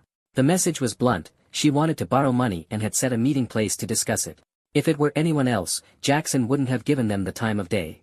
Borrowing money and acting all high and mighty. Not even coming to him, but asking him to go to her instead. Did borrowers really think they were the boss? But this wasn't just anyone, it was a rare goddess. And the reward for winning her favor was one resurrection. Who wouldn't be tempted by the chance to gain an extra life? So, as soon as Jackson received the news, he acted decisively and rushed over without delay. He couldn't help but wonder if this resurrection opportunity could be used on someone else. If so, he could dramatically declare, rise again, my love. Oh yeah. A Rolls-Royce came to a steady stop in front of the bar. The nearby Maybach instantly seemed overshadowed, as if its aura had been halved. The surrounding car owners scrambled to move their vehicles, terrified of accidentally scratching the luxury car belonging to some big shot. Most of the people frequenting the bar were young, and they all paused to take out their phones, recording the scene. As Jackson stepped out of the car and approached the bar entrance, his brow twitched slightly. What the hell? Isn't this the same bar where I went on a date with Isabella last time? But back then, it was their first date, and he'd been so nervous that he hadn't paid attention to the bar's name. Had he known it was this place, Jackson wouldn't have come back no matter what. After all, not long ago, he had been severely harassed here, leaving a lasting scar on his fragile heart. If he had realized earlier, there's no way he would have shown up. But the agreed meeting time was fast approaching, and Jackson didn't want to leave a bad impression of being unreliable on their first meeting. Thus, he could only grit his teeth and head inside, silently praying that the bald security guard wasn't on duty today. Yet the heavens always seem to enjoy playing tricks on people. Of all days, today was the exact day that bald security guard was stationed at the entrance. Blending into the crowd, Jackson ducked his head low, pulling up his coat collar for extra cover. Wang Hanqing, curious, asked, Boss, why are you acting like this? Don't ask, just follow me. Oh, okay. Though Wang Hanqing didn't understand the reasoning behind his boss's peculiar behavior, he knew one thing, whatever the boss said was right, so it was best to comply. He mimicked Jackson's posture, hunching over as they moved forward. One person acting suspiciously was strange enough, but two people doing it together, even more so. Another security guard was just about to stop Jackson when the bald guard swiftly intervened, holding him back. The bald guard sniffed the air, scrunching his nose, and then his face lit up with delight. My sweet, is that you? I've missed you so much. Jackson was instantly covered in goosebumps, his entire body stiffening like a reflex. Wow, it really is you. Huh, hey there. The bald security guard looked like he'd struck gold, his joy overflowing as he charged toward Jackson.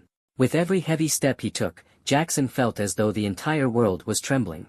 On the verge of breaking down, Jackson yelled in desperation, Don't come any closer. This is it, he thought. Usually, I'm the one doing the chasing, but is the role reversal happening today? Am I the one about to be chased? Just as Jackson felt an impending sense of doom, a slim figure stepped in front of him. Hanqing. Jackson stared in disbelief at the slender figure standing before him. My boss told you not to come any closer. Didn't you hear? Wang Hanqing stood protectively in front of Jackson, his expression dark as he glared at the bald guard. The bald guard froze in place, stunned. Seeing that Wang Hanqing's physique was many times smaller than his own, the guard's eyes filled with disdain. In a clumsy accent, he sneered, Get out of my way, or I'll teach you a lesson. Go ahead and try, Wang Hanqing retorted coldly. With those words, his usual timid demeanor vanished, replaced by a sharp and commanding presence. He seemed like a completely different person. Ha! Let me show you the strength of Lin Bei's iron fist. Rolling up his sleeves, the bald guard swung a heavy punch with all his might.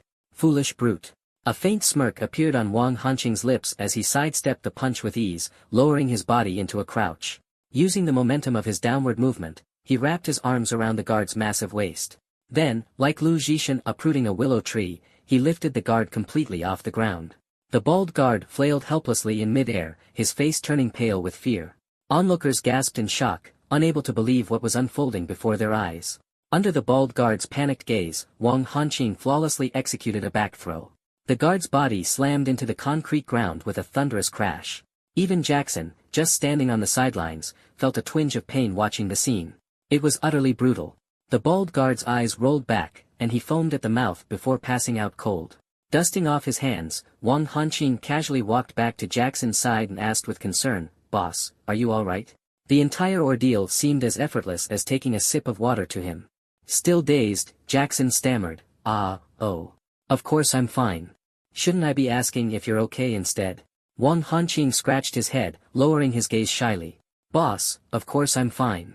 If this were before, I wouldn't even let him get close to you. I'd make sure he kept his mouth shut before he could even try." Luckily, he caught himself mid-sentence, narrowly avoiding spilling too much.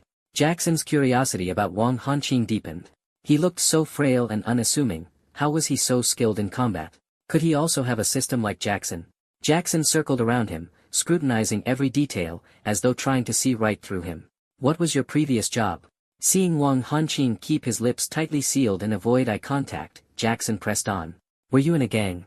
A debt collector? Don't tell me you were a loan shark." Wang Hanqing quickly shook his head. No. I'd never do such immoral things." "Alright, then be honest. What did you do before this?" Well, I was a cannon operator." Wang Hanqing blurted out. Jackson paused, momentarily stunned. Then, bursting into laughter, he asked, "You were in the military?" After a moment of hesitation, Wang Hanqing timidly nodded. "Yes. Being a cannon operator is awesome. Veterans are national heroes. I wanted to join the cannon unit back in the day, but they didn't even want me." Jackson excitedly wrapped him in a hug, giving him a hearty pat on the back. Having a veteran as his driver, what an honor. Meanwhile, Wang Hanqing murmured in confusion, "Veteran? Boss, I really did mess up earlier. Can you not dock my pay? Or at least dock it less? I promise I won't let anyone get close to you again." "Dock your pay? I haven't even finished preparing your bonus. Why would I dock your pay?" Really? Of course. Jackson wasn't the type to make empty promises. He pulled out his phone on the spot and transferred 100,000 yuan directly. This shocked Wang Hanqing so much that his eyes almost popped out of their sockets. "Bro, this is way too much. I can't take it." Jackson patted Wang Hanqing's shoulder, encouraging him, "Why can't you take it? This is what you deserve. From now on, you'll wear many hats. You're not just my and Miss Ma's driver, but also our bodyguard. I'm doubling your salary." "Understood, boss." As the two exchanged a heartfelt gaze of mutual trust and camaraderie, a group of people suddenly rushed out from the bar's entrance, quickly surrounding them. On their left arms were tattoos of green dragons, and on their right, white tigers. Armed with iron rods, they approached menacingly. Following them, a cold-faced, stunning woman emerged, her steps unhurried. She wore a leopard print tank top, with black leather pants tightly hugging her legs and round hips. The red high heels on her feet were eye-catching, like a fiery bloom, impossible to ignore. With every step she took, the muscles on her hips swayed rhythmically. Jackson's imagination began to wander as he momentarily forgot the danger. Wow, if she had a little whip in her hand, that'd be the icing on the cake. "TSK, TSK, TSK. Suddenly, a short lackey shouted, "Sister Shelley, it's these two who caused trouble. They even took down Nita." The bald security guard, coincidentally regaining consciousness at this moment, staggered to the woman's side and started playing the victim. "Sis. They came here to cause trouble. Capture them quickly. When I tried to stop them, they attacked me." "What? How outrageous." The cold beauty's brows furrowed slightly, her frosty and aloof face now tinged with anger. "That's nonsense. You were the one harassing my boss." Wang Hanqing retorted indignantly. "You little brat, you dare talk back. Brothers, beat him to death later and don't let him off." The lackey continued abusing his borrowed authority, shouting arrogantly. Sensing the rising tension, Jackson quickly stepped forward to explain. After all, they were outnumbered, and Jackson's only move was the General Yu flying kick, which was full of flaws. If he got caught and deveined like a shrimp, things would be bad. "Sister, please don't get angry. I'm actually here to find someone. Before Jackson could finish, the lackey interrupted him. Find someone? I think you're just here to cause trouble. Let me guess, did Brother Hao send you to stir things up? Brother Hao? I don't even know him. Jackson shook his head. You little punk, caught red-handed yet still denying it. You've got some nerve. Watch your mouth. Don't insult my boss. So what if I insult him? I'll insult you too, you useless weakling. And you short runt, have the audacity to call me weak? Who are you calling a short runt? I'm just a late bloomer, I haven't fully grown yet. The lackey, clearly irked, flailed his arms and charged at Wang Hanqing. Yah! Taste your grandpa dog's power. Though his attitude was fierce, his limbs were unfortunately too short. Wang Hanqing simply extended a hand to press on the lackey's forehead, preventing him from advancing even an inch. With his other hand, he casually picked at his ear. What? What did you say? I can't hear you. Come a little closer and say it again. This wasn't their turf, and Jackson didn't want to escalate the situation. He whispered a reminder, little turtle, just teach him a lesson. Don't hurt anyone. Wang Hanqing withdrew his arm and swiftly dodged to the side, moving with the elegance of a matador teasing a bull. The lackey immediately lost his balance and fell to the ground. Scrambling to his feet, he launched a second attack on Wang Hanqing. Then a third, a fourth. But each time, he ended up grasping at thin air. More and more of his comrades couldn't stand to watch and rushed forward to join the fight. Yet Wang Hanqing moved as if he were coated in grease. In the small space near the bar's entrance, a dozen people couldn't even touch the hem of his clothes. The scene became a chaotic mess, with noise and shouting filling the air. What's going on? Everyone, stop it right now. The cold beauty suddenly shouted. Her voice, like a biting wind in the dead of winter, instantly silenced the clamor. Everything fell quiet. Even Wang Hanqing was momentarily subdued by her commanding aura. The lackey seized this opportunity and, in a display of unsportsmanlike behavior, aimed a swift kick at Wang Hanqing's lower regions. His short leg was just the right length, barely hitting its intended target. The sound of cracking eggs. MP3. Wang Hanqing's face turned pale in an instant, his eyes shutting tight. Just as the lackey was basking in his moment of triumph, he realized his short leg couldn't retract. It was firmly clamped in Wang Hanqing's grip. A sense of impending doom crept into his heart. Suddenly, Wang Hanqing's eyes snapped open. What were once narrow slits were now wide like marbles, blood vessels crawling across them like wildfire. The lackey swallowed hard, trying to plead for mercy, but before he could utter a word, Wang Hanqing grabbed him by the neck and lifted him off the ground with one hand. Shut that filthy mouth, or I'll kill you. The lackey was thrown to the ground, trembling violently as he clutched his mouth, not daring to make another sound. Because he had seen those eyes before, the eyes of a killer. Despite the injury to his most vulnerable area, Wang Hanqing acted as if nothing had happened. He casually dusted off his pants, adjusted his posture, and returned to Jackson's side, ready for action. The cold beauty glanced at her pathetic subordinate on the ground, sighed softly, and issued a command. Take him back inside. Don't let him come out and embarrass himself again. Then she turned to Jackson, forcing a strained smile. Sorry about that. You must think we're a joke. Please, pass a message to Brother Hao for me. Tell him to give me a little more time. I'll repay the money I owe soon. Her voice lacked its usual indifference, replaced by a tone of warmth, almost pleading. After all, her bar had already endured several instances of harassment this month, all orchestrated by Brother Hao's men to pressure her into giving up the establishment. Hiss. That smile, it seemed familiar. Jackson stared blankly at the cold beauty before him, trying to recall where he'd seen her before. In the past, he never dared to look at unfamiliar women for more than 2 seconds. But now, surrounded by goddesses, he'd grown accustomed to beauty and felt bold enough to gaze at even the most stunning women, sometimes even chasing after them with his eyes. For as long as she could remember, no man had ever dared to stare at her so blatantly. Feeling uneasy under Jackson's intense gaze, the beauty slightly turned her head to avoid eye contact. From her back pocket, she took out the keys to a Kawasaki H2 motorcycle. After a deep breath, she handed them over. Take the bike as collateral. Give me 1 more week. If I can't pay the money back in a week, my brothers and I will never set foot on this street again. Her fists clenched tightly, her nails digging into her palms, turning her fingertips white. This was her final bottom line. Jackson scratched his head, utterly bewildered. Why is everyone suddenly calling me Brother Hao and even offering me car keys now? What's going on? Big sis, is there some kind of misunderstanding between us? The Brother Hao you all keep mentioning, I've never heard of him. I'm just here for one simple reason, to find someone. Find someone? The glamorous yet cold beauty furrowed her brows. Now that the lackeys had stopped causing a commotion, Jackson finally had a chance to explain properly. Yeah, that's right. I'm looking for Rowena. She invited me here to meet her. Look, I even have the chat records. Jackson handed over his phone. Here, take a look. The cold beauty's brows relaxed slightly as she glanced at him with a hint of suspicion. She softly asked, "You're Mr. Su?" "Aha." Jackson nodded earnestly, confirming her question. Upon hearing his affirmative reply, the cold beauty's face lit up with a genuine smile. The mist in her eyes began to dissipate, as if she had finally found her long-awaited savior in this icy city. Recently, she had been facing unprecedented difficulties. Her business was operating at a loss, her cash flow had completely dried up, and she was even being maliciously suppressed by competitors in the industry. She had reached the point where she felt utterly cornered. To raise funds, she'd had to swallow her pride and send messages to every contact on her WeChat, hoping to borrow some money to get through the crisis. But reality proved to be far harsher than she'd imagined. Those friends who once called her sis or bestie either politely declined with various excuses or outright ignored her pleas. Her heart felt like it had plunged into an icy abyss, leaving her in a state of unprecedented despair. Only Jackson, a stranger who had taken over one of her cars and whom she'd never even met, had agreed to meet and discuss the matter.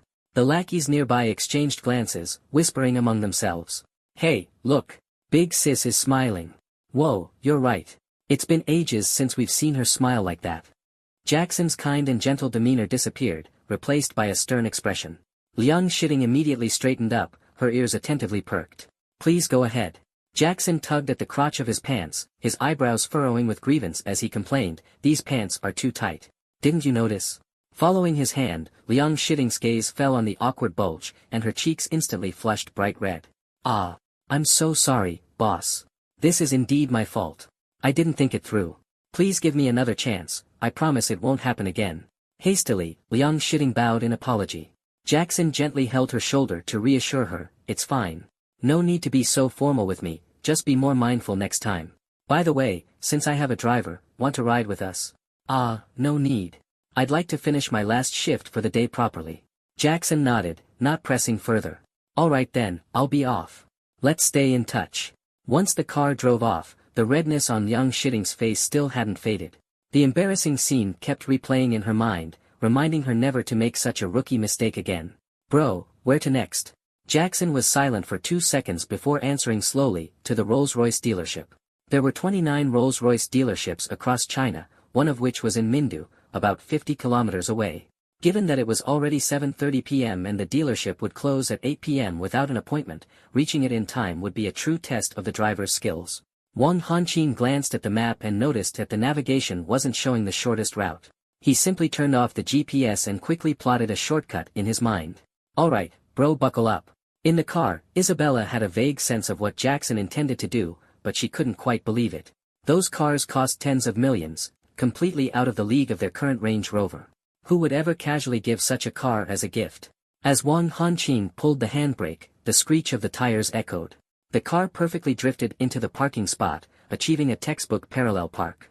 The timing was impeccable, the showroom lights were already half-dimmed, and most of the staff were gathered at the entrance, ready to leave. Jackson, completely unfazed, held Isabella's hand and walked straight into the dealership. A young man stepped forward and inquired, "Sir, do you have an appointment?" Jackson shook his head. "I'm terribly sorry, sir. We've already closed for the day. If you'd like to view the cars, please come back tomorrow." Jackson pulled out his phone and held it up to the man's face. "There are still 5 minutes left. That's plenty of time." The young man assumed Jackson was here to make trouble and grew visibly annoyed. "Ugh, what's with you?" A slightly older woman hurried over, pulling the young man behind her protectively. She put on a warm smile and said, "Good evening, sir. Here to look at cars? Right this way, please." Jackson nodded lightly, holding Isabella's hand as they proceeded further inside. Wang Hanqin, on the other hand, remained firmly stationed by the two, occasionally glancing around with a cautious demeanor. The young man tugged on the woman's sleeve, puzzled, and asked, "Sis, we're almost off work. Why are we still bothering with people like them who are just here to look around?" The woman glanced around to ensure the three had already entered the store, then patiently began to analyze the situation for him. "You're standing at the door, and you didn't notice the car they drove here in? That car's worth at least 3 million yuan. And look at the woman next to that man. Do you think an average guy could snag someone of her caliber? The most telling sign. They even brought a chauffeur. That clearly means they're here to pick up a car directly. Oh, I see. The young man suddenly understood and couldn't help but praise, sis, you're amazing. Impressive, huh? So now you get it, don't you? The young man nodded enthusiastically, beaming. Of course, I get it now. The woman's expression hardened. If you get it, why are you still standing here like a fool? Go pour some tea for the guests. Chiu Mei deftly adjusted her posture and, in a semi-kneeling manner, served the tea with a courteous smile. She asked cautiously, Mr. Song just explained your requirements to me. In our showroom, we currently have only 2 Rolls-Royce Phantoms in stock, a standard model and an extended wheelbase model. The extended version offers slightly more space, but in terms of price. Before she could finish, Jackson interrupted her. Price doesn't matter. It has to be the extended version. A man must never settle for short. Chiu Mei froze for a moment, but she quickly realized that this man was not ordinary. She immediately responded with a playful tone, Boss, you must be joking. With someone as handsome as you, even without the extended version, there's absolutely nothing short about you. Jackson looked at the elegant woman in surprise. He hadn't expected her to keep up with such banter effortlessly. Her bold flattery made Jackson feel a surge of satisfaction. You're absolutely right, but a little extra length doesn't hurt, does it? The two exchanged a glance and then burst into laughter. Isabella, who had been quietly observing, felt a bit flustered, her cheeks turning red. Because, truth be told, Chiu Mei wasn't wrong. After the light-hearted exchange, the atmosphere in the room became noticeably more relaxed. Sir, this way, please. Chiu Mei took the initiative to lead them to the car.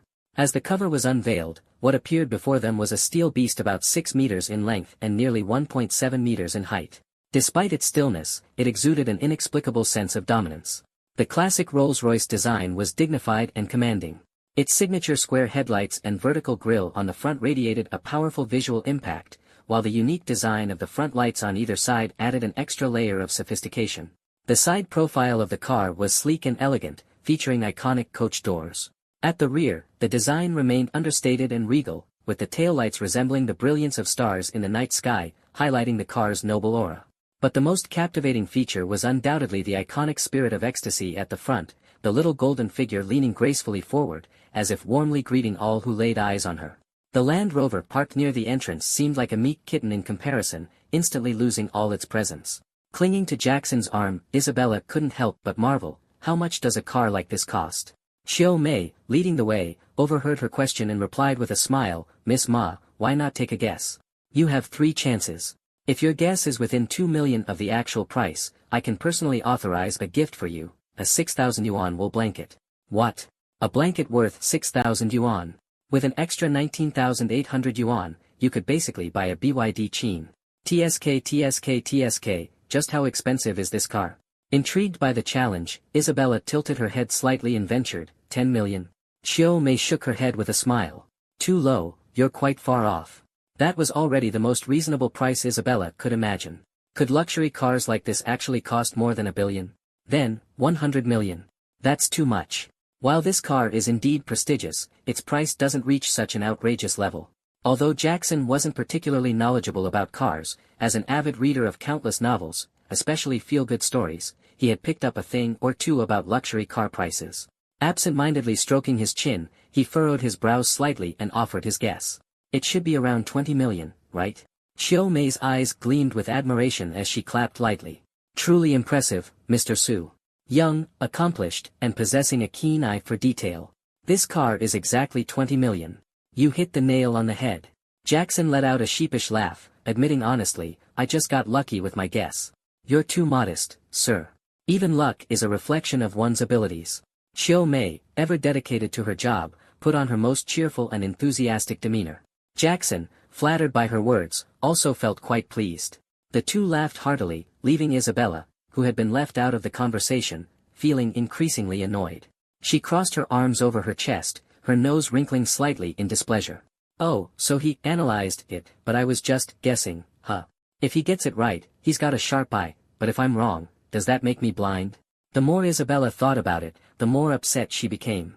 She turned on her heel and began walking toward the exit. I don't want to stay here anymore. Humph. Jackson was taken aback and hurried after her. What's wrong? Don't you like this car? Seeing the big spender about to leave, Chiu Mei panicked internally. She quickly stepped in front of Isabella, bending slightly and lowering her head to ask softly, Miss Ma, is it the car that doesn't meet your expectations, or is there something we've done wrong? Isabella replied coldly with just 2 words, both. Internally, Chiu Mei was screaming in frustration, young lady, don't mess this up. She had worked so hard to keep the big spender happy. Signing the contract was just a matter of a few more words. At worst, she'd treat him to a seafood dinner. Why was this woman causing trouble now? If the boss bought the car, she'd also look good. Why did this pretty vase have to stir up drama? Though Chiu Mei was on the verge of an internal meltdown, her outward demeanor remained calm and composed. Jackson, well aware of Isabella's temper, quickly deduced the reason behind the little princess's tantrum. He offered a hint, saying, actually, Miss Ma's guess earlier was correct, wasn't it? It's just that the difference in configuration changes the price, right? To ensure Chiu Mei caught on, he raised his eyebrows slightly. As a seasoned professional, Chiu Mei immediately picked up on his cue and devised a response on the spot. Forcing a smile, she quickly smoothed things over. Yes. Exactly. We do have 10 million yuan cars, and we also have those worth 100 million. It was my mistake for not clarifying the question earlier. Miss Ma, your guess was actually spot on. Miss Ma, you truly are so clever. Your insight is truly impressive. My earlier question was indeed not clearly expressed, yet you managed to accurately grasp its key points and even anticipated my next question, as I was about to ask about those 2 cars. Your wisdom and sharpness utterly amaze me. This blanket should certainly be gifted to you, and I'll also present you with a carpet worth $66,000. Because you got 2 questions correct in one go. After this flood of compliments, Isabella finally stopped in her tracks. With an odd expression, she asked, really? So I guessed right? Jackson and Chiu Mei nodded in unison and replied simultaneously, you guessed right. Humph, that's more like it. She threw herself into Jackson's arms, her voice sweet and coquettish, after buying this car, I absolutely must celebrate with champagne on board. Chiu Mei exhaled a sigh of relief, narrowly avoiding disaster. Alright then, let's go back and check the car thoroughly. The group returned to the car. Wearing gloves, Chiu Mei touched the wheels and began introducing, these black fully polished 24-inch rims are an optional feature priced at 500,000 yuan, equivalent to the cost of a Mercedes-Benz E-Class. She then gently guided the group to the rear of the car, pointing to the exquisite exhaust pipes with her slender fingers. These chrome-plated exhaust pipes cost 200,000 yuan. After that, she moved to the car door, where the welcoming lights instantly lit up beneath her feet. The RR logoed lights, resembling stars in the night sky, are priced at 250,000 yuan. Inside the car, the embroidered patterns on the seat headrests came into view, valued at 200,000 yuan.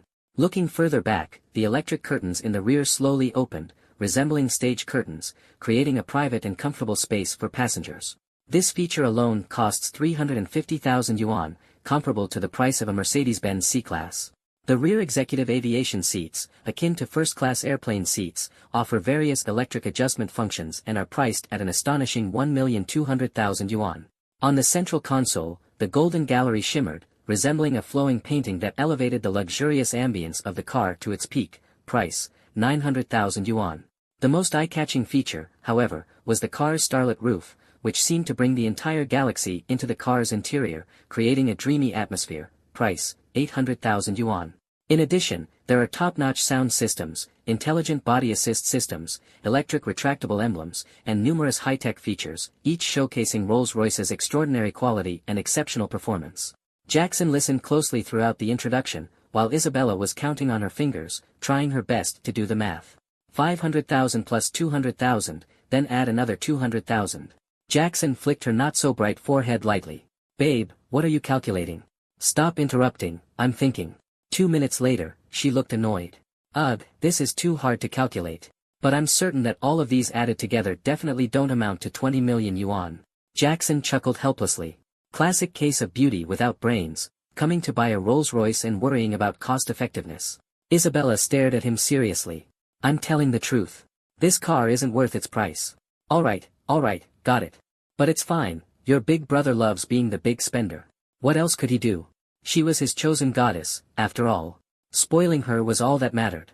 As for the 20 million yuan, Jackson didn't even bat an eye. Sometimes, you're not just buying a car, you're buying status and convenience.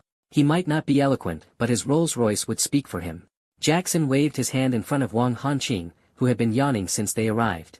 Little rascal, this car is so long, are you sure you can handle driving it? Wang Hanqing snapped out of his daze and nodded emphatically.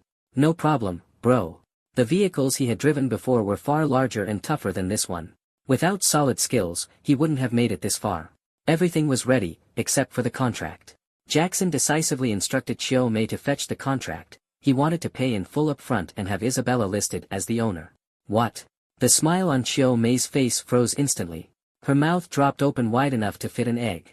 Even Isabella herself looked visibly shocked. No way, he was really going to gift it to her. This was 20 million yuan, not 2,000. Enough to buy a fleet of Range Rovers for every dormitory. Chiu Mei started doubting her own ears. Could someone truly be willing to spend 20 million just to win over a trophy girlfriend? She cautiously reminded, "Sir, if the registered owner of the car is the young lady, then the car will officially belong to her." Jackson nodded. "Of course I understand. Just go get the contract." His tone carried a hint of impatience. He was eager to head back and continue pursuing his attractive neighbor. For Isabella, 20 million was a big deal. For him, it was like 2,000. And if there was even a chance to boost her affection, the return on investment was more than worth it. Moreover, for a materialistic woman like her, the more money you spent, the more obedient she'd become, straightforward and effective. Alright, got it. On her way to retrieve the contract, Chiu Mei's mind was racing. For someone to fork out 20 million yuan in full for a car, there were only a handful of families in all of Min City capable of such a move. That kind of wealth must at least amount to billions, if not tens of billions, with a stable cash flow to back it up. There was only one possibility: this guy must be a big shot from Beijing or Shanghai. Opportunities to interact with such elites are rare in life. She had to hold on to this money tree tightly. When she returned with the contract, Chiu Mei proactively asked Jackson for his contact information. "Sir, let's exchange contact details for easier follow-up on after-sales services." Jackson raised an eyebrow, his tone carrying surprise. "After-sales service? If the car breaks down, wouldn't you just buy a new one?" "What?" This was the second time Chiu Mei heard a jaw-dropping statement that evening. Why did every word sound familiar, yet the combination felt so foreign? But she quickly caught on and played along. "Hee, sir, I meant engine maintenance. If you don't apply oil for too long, the engine could easily get damaged." The hidden meaning was clear, suggesting something beyond the car, but Jackson wasn't interested in her at all. After all, she was past her prime and had seen her fair share of encounters, and he wasn't in the mood for leftovers. "Just kidding. Add me." Chiu Mei promptly handed over her phone, not forgetting to offer some flattery. "Mr. Su, your love for Miss Ma is truly touching. The most beautiful lady paired with the finest car, a perfect match." This compliment was a triple hit. It praised Jackson's devotion, Isabella's beauty, and the excellence of the Rolls-Royce, all in one go. No wonder ancient emperors were often swayed by cunning courtiers. Flattery this good could confuse anyone. After Isabella pressed her fingerprint onto the contract, the way she looked at Jackson completely changed. Beyond the usual feelings of liking and admiration, there was also a sense of awe. Affinity with Isabella +1. Though her math skills weren't the best, Isabella could still grasp the concept of tens of millions. Even if someone sold her, it wouldn't fetch that much money. With a deal this massive, a proper handover ceremony was a must. Ribbons were cut, champagne sprayed. Sales staff from the dealership lined up in 2 rows, holding confetti cannons. This single transaction would keep them well fed for a long time. Despite working overtime late into the night, every face beamed with joy, even brighter than the 3 people buying the car. A professional-looking photographer gestured for Jackson and Isabella to stand in front of the car for a commemorative photo. Jackson wanted to pull Wang Hanqing into the picture, but the latter seemed to have an aversion to cameras and refused no matter what. Not wanting to press the matter, Jackson let it go. As the confetti burst with a loud pop, the moment Isabella nestled into Jackson's embrace was captured and frozen in time. A flash of white light and Isabella felt momentarily dazed, as if everything was just a dream. It was only the contract in her hand and Jackson's warm arms that reminded her it was all real. Isabella glanced at the car, then looked up at the handsome man before her. Jackson nodded slightly. Receiving his approval, she lit up with glee, like a little girl receiving a gift, and leapt into the car to explore with excitement. "Meijia, do you know the commercial street in Central City well? I'm thinking of renting a storefront there, or maybe just buying a spot outright." Chiu Mei was flattered. Internally, she was astonished. For someone as wealthy as him, renting a place should be a trivial matter. Why would he come to her for help? It was possible he was planning to develop locally and was reaching out to build connections, throwing her an olive branch. Thinking of this, Chiu Mei's excitement soared. Since he had taken the initiative, she felt she ought to demonstrate her own capabilities and reveal what she had to offer. There are definitely options. In our line of work, we meet all kinds of people. She leaned closer to Jackson, lowering her voice. Boss, to be honest, sales is just my side gig. My main focus is networking, and I've got plenty of connections. As long as the funds are in place, there's not much I can't handle for you. Jackson nodded slightly. Alright, then I'll leave this task to you. Help me secure a storefront in the busiest part of the commercial street. Money isn't an issue, but let's still keep the price reasonable. Negotiate for me, and once it's done, you'll get your cut. Got it, boss. The back seat was spacious, the seats comfortable, complete with a starlit ceiling and plush carpeting. Everything about it was perfect. Except for the mini fridge between the two seats, which was a bit in the way. Taking advantage of Isabella's cheerful mood, Jackson brought up his request. He gently held her soft, delicate hand in his palm, lightly stroking it. Sweetheart, would you mind staying in the dorms for now? The blissful smile on Isabella's face froze. She pursed her lips in grievance and asked, puzzled, why? Don't you want to live with me? Or, have you lost interest in me? Silly girl, how could that be? What nonsense are you thinking? If I didn't like you, would I have brought you to buy a Rolls-Royce tonight? We still have so many positions we haven't tried yet. I can't wait to wake up to you every day. Jackson patiently explained, but you're so popular at school. Everyone's eyes are on you, and your photos are all over the confession wall. You know me, I prefer to keep a low profile and don't like too much attention.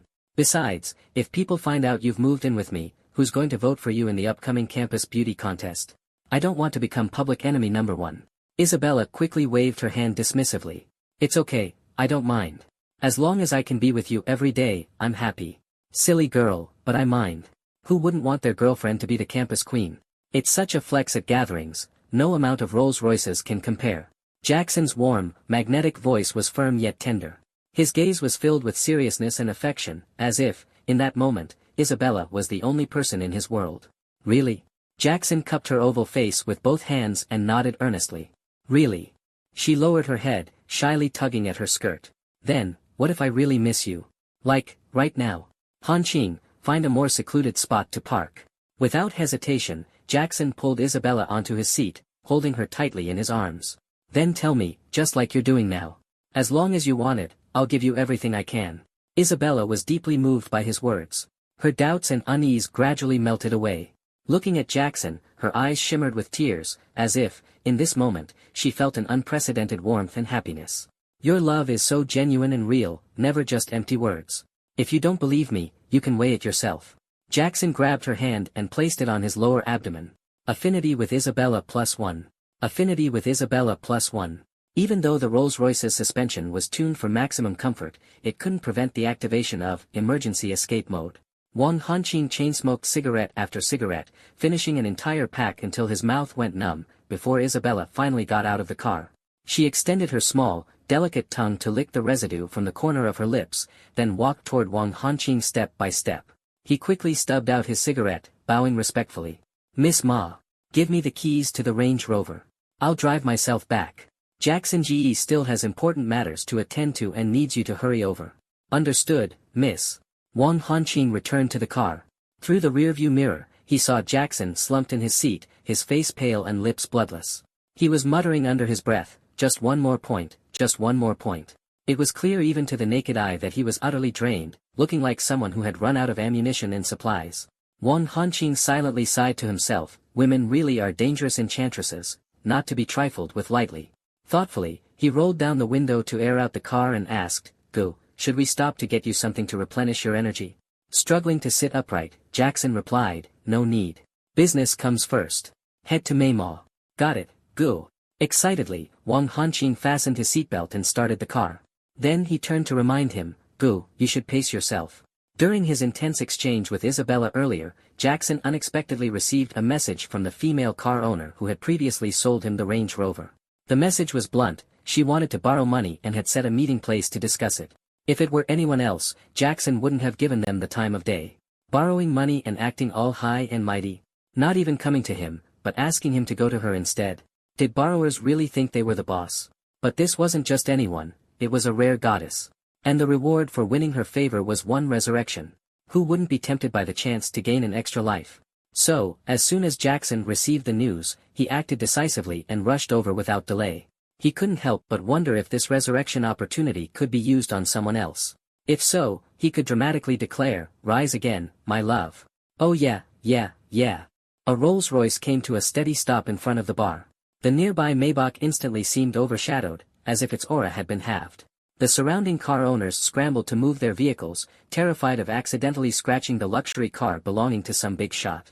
Most of the people frequenting the bar were young, and they all paused to take out their phones, recording the scene.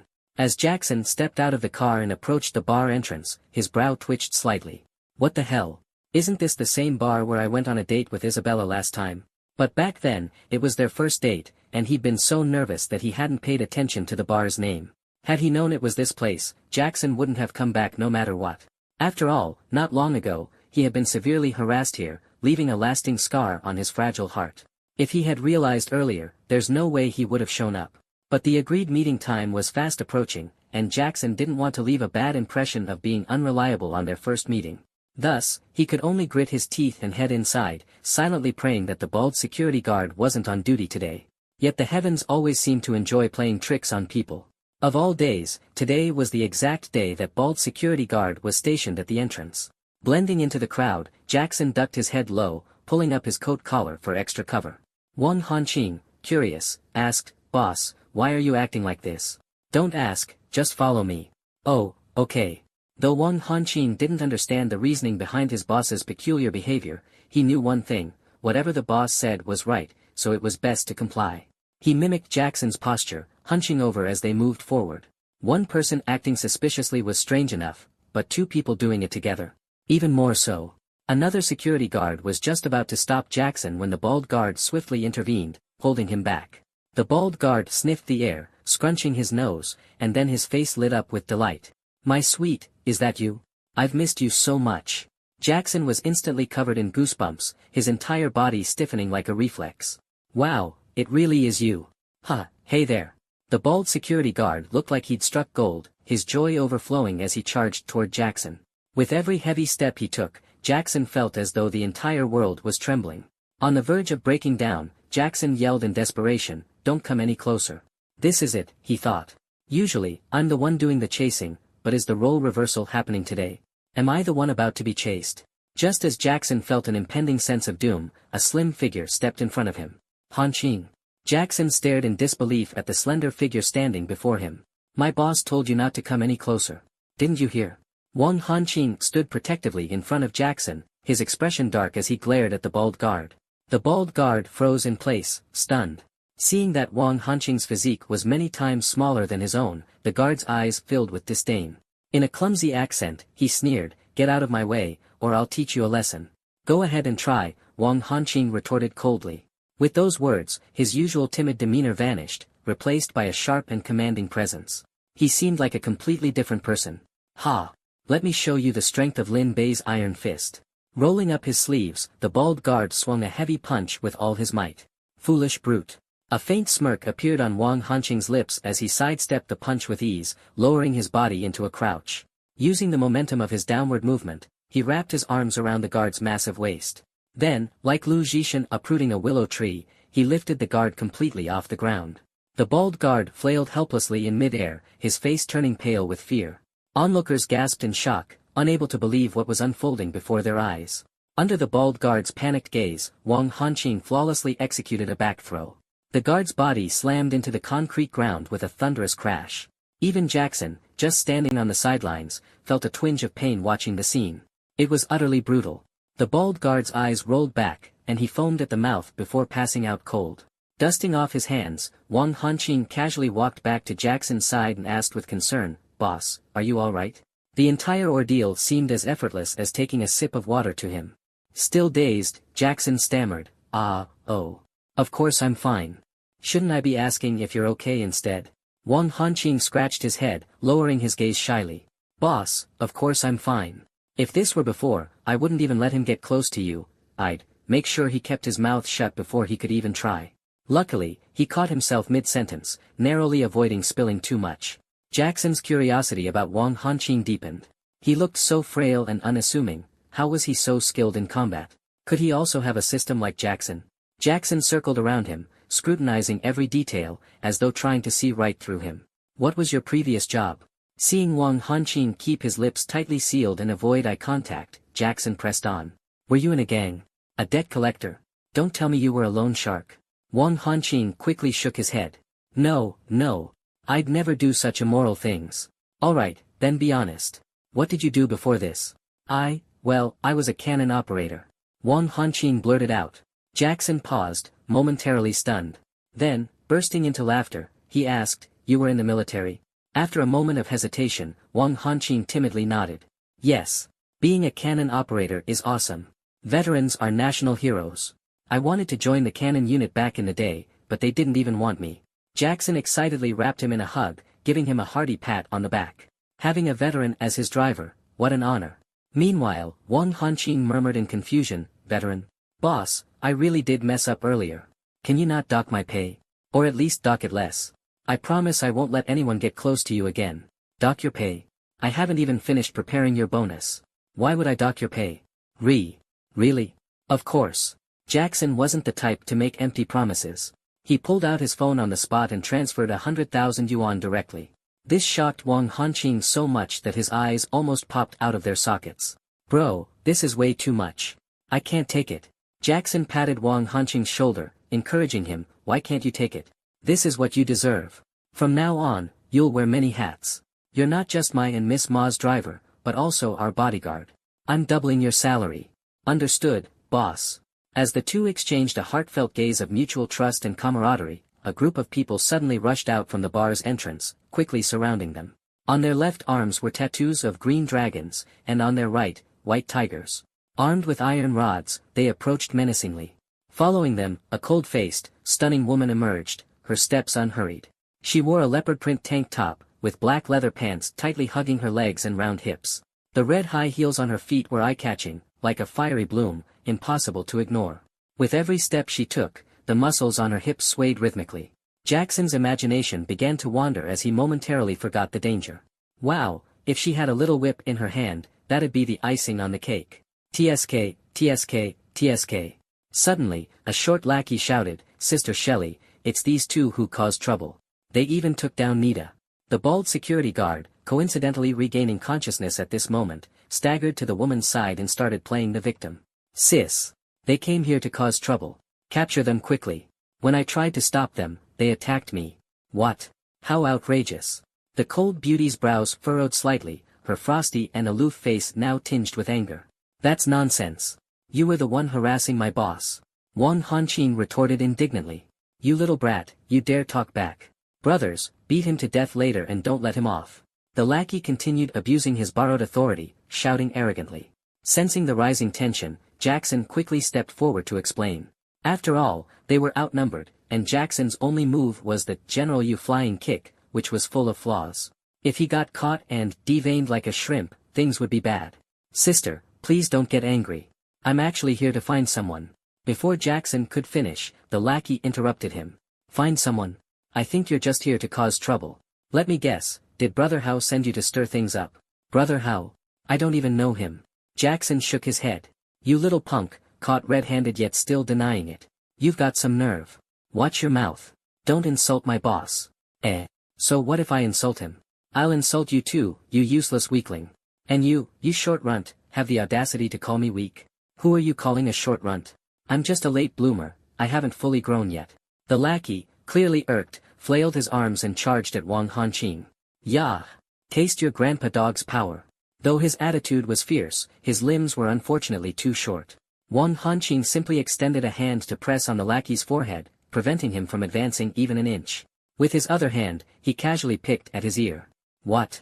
What did you say? I can't hear you. Come a little closer and say it again. This wasn't their turf, and Jackson didn't want to escalate the situation. He whispered a reminder, little turtle, just teach him a lesson. Don't hurt anyone. Wang Hanqing withdrew his arm and swiftly dodged to the side, moving with the elegance of a matador teasing a bull. The lackey immediately lost his balance and fell to the ground. Scrambling to his feet, he launched a second attack on Wang Hanqing. Then a third, a fourth. But each time, he ended up grasping at thin air. More and more of his comrades couldn't stand to watch and rushed forward to join the fight. Yet Wang Hanqing moved as if he were coated in grease. In the small space near the bar's entrance, a dozen people couldn't even touch the hem of his clothes. The scene became a chaotic mess, with noise and shouting filling the air. What's going on? Everyone, stop it right now. The cold beauty suddenly shouted. Her voice, like a biting wind in the dead of winter, instantly silenced the clamor. Everything fell quiet. Even Wang Hanqing was momentarily subdued by her commanding aura. The lackey seized this opportunity and, in a display of unsportsmanlike behavior, aimed a swift kick at Wang Hanqing's lower regions. His short leg was just the right length, barely hitting its intended target. The sound of cracking eggs. MP3. Wang Hanqing's face turned pale in an instant, his eyes shutting tight. Just as the lackey was basking in his moment of triumph, he realized his short leg couldn't retract. It was firmly clamped in Wang Hanqing's grip. A sense of impending doom crept into his heart. Suddenly, Wang Hanqing's eyes snapped open. What were once narrow slits were now wide like marbles, blood vessels crawling across them like wildfire.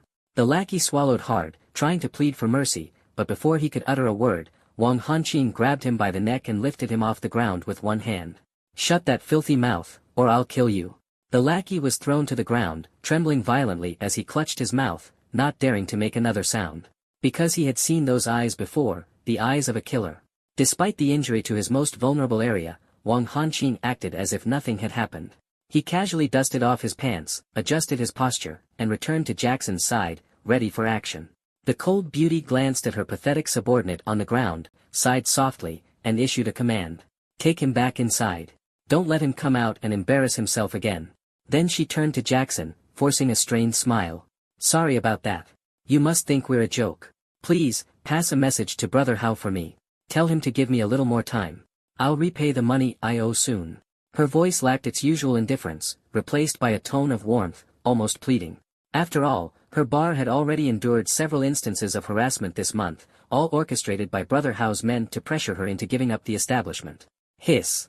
That smile, it seemed familiar. Jackson stared blankly at the cold beauty before him, trying to recall where he'd seen her before. In the past, he never dared to look at unfamiliar women for more than 2 seconds. But now, surrounded by goddesses, he'd grown accustomed to beauty and felt bold enough to gaze at even the most stunning women, sometimes even chasing after them with his eyes. For as long as she could remember, no man had ever dared to stare at her so blatantly. Feeling uneasy under Jackson's intense gaze, the beauty slightly turned her head to avoid eye contact. From her back pocket, she took out the keys to a Kawasaki H2 motorcycle. After a deep breath, she handed them over. "Take the bike as collateral. Give me 1 more week. If I can't pay the money back in a week, my brothers and I will never set foot on this street again." Her fists clenched tightly, her nails digging into her palms, turning her fingertips white. This was her final bottom line. Jackson scratched his head, utterly bewildered. Why is everyone suddenly calling me Brother Hao and even offering me car keys now? What's going on? Big sis, is there some kind of misunderstanding between us? The Brother Hao you all keep mentioning, I've never heard of him. I'm just here for one simple reason, to find someone. Find someone? The glamorous yet cold beauty furrowed her brows. Now that the lackeys had stopped causing a commotion, Jackson finally had a chance to explain properly. "Yeah, that's right. I'm looking for Rowena. She invited me here to meet her. Look, I even have the chat records." Jackson handed over his phone. "Here, take a look." The cold beauty's brows relaxed slightly as she glanced at him with a hint of suspicion. She softly asked, "You're Mr. Su?" "Aha." Jackson nodded earnestly, confirming her question. Upon hearing his affirmative reply, the cold beauty's face lit up with a genuine smile. The mist in her eyes began to dissipate, as if she had finally found her long-awaited savior in this icy city. Recently, she had been facing unprecedented difficulties. Her business was operating at a loss, her cash flow had completely dried up, and she was even being maliciously suppressed by competitors in the industry. She had reached the point where she felt utterly cornered. To raise funds, she'd had to swallow her pride and send messages to every contact on her WeChat, hoping to borrow some money to get through the crisis. But reality proved to be far harsher than she'd imagined. Those friends who once called her sis or bestie either politely declined with various excuses or outright ignored her pleas. Her heart felt like it had plunged into an icy abyss, leaving her in a state of unprecedented despair. Only Jackson, a stranger who had taken over one of her cars and whom she'd never even met, had agreed to meet and discuss the matter. The lackeys nearby exchanged glances, whispering among themselves. "Hey, look. Big sis is smiling. Whoa, you're right. It's been ages since we've seen her smile like that. Are you part cat? You make no noise when you walk," Talia complained with a pout. "Weren't you asleep? Why are you up again?" "I got thirsty and came to get some water, and to check if any thieves had snuck in." "Is that not allowed?" Though old man Zheng was replying to Talia, his eyes stayed locked on Jackson, unblinking. That eerie stare sent a chill down Jackson's spine, prompting him to quickly change the subject. Ha! I've told you, don't bother with this door. I'll just replace it tomorrow. Talia pouted, her tone wistful. I sleep in the living room. If the door doesn't close, it gets really cold. Jackson suddenly felt at a loss, not knowing where to put his hands. He felt like he didn't have the face to stay any longer. Ahahaha, it's getting late. I should head out. Big sis, make sure you go to bed early, okay? Little bro, are you sure you're not hurt anywhere else? Let me help you check. Thanks, sis, but I'm fine. Then came the sound of the door slamming shut. Talia stood by the door, reluctant to look away. Old man Zeng finally spoke up, his tone slow and deliberate. Stop staring. It's impossible between you two. That kid, his complexion is pale, his body weak, and his steps unsteady. He's either suffering from kidney deficiency or already bewitched by a woman. And with his natural charm, those sword-like brows, starry eyes, and pearly teeth, women will flock to him in the future. Lingzi, you and he. Before old man Zeng could finish, a teacup was shoved into his mouth. Old immortal, why do you talk so much? Just drink your tea. Finish it and go to bed. Don't ruin my rest. Talia turned her head away in a huff, her voice tinged with sarcasm. You're so good at reading faces. Why don't you tell me when my love life will finally take off? Old Master Zeng accepted the teacup but didn't drink from it. Instead, he set it back down with a soft clink. He chuckled cheerfully without saying a word, then began strolling toward his room. TCH still playing the mysterious sage, huh? Talia muttered under her breath. By dawn, Jackson woke up and glanced at himself in the mirror. To his surprise, his handsome face had completely recovered, even looking smoother and more radiant than before. It was as if he had never been beaten, and his skin showed no signs of damage, perfect for resuming his womanizing plans. This medicine really worked miracles. It seemed even more necessary now to draw Talia, with her gentle and nurturing nature, into his life. After all, even if he got into trouble fooling around outside and ended up being chased down, he could always count on a caring wife to nurse him back to health. The mere thought of it left him thrilled. Didn't I tell you not to mess with my cosmetics, you old meddler? Why can't you keep your hands to yourself? A loud bang suddenly echoed throughout the house as old Master Zeng burst through the door, running out in a panic. Chasing after him was Talia, wielding a feather duster in her hand, swinging it relentlessly. Old Master Zeng dodged nimbly as he retorted, that stuff is all toxic chemicals. I made you pure, natural products myself, aren't those better? Unfortunately, the hallway was too narrow, and before long, he found himself cornered. Better, my foot. You think you know everything, huh? Talia snapped. Do you even know how much that set of cosmetics cost? It's my entire fortune. Do you know how hard it is for me to sell something like that? And now, before I could even make a sale, you've ruined all of it. Oh, and you still dare to dodge. Without hesitation, Talia grabbed hold of old Master Zeng's ear, twisting it mercilessly. In an instant, the old man seemed to lose decades off his age, shrinking into an obedient, scolded grandson under her wrath. The scene before Jackson's eyes shattered the fantasy he had been daydreaming about just moments earlier, leaving nothing but fragments of disappointment. The brutality of the moment was too much to bear, almost impossible to look at directly. Clearly, his earlier thoughts about Talia had been nothing but wishful thinking. Compared to last night's Ice Queen and this self-proclaimed sister figure, Isabella suddenly seemed downright angelic. Out of nowhere, Jackson found himself missing that juice-obsessed woman. But there were more pressing matters to attend to now. Since the hallway had only one exit, Jackson had no choice but to steel himself and walk through. Hoping to sneak by unnoticed, he tiptoed past. Yet, Talia spotted him immediately, catching him red-handed. Hey there, little brother. Good morning. Talia beamed, quickly hiding the feather duster behind her back. She turned to flash Jackson a sweet smile. Even though Jackson had already witnessed her devilish side, this smile still packed a devastating punch. Good morning, sis. Jackson pretended not to have seen the earlier chaos and asked curiously, what's going on here? Old Master Zeng, who had somehow regained his composure, was now calmly practicing a set of Bajuanjin exercises. Ahem. The early bird gets the worm, young man, he said with a tone of authority. I've been up since dawn for my morning workout. Unlike you youngsters, who sleep till noon. Such a waste to have a strong, healthy body, only to let it be drained by indulgence in beauty and lust. Jackson suppressed a laugh, lowering his head as he meekly replied, yes, you're absolutely right. You cheeky old man. Running your mouth again, huh? I'll send you climbing Shu Dao Mountain. Talia threatened, raising her voice. Now get back inside and wash the dishes, or you can forget about lunch. Old Master Zheng leaned in close to Talia's ear and whispered, Lingzi, it's fine to act like this at home, but could you at least give me some face in front of others? 1. Talia barked sharply. Before she even got to 2, Old Master Zheng bolted back inside with startling speed. Talia and Jackson exchanged a look, then burst into laughter. But a bead of sweat formed on Jackson's forehead, betraying his unease. Looks like you're almost fully healed, Talia said kindly. Let me apply some finishing medicine for you, just to be sure. Jackson quickly waved her off. No need, sis. I've got something urgent to take care of outside. Talia nodded gently. Alright then. Let's take care of it when you get back. Got it, sis.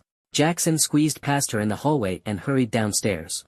As the saying goes in college life, elective classes must be skipped, and mandatory classes are optional.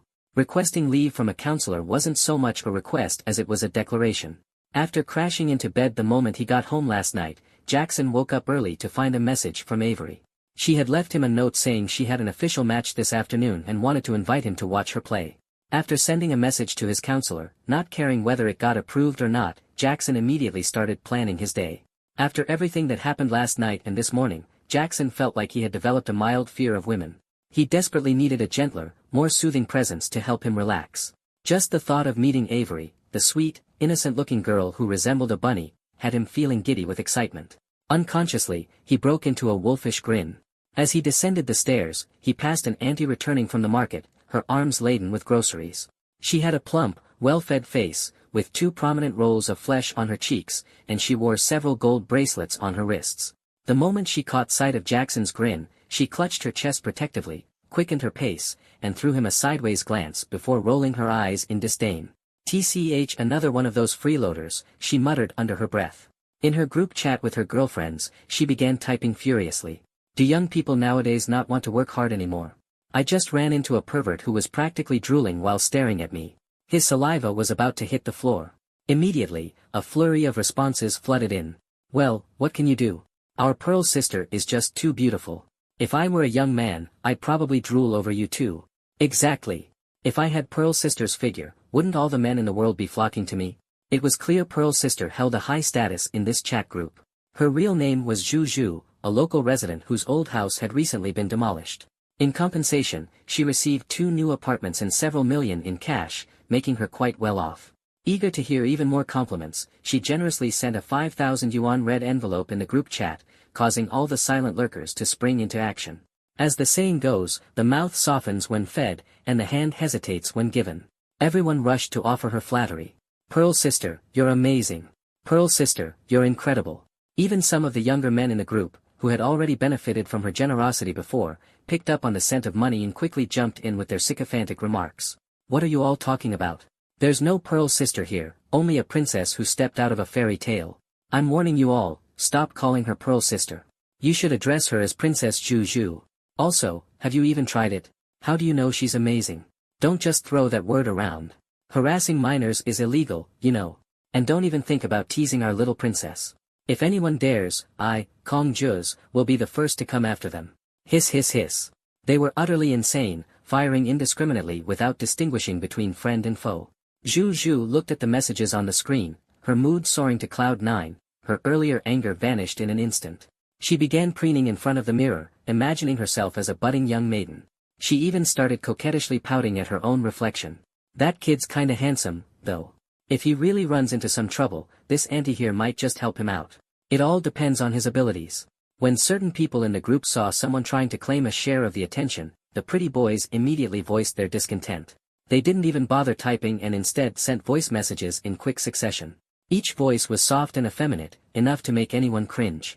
Our adorable Princess Xiangxiang is so sweet. That guy must have ulterior motives toward you. Exactly, my little princess. The world is so treacherous nowadays.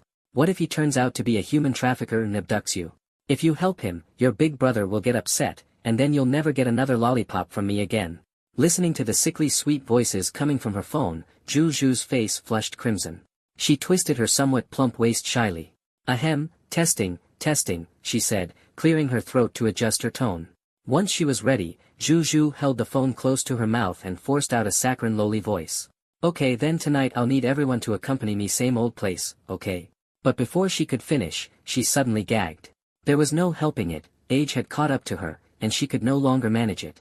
Time had flown by, turning the young lowly into an old lowly.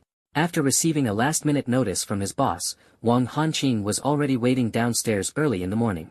The usually quiet residential complex was unusually lively today. A crowd of onlookers, young and old, had gathered around a flashy, gold-plated Rolls-Royce. "Grandma, this car is so cool. When I grow up, I'll drive a car like this and take you on luxurious trips. Then you have to study hard, my dear. Study hard, and you'll be able to drive a car like this." A real estate agent, blending into the crowd, seized the opportunity to spread some rumors. "Tisk, TSK, why do all the big bosses like coming here? Could it be that the feng shui in this area is particularly good?" Another accomplice chimed in, "It's more than just good feng shui. Last night, a Range Rover pulled up, and now this morning, a Rolls-Royce. Guess why all these rich folks are buying houses here? Why? Come over here, let me tell you a little inside scoop. I heard the government has already designated this area for redevelopment.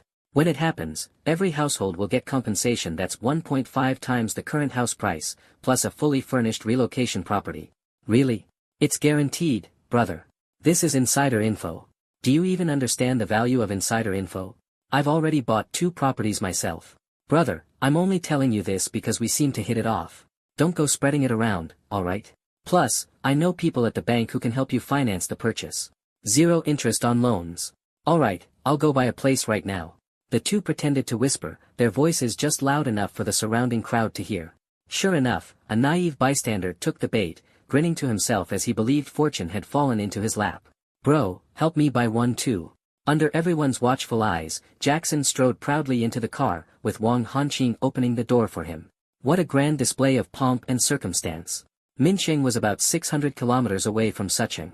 It was now 10 a.m., and Avery's competition was set to begin at 3 p.m. Under normal circumstances, making it there in time would be nearly impossible. Adding to the mix the potential for unexpected delays, like traffic jams or other unforeseen events, it would only make things harder. To put it bluntly, the idea of arriving before the competition started was nothing short of a pipe dream. So, was flying the only option? But that would mean foregoing the chance to flex in a luxury car at every possible turn. Wrong. Our protagonist lives to flaunt. Wang Hanqing wasn't raised on empty calories, he thrives on creating miracles. After Jackson gave him the starting point and destination, it took Wang Hanqing less than 2 minutes to memorize the navigation map and plan out the shortest route. "Xiao Wangba, you don't use GPS to drive?" Jackson asked, raising an eyebrow. A person should decide where they're going, not leave it to a horse to decide. Speak human language. Well, to be honest, I just don't fully trust GPS. I feel more comfortable memorizing the map directly. Everyone has their own driving habits, and Jackson wasn't the type to force others to change theirs. As long as Wang Hanqing could get him to the competition venue before it started, that was all that mattered. Passing Sylphies, overtaking Corollas, and speeding past Camrys, the journey went surprisingly smoothly. Not only did they arrive in time for the competition, but they even got there 15 minutes early. Throughout the drive, no vehicle dared to come within 30 meters of them, let alone drive alongside or overtake them. Even on the highway, other cars scrambled to switch lanes, steering well clear of the Rolls-Royce. Perhaps this was one of the hidden perks that came with driving such a luxurious car. "Boss, we've arrived," Wang Hanqing announced. Jackson removed his eye mask and rubbed his sleepy eyes. The car's spacious interior had allowed him to stretch out and nap comfortably, making up for the energy Isabella had drained from him the night before. You never know, maybe tonight he'd get to savor the sweet, bunny head he'd been craving. Though unlikely, it was always best to be prepared. For a first time, he had to perform well. Leave a stellar impression. Make her unable to forget him, yearning for more, longing for him, dreaming of him, coming back time and time again. He. Just imagining it made Jackson involuntarily claw at the air with his hands, as if he could already grasp the elusive, bunny head. "Boss, it looks like they're about to close the venue. We should head in now." Jackson snapped out of his fantasy, immediately regaining his composed demeanor. "Ahem, let's go."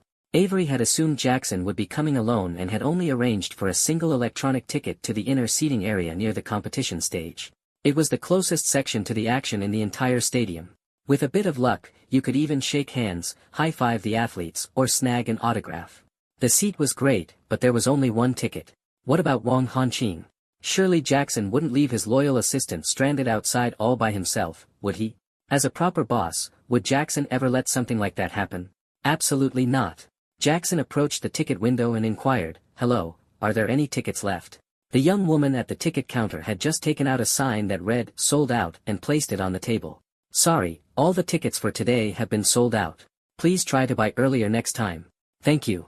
But can you? Jackson was about to say something else when the small metal window was slammed shut without mercy. Seriously? What kind of attitude is that? Believe it or not, I'll file a complaint, he muttered under his breath, clearly annoyed. Just as Jackson was feeling at a loss, a scruffy man with a single shoulder bag suddenly peeked his head in from the entrance. He whistled a few times, successfully catching Jackson's attention. Hey, handsome, looking for a ticket? I've got one for you, the man said in a raspy voice. Jackson turned around, eyeing him skeptically. Aren't all the tickets sold out? How do you still have one? The scruffy man smugly patted his bag, then raised both hands to form a 6 with his fingers, placing them on his head as if they were horns. Ah, buddy, I'm what they call a yellow ox. I've got my ways. Alright, how much? Jackson asked. Well, you don't look like a local, and I'm not a local either. Let's be friends. 30,000, the man said with a sly grin. 30,000? You might as well just rob me outright, Jackson thought. Spending 30,000 to watch a match. That's not just expensive, it's outrageous. Forget it, little rascal. Maybe this time you should just rest on the bus, he muttered to himself. Next time, I'll take you someplace better, where 30,000 will get you an experience that's worth every penny. Wang Hanqing, who had no real interest in sports events to begin with, shrugged indifferently. Sure thing, boss. Seeing the two of them about to leave, the shady man quickly ran up to them. He tried to grab Jackson's hand but was blocked by Wang Hanqing's arm, maintaining a safe 1 meter distance. Having learned his lesson from several incidents at the bar the previous night, Wang Hanqing was now more adept at his job as a bodyguard. Alright, since you're such a good-looking guy, let's compromise, 20,000. Jackson could no longer hold back his frustration. Is this ticket lined with gold or something? Why is it so expensive? No gold, the scruffy man said, shaking his head. But there's a judo master competing today. I heard she won the national championship at 16. And let me tell you, she's got a killer figure, quite the looker, if you know what I mean. Women fighting, my friend, you get it, right? Tons of entertainment value. The man grinned, revealing a mouthful of yellowed teeth, and gave Jackson a knowing look. A judo master? A national champion? Could he be talking about Avery? The thought of seeing that adorable little bunny again made Jackson's heart race. He couldn't help but want to rush over and see her immediately. His rationality flew out the window. 5,000, take it or leave it. Deal, handsome, the shady man said, grinning from ear to ear. After getting the ticket, Wang Hanqing winced at the expense. If it were up to him, he'd rather exchange the ticket for cash, though he didn't dare say so out loud. Suddenly, a voice came over the loudspeaker. Attention, spectators who have not yet entered the venue, please proceed to the entrance immediately. Ticket checks will stop in 3 minutes. Let's go, we need to hurry, Jackson said, worried about missing Avery's match. He broke into a sprint, racing toward the entrance. They made it to the gate just in time, right before it closed. Jackson entered the venue without issue, but Wang Hanqing was stopped. Please wait a moment, the ticket checker said, gesturing for a tall man in official attire to come over. Judging by his uniform, he appeared to have a higher rank. The two of them leaned in close, whispering as they covered their mouths with their hands. Jackson couldn't hear what they were saying and grew increasingly impatient. What's taking so long? The match is about to start. Internally, he seethed. If I miss Avery's match, I swear I'll buy out this entire stadium. The official glanced at Wang Hanqing, then handed the ticket back. Sorry, sir. This is a counterfeit ticket. Please make sure to purchase from official channels in the future. Damn it. Jackson cursed under his breath, realizing they'd been scammed. Wang Hanqing quickly stepped in to defuse the situation. Boss, it's fine. This is on me, I should have spotted that guy as a fraud. You go ahead and watch the match. I'll head back to the car and rest. With no other choice, Jackson patted Wang Hanqing on the shoulder and reassured him, don't worry. Next time I take you to a massage parlor, I'll make sure you get 2 attendants. The stadium was massive, with over 1,000 seats. Jackson's seat was near the far end. The aisles were crowded with rowdy kids playing and vendors pushing snack carts, making the way forward slow and frustrating. It took Jackson a full 10 minutes to reach his seat, just as the opening ceremony was wrapping up. Thankfully, the match hadn't started yet. The lights dimmed, and the stadium went silent. Click. A spotlight illuminated the center of the arena, where the competition area was clearly marked with boundary lines. A referee's table was positioned to one side, elevated for a clear view of the matches. Then, two narrow beams of light shone on the athletes' entrance. As the loudspeakers announced them, team after team filed in. The commentator began introducing the competitors and led the audience in a sportsmanship pledge. Since the participants were teams from various schools, the focus was primarily on the core members. The lesser-known athletes were briefly mentioned in passing. The lengthy introductions were so dull that Jackson nearly dozed off. But when he heard a name he'd been eagerly awaiting, he snapped to attention, instantly wide awake. Above the arena hung two large, high-definition screens, capturing every moment of the event in stunning clarity. Suddenly, the screen displayed a girl with an adorable face. Her bangs rested gently on her forehead, like a soft cloud. Her bright, wide eyes sparkled, her petite nose was perfectly proportioned, and her lips curved into a sweet smile that could melt hearts. Not even the loose judo uniform could conceal her graceful figure. The girl quickly realized she was being filmed, her image projected onto the massive screens. Her relaxed demeanor shifted to one of nervousness, her cheeks flushing a delicate pink. She lowered her head, brushing her bangs with her fingers in a futile attempt to hide part of her face. Her bright eyes now shimmered with a touch of shyness, avoiding direct contact with the camera. "It's Avery." Jackson's eyes lit up with excitement. "Who's that girl? Why haven't I seen her before?" someone in the crowd whispered. "No idea. Doesn't matter. With a face like that, I'm already a fan," another replied.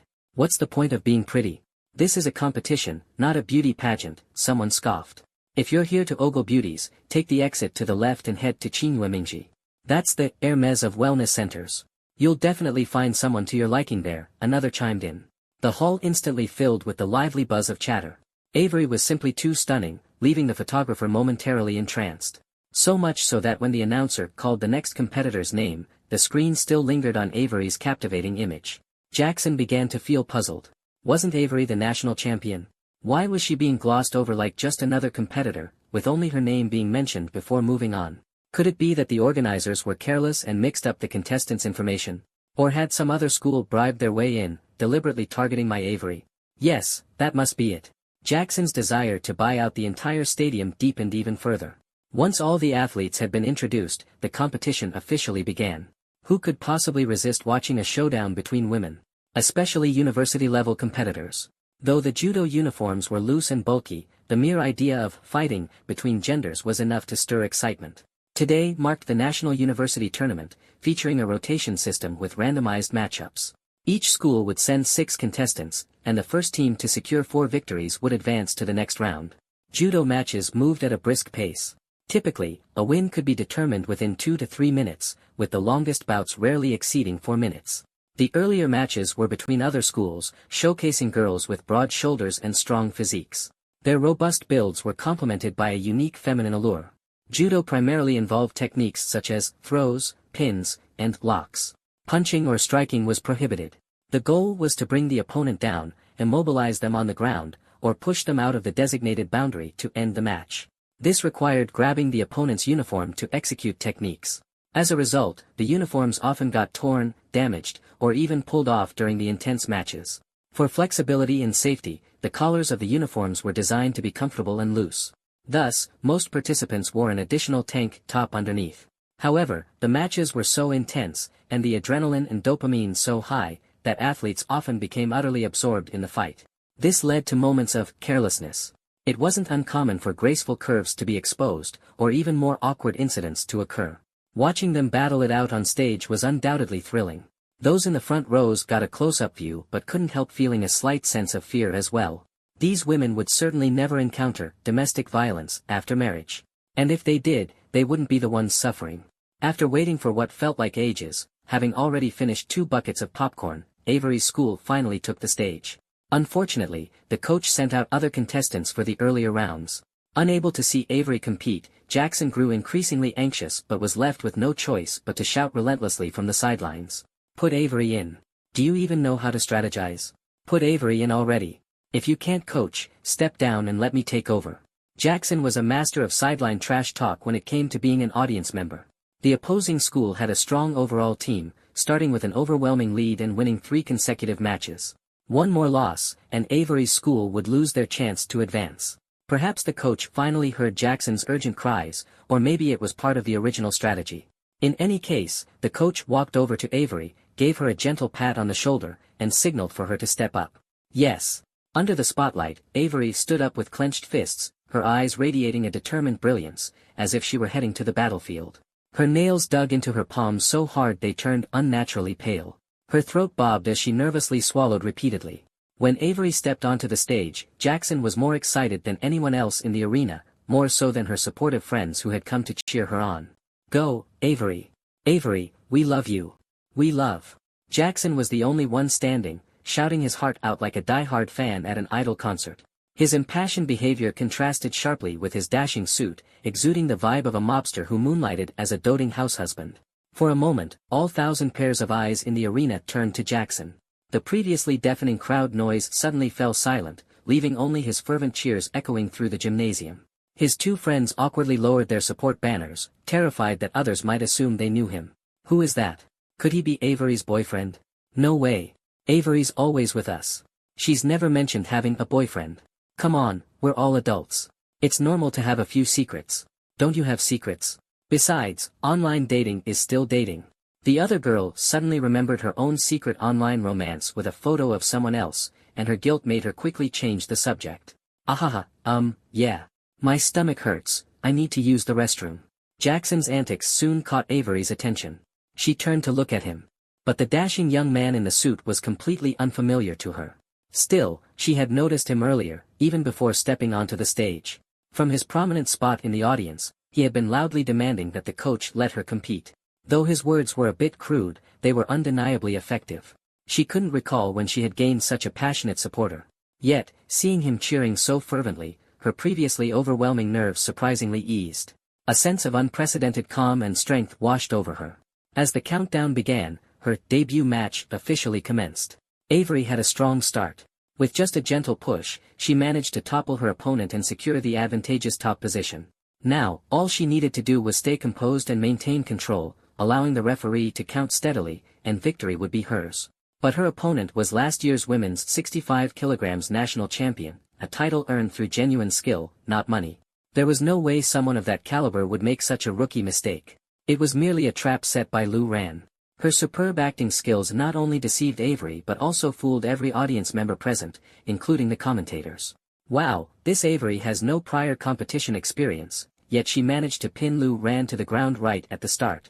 It seems this newcomer named Avery might just be the biggest dark horse of the year. Truly impressive from the younger generation. Even the coach, who had been packing up his things on the sidelines, ready to head back to school, was startled. There was no one on the team who could rival Lu Ran. The match was already a foregone conclusion. Sending Avery out was nothing more than an act of resignation, a last-ditch, careless move. He had thought, the sooner it was over, the sooner he could head to the cafeteria and grab a free dinner. Could it really be possible for this young girl to create a miracle? The idol she had only ever faced in her mind was now pinned beneath her. Avery was beyond ecstatic. But out of respect and fear, she didn't dare to use too much force to lock Lu Ran's arm, worried about injuring her opponent. She only wanted to win by running down the countdown. As long as she held Lu Ran's back firmly against the ground for 25 seconds, victory would be hers. Avery had already begun fantasizing about seeing her name in the papers and standing on the podium. But cold reality wasted no time teaching her a harsh lesson. Lu Ran's lips curled into a subtle smirk. In an instant, her waist twisted with explosive force. The terrifying strength in that movement directly flipped their positions. In a match, just like on a battlefield, opportunities vanish in the blink of an eye. Because Avery hadn't used all her strength to control her opponent, the tables had turned, and now she was the one pinned beneath Lu Ran.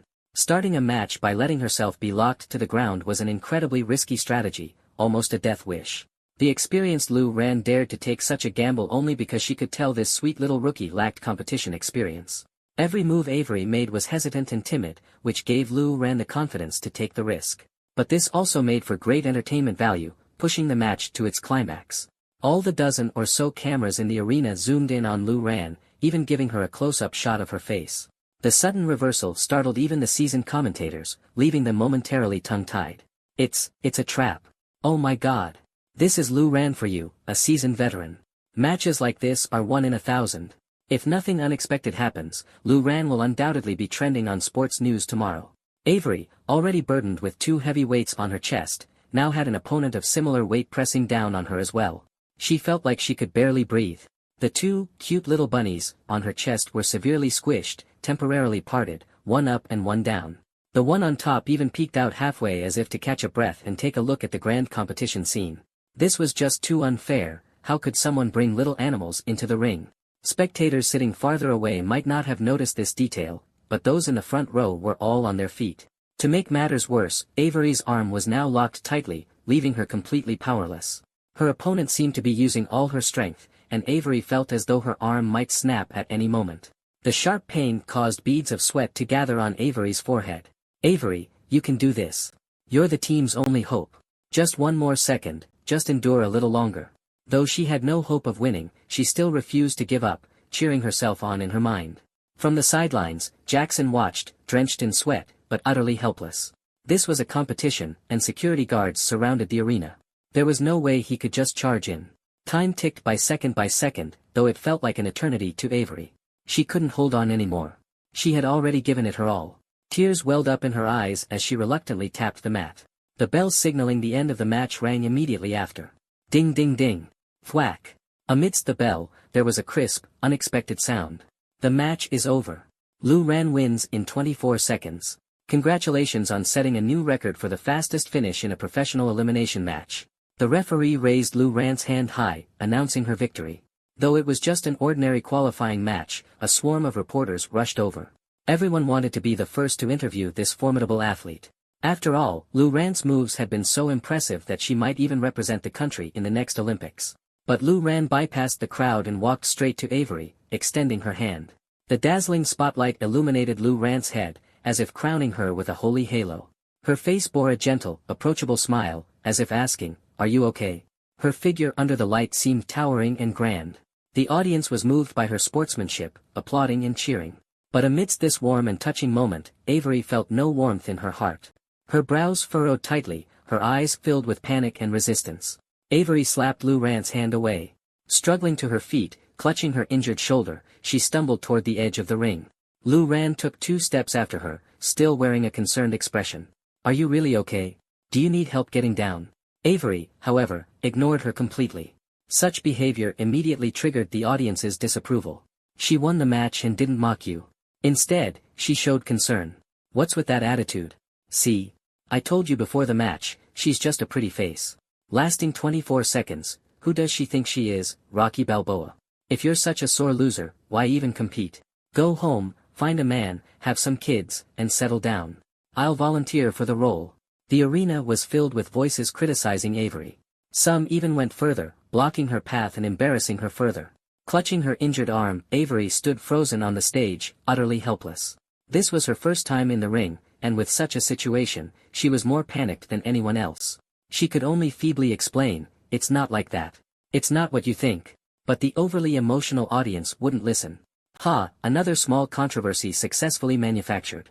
Becoming a viral athlete is just around the corner, Lu Ran muttered with a barely noticeable smirk. Dropping her facade of benevolence, she walked over to accept interviews from the reporters.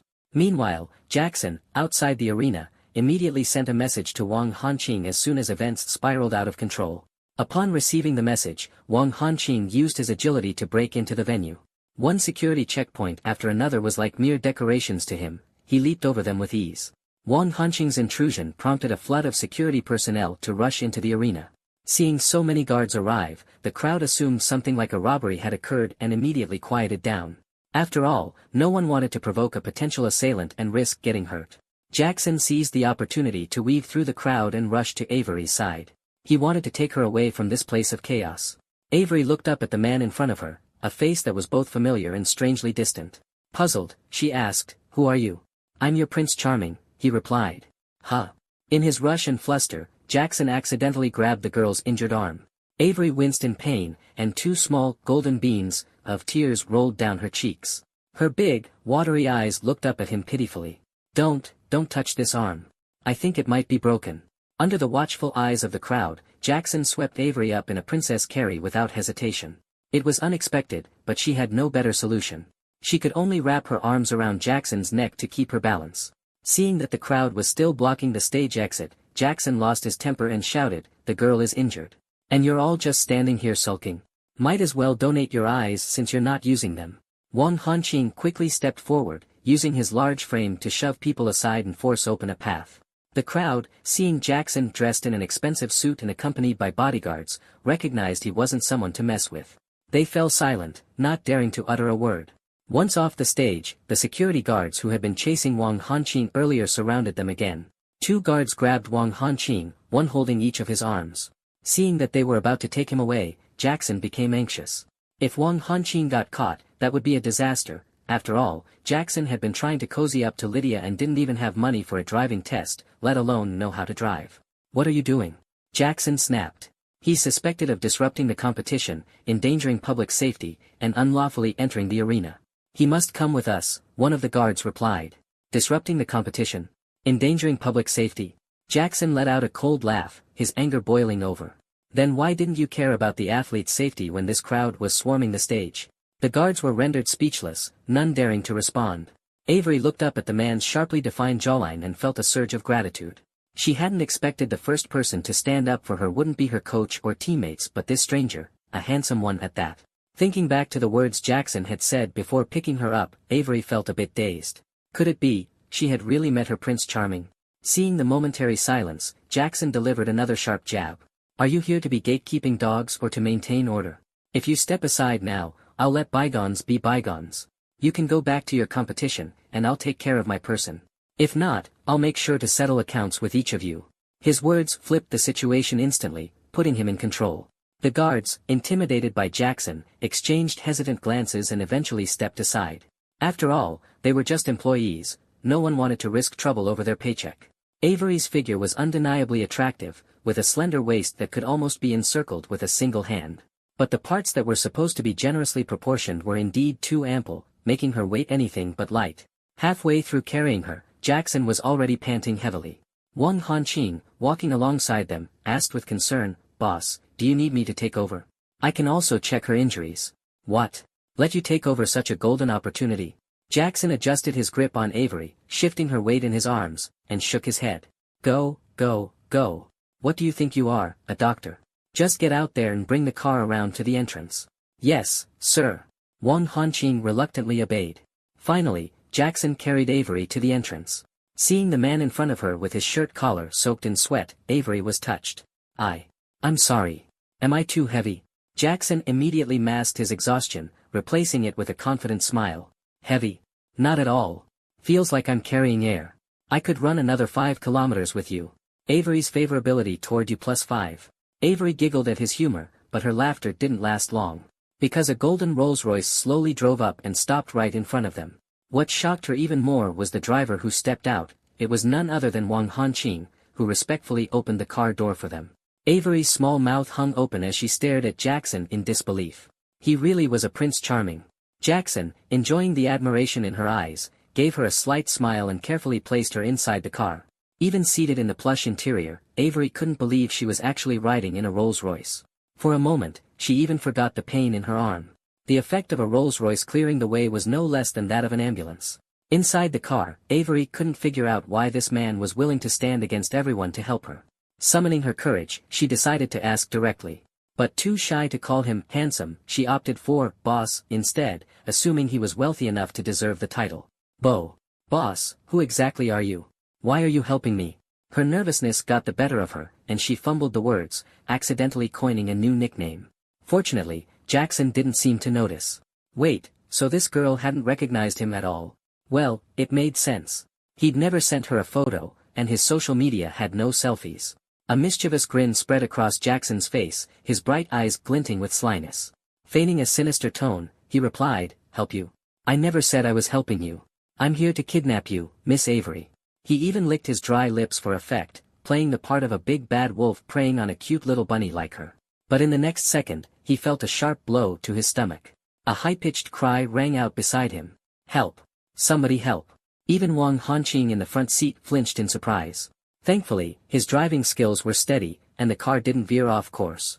Jackson clutched his stomach in pain with one hand and reached out with the other to cover the girl's mouth. Stop! Don't scream. I'm not."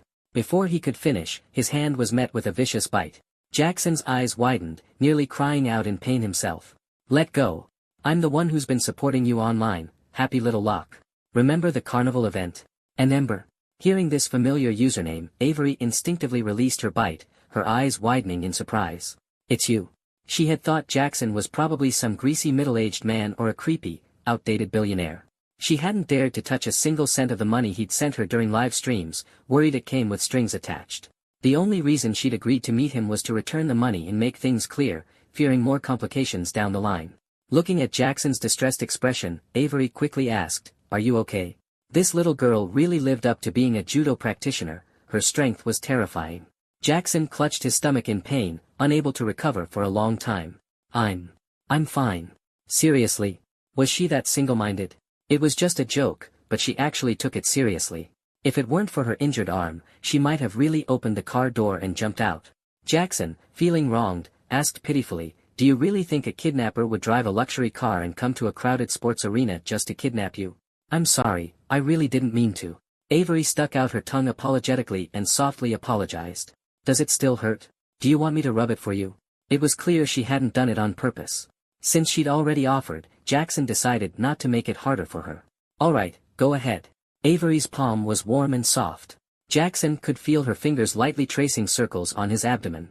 The pressure was neither too strong nor too light, it was just right, effectively easing his discomfort. As he felt the warmth transmitted from her hand, the pain seemed to diminish. He closed his eyes, letting Avery's hand gently massage his stomach. "How is it? Does it still hurt?" Avery asked attentively. Jackson, initially annoyed, suddenly had a mischievous idea. "Lower, please." "Oh, okay." The innocent Avery shifted her hand downward without hesitation and continued tracing circles. Suddenly, her expression changed, her body stiffening. Then, as if she had touched something scalding, she quickly withdrew her hand. She curled up slightly like a startled rabbit, her cheeks flushed red as she stammered, I'm so sorry." "Huh? She's the one being teased, yet she's apologizing to him." Avery's kindness stirred a fleeting sense of guilt in Jackson, but just a fleeting one. Feigning ignorance, Jackson asked, "Sorry for what? Why are you suddenly apologizing to me?" Avery's face turned even redder, but she remained silent. Jackson, sensing it was enough, didn't press further. After all, they had just met. A little light-hearted joke could help break the ice and build rapport quickly, but taking it too far might backfire. Looking at the girl beside him, as pure as a blank sheet of paper, Jackson knew he had to take his time. He suppressed the wicked spark in his heart. In less than 10 minutes, the car arrived at the nearest hospital.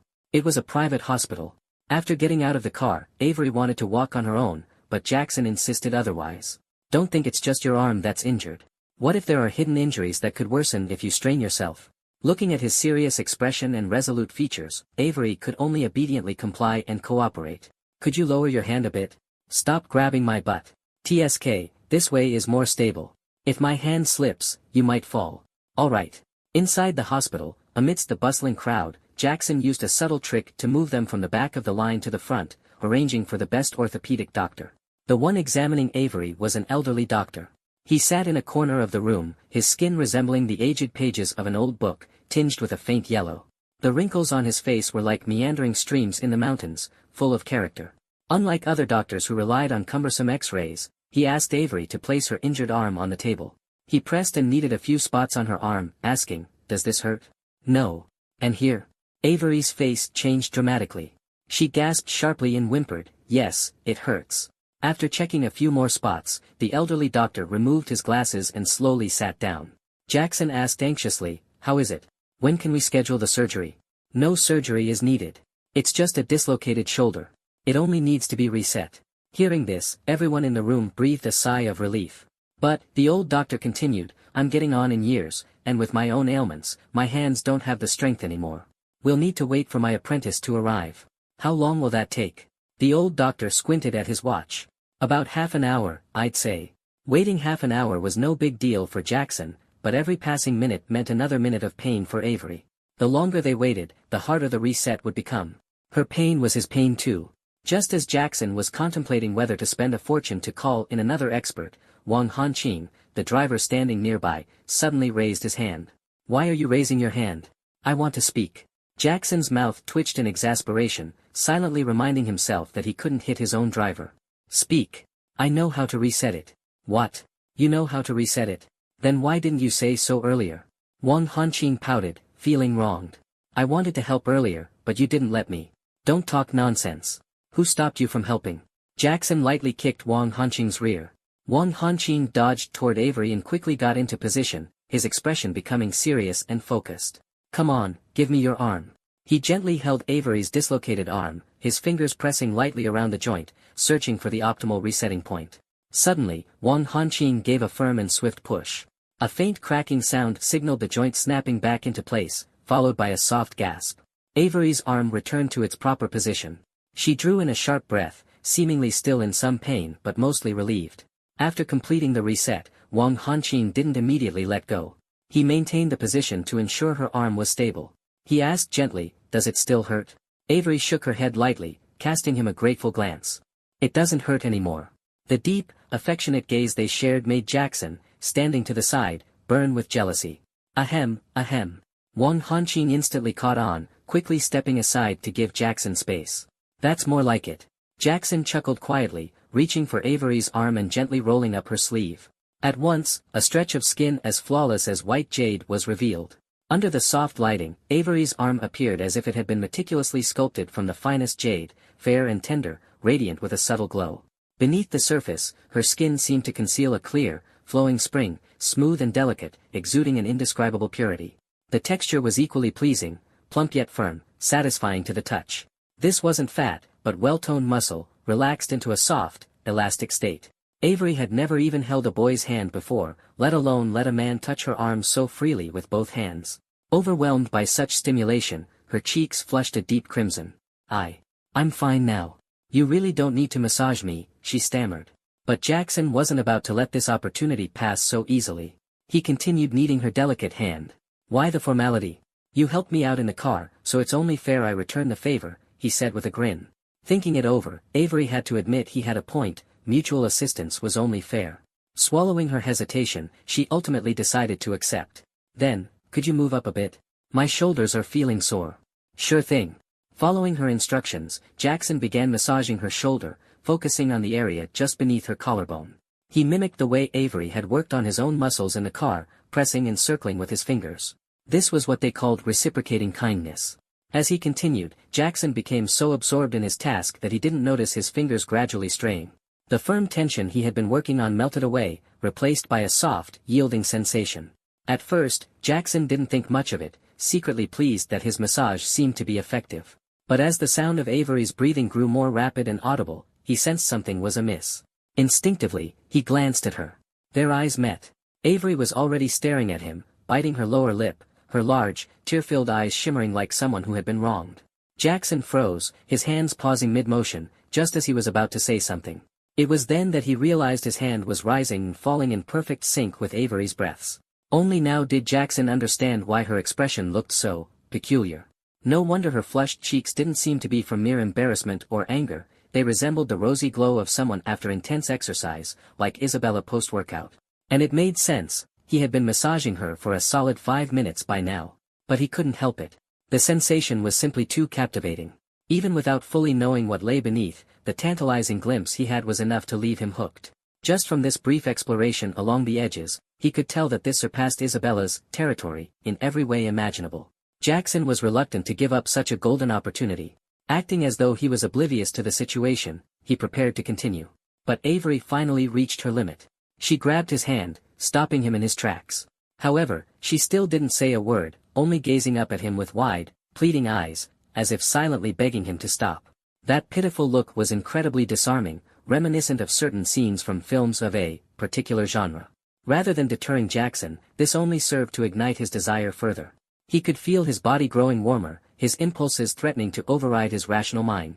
From the side, an older man and a younger one, who had been awkwardly witnessing this entire scene, couldn't take it any longer. Both were screaming internally, "Hey, there are still people here. Are you two seriously playing some kind of push-and-pull game in front of everyone? Oh, great, so we're part of your little performance, huh?" The younger one, constrained by his circumstances, opted to look away, hoping that out of sight meant out of mind. The older one, though more experienced with life's ups and downs, was still wary of reigniting long-dormant urges. He certainly didn't want to give his wife any unnecessary reasons to become suspicious later. Clearing his throat, the old doctor interjected, "Once the shoulder is set, frequent massages can lead to further injury. Best to avoid that. And there are still others waiting in line. If there are no other symptoms, I suggest you leave promptly." His steady tone snapped Jackson back to reality. Oh, right. Reluctantly, Jackson withdrew his hand. Avery sprang to her feet, her lips pursing as she turned and bolted for the door. Hey, where are you going? Jackson called out, quickly chasing after her. And just like that, ding, Avery's favorability -5. What the hell? Jackson cursed inwardly. I just lost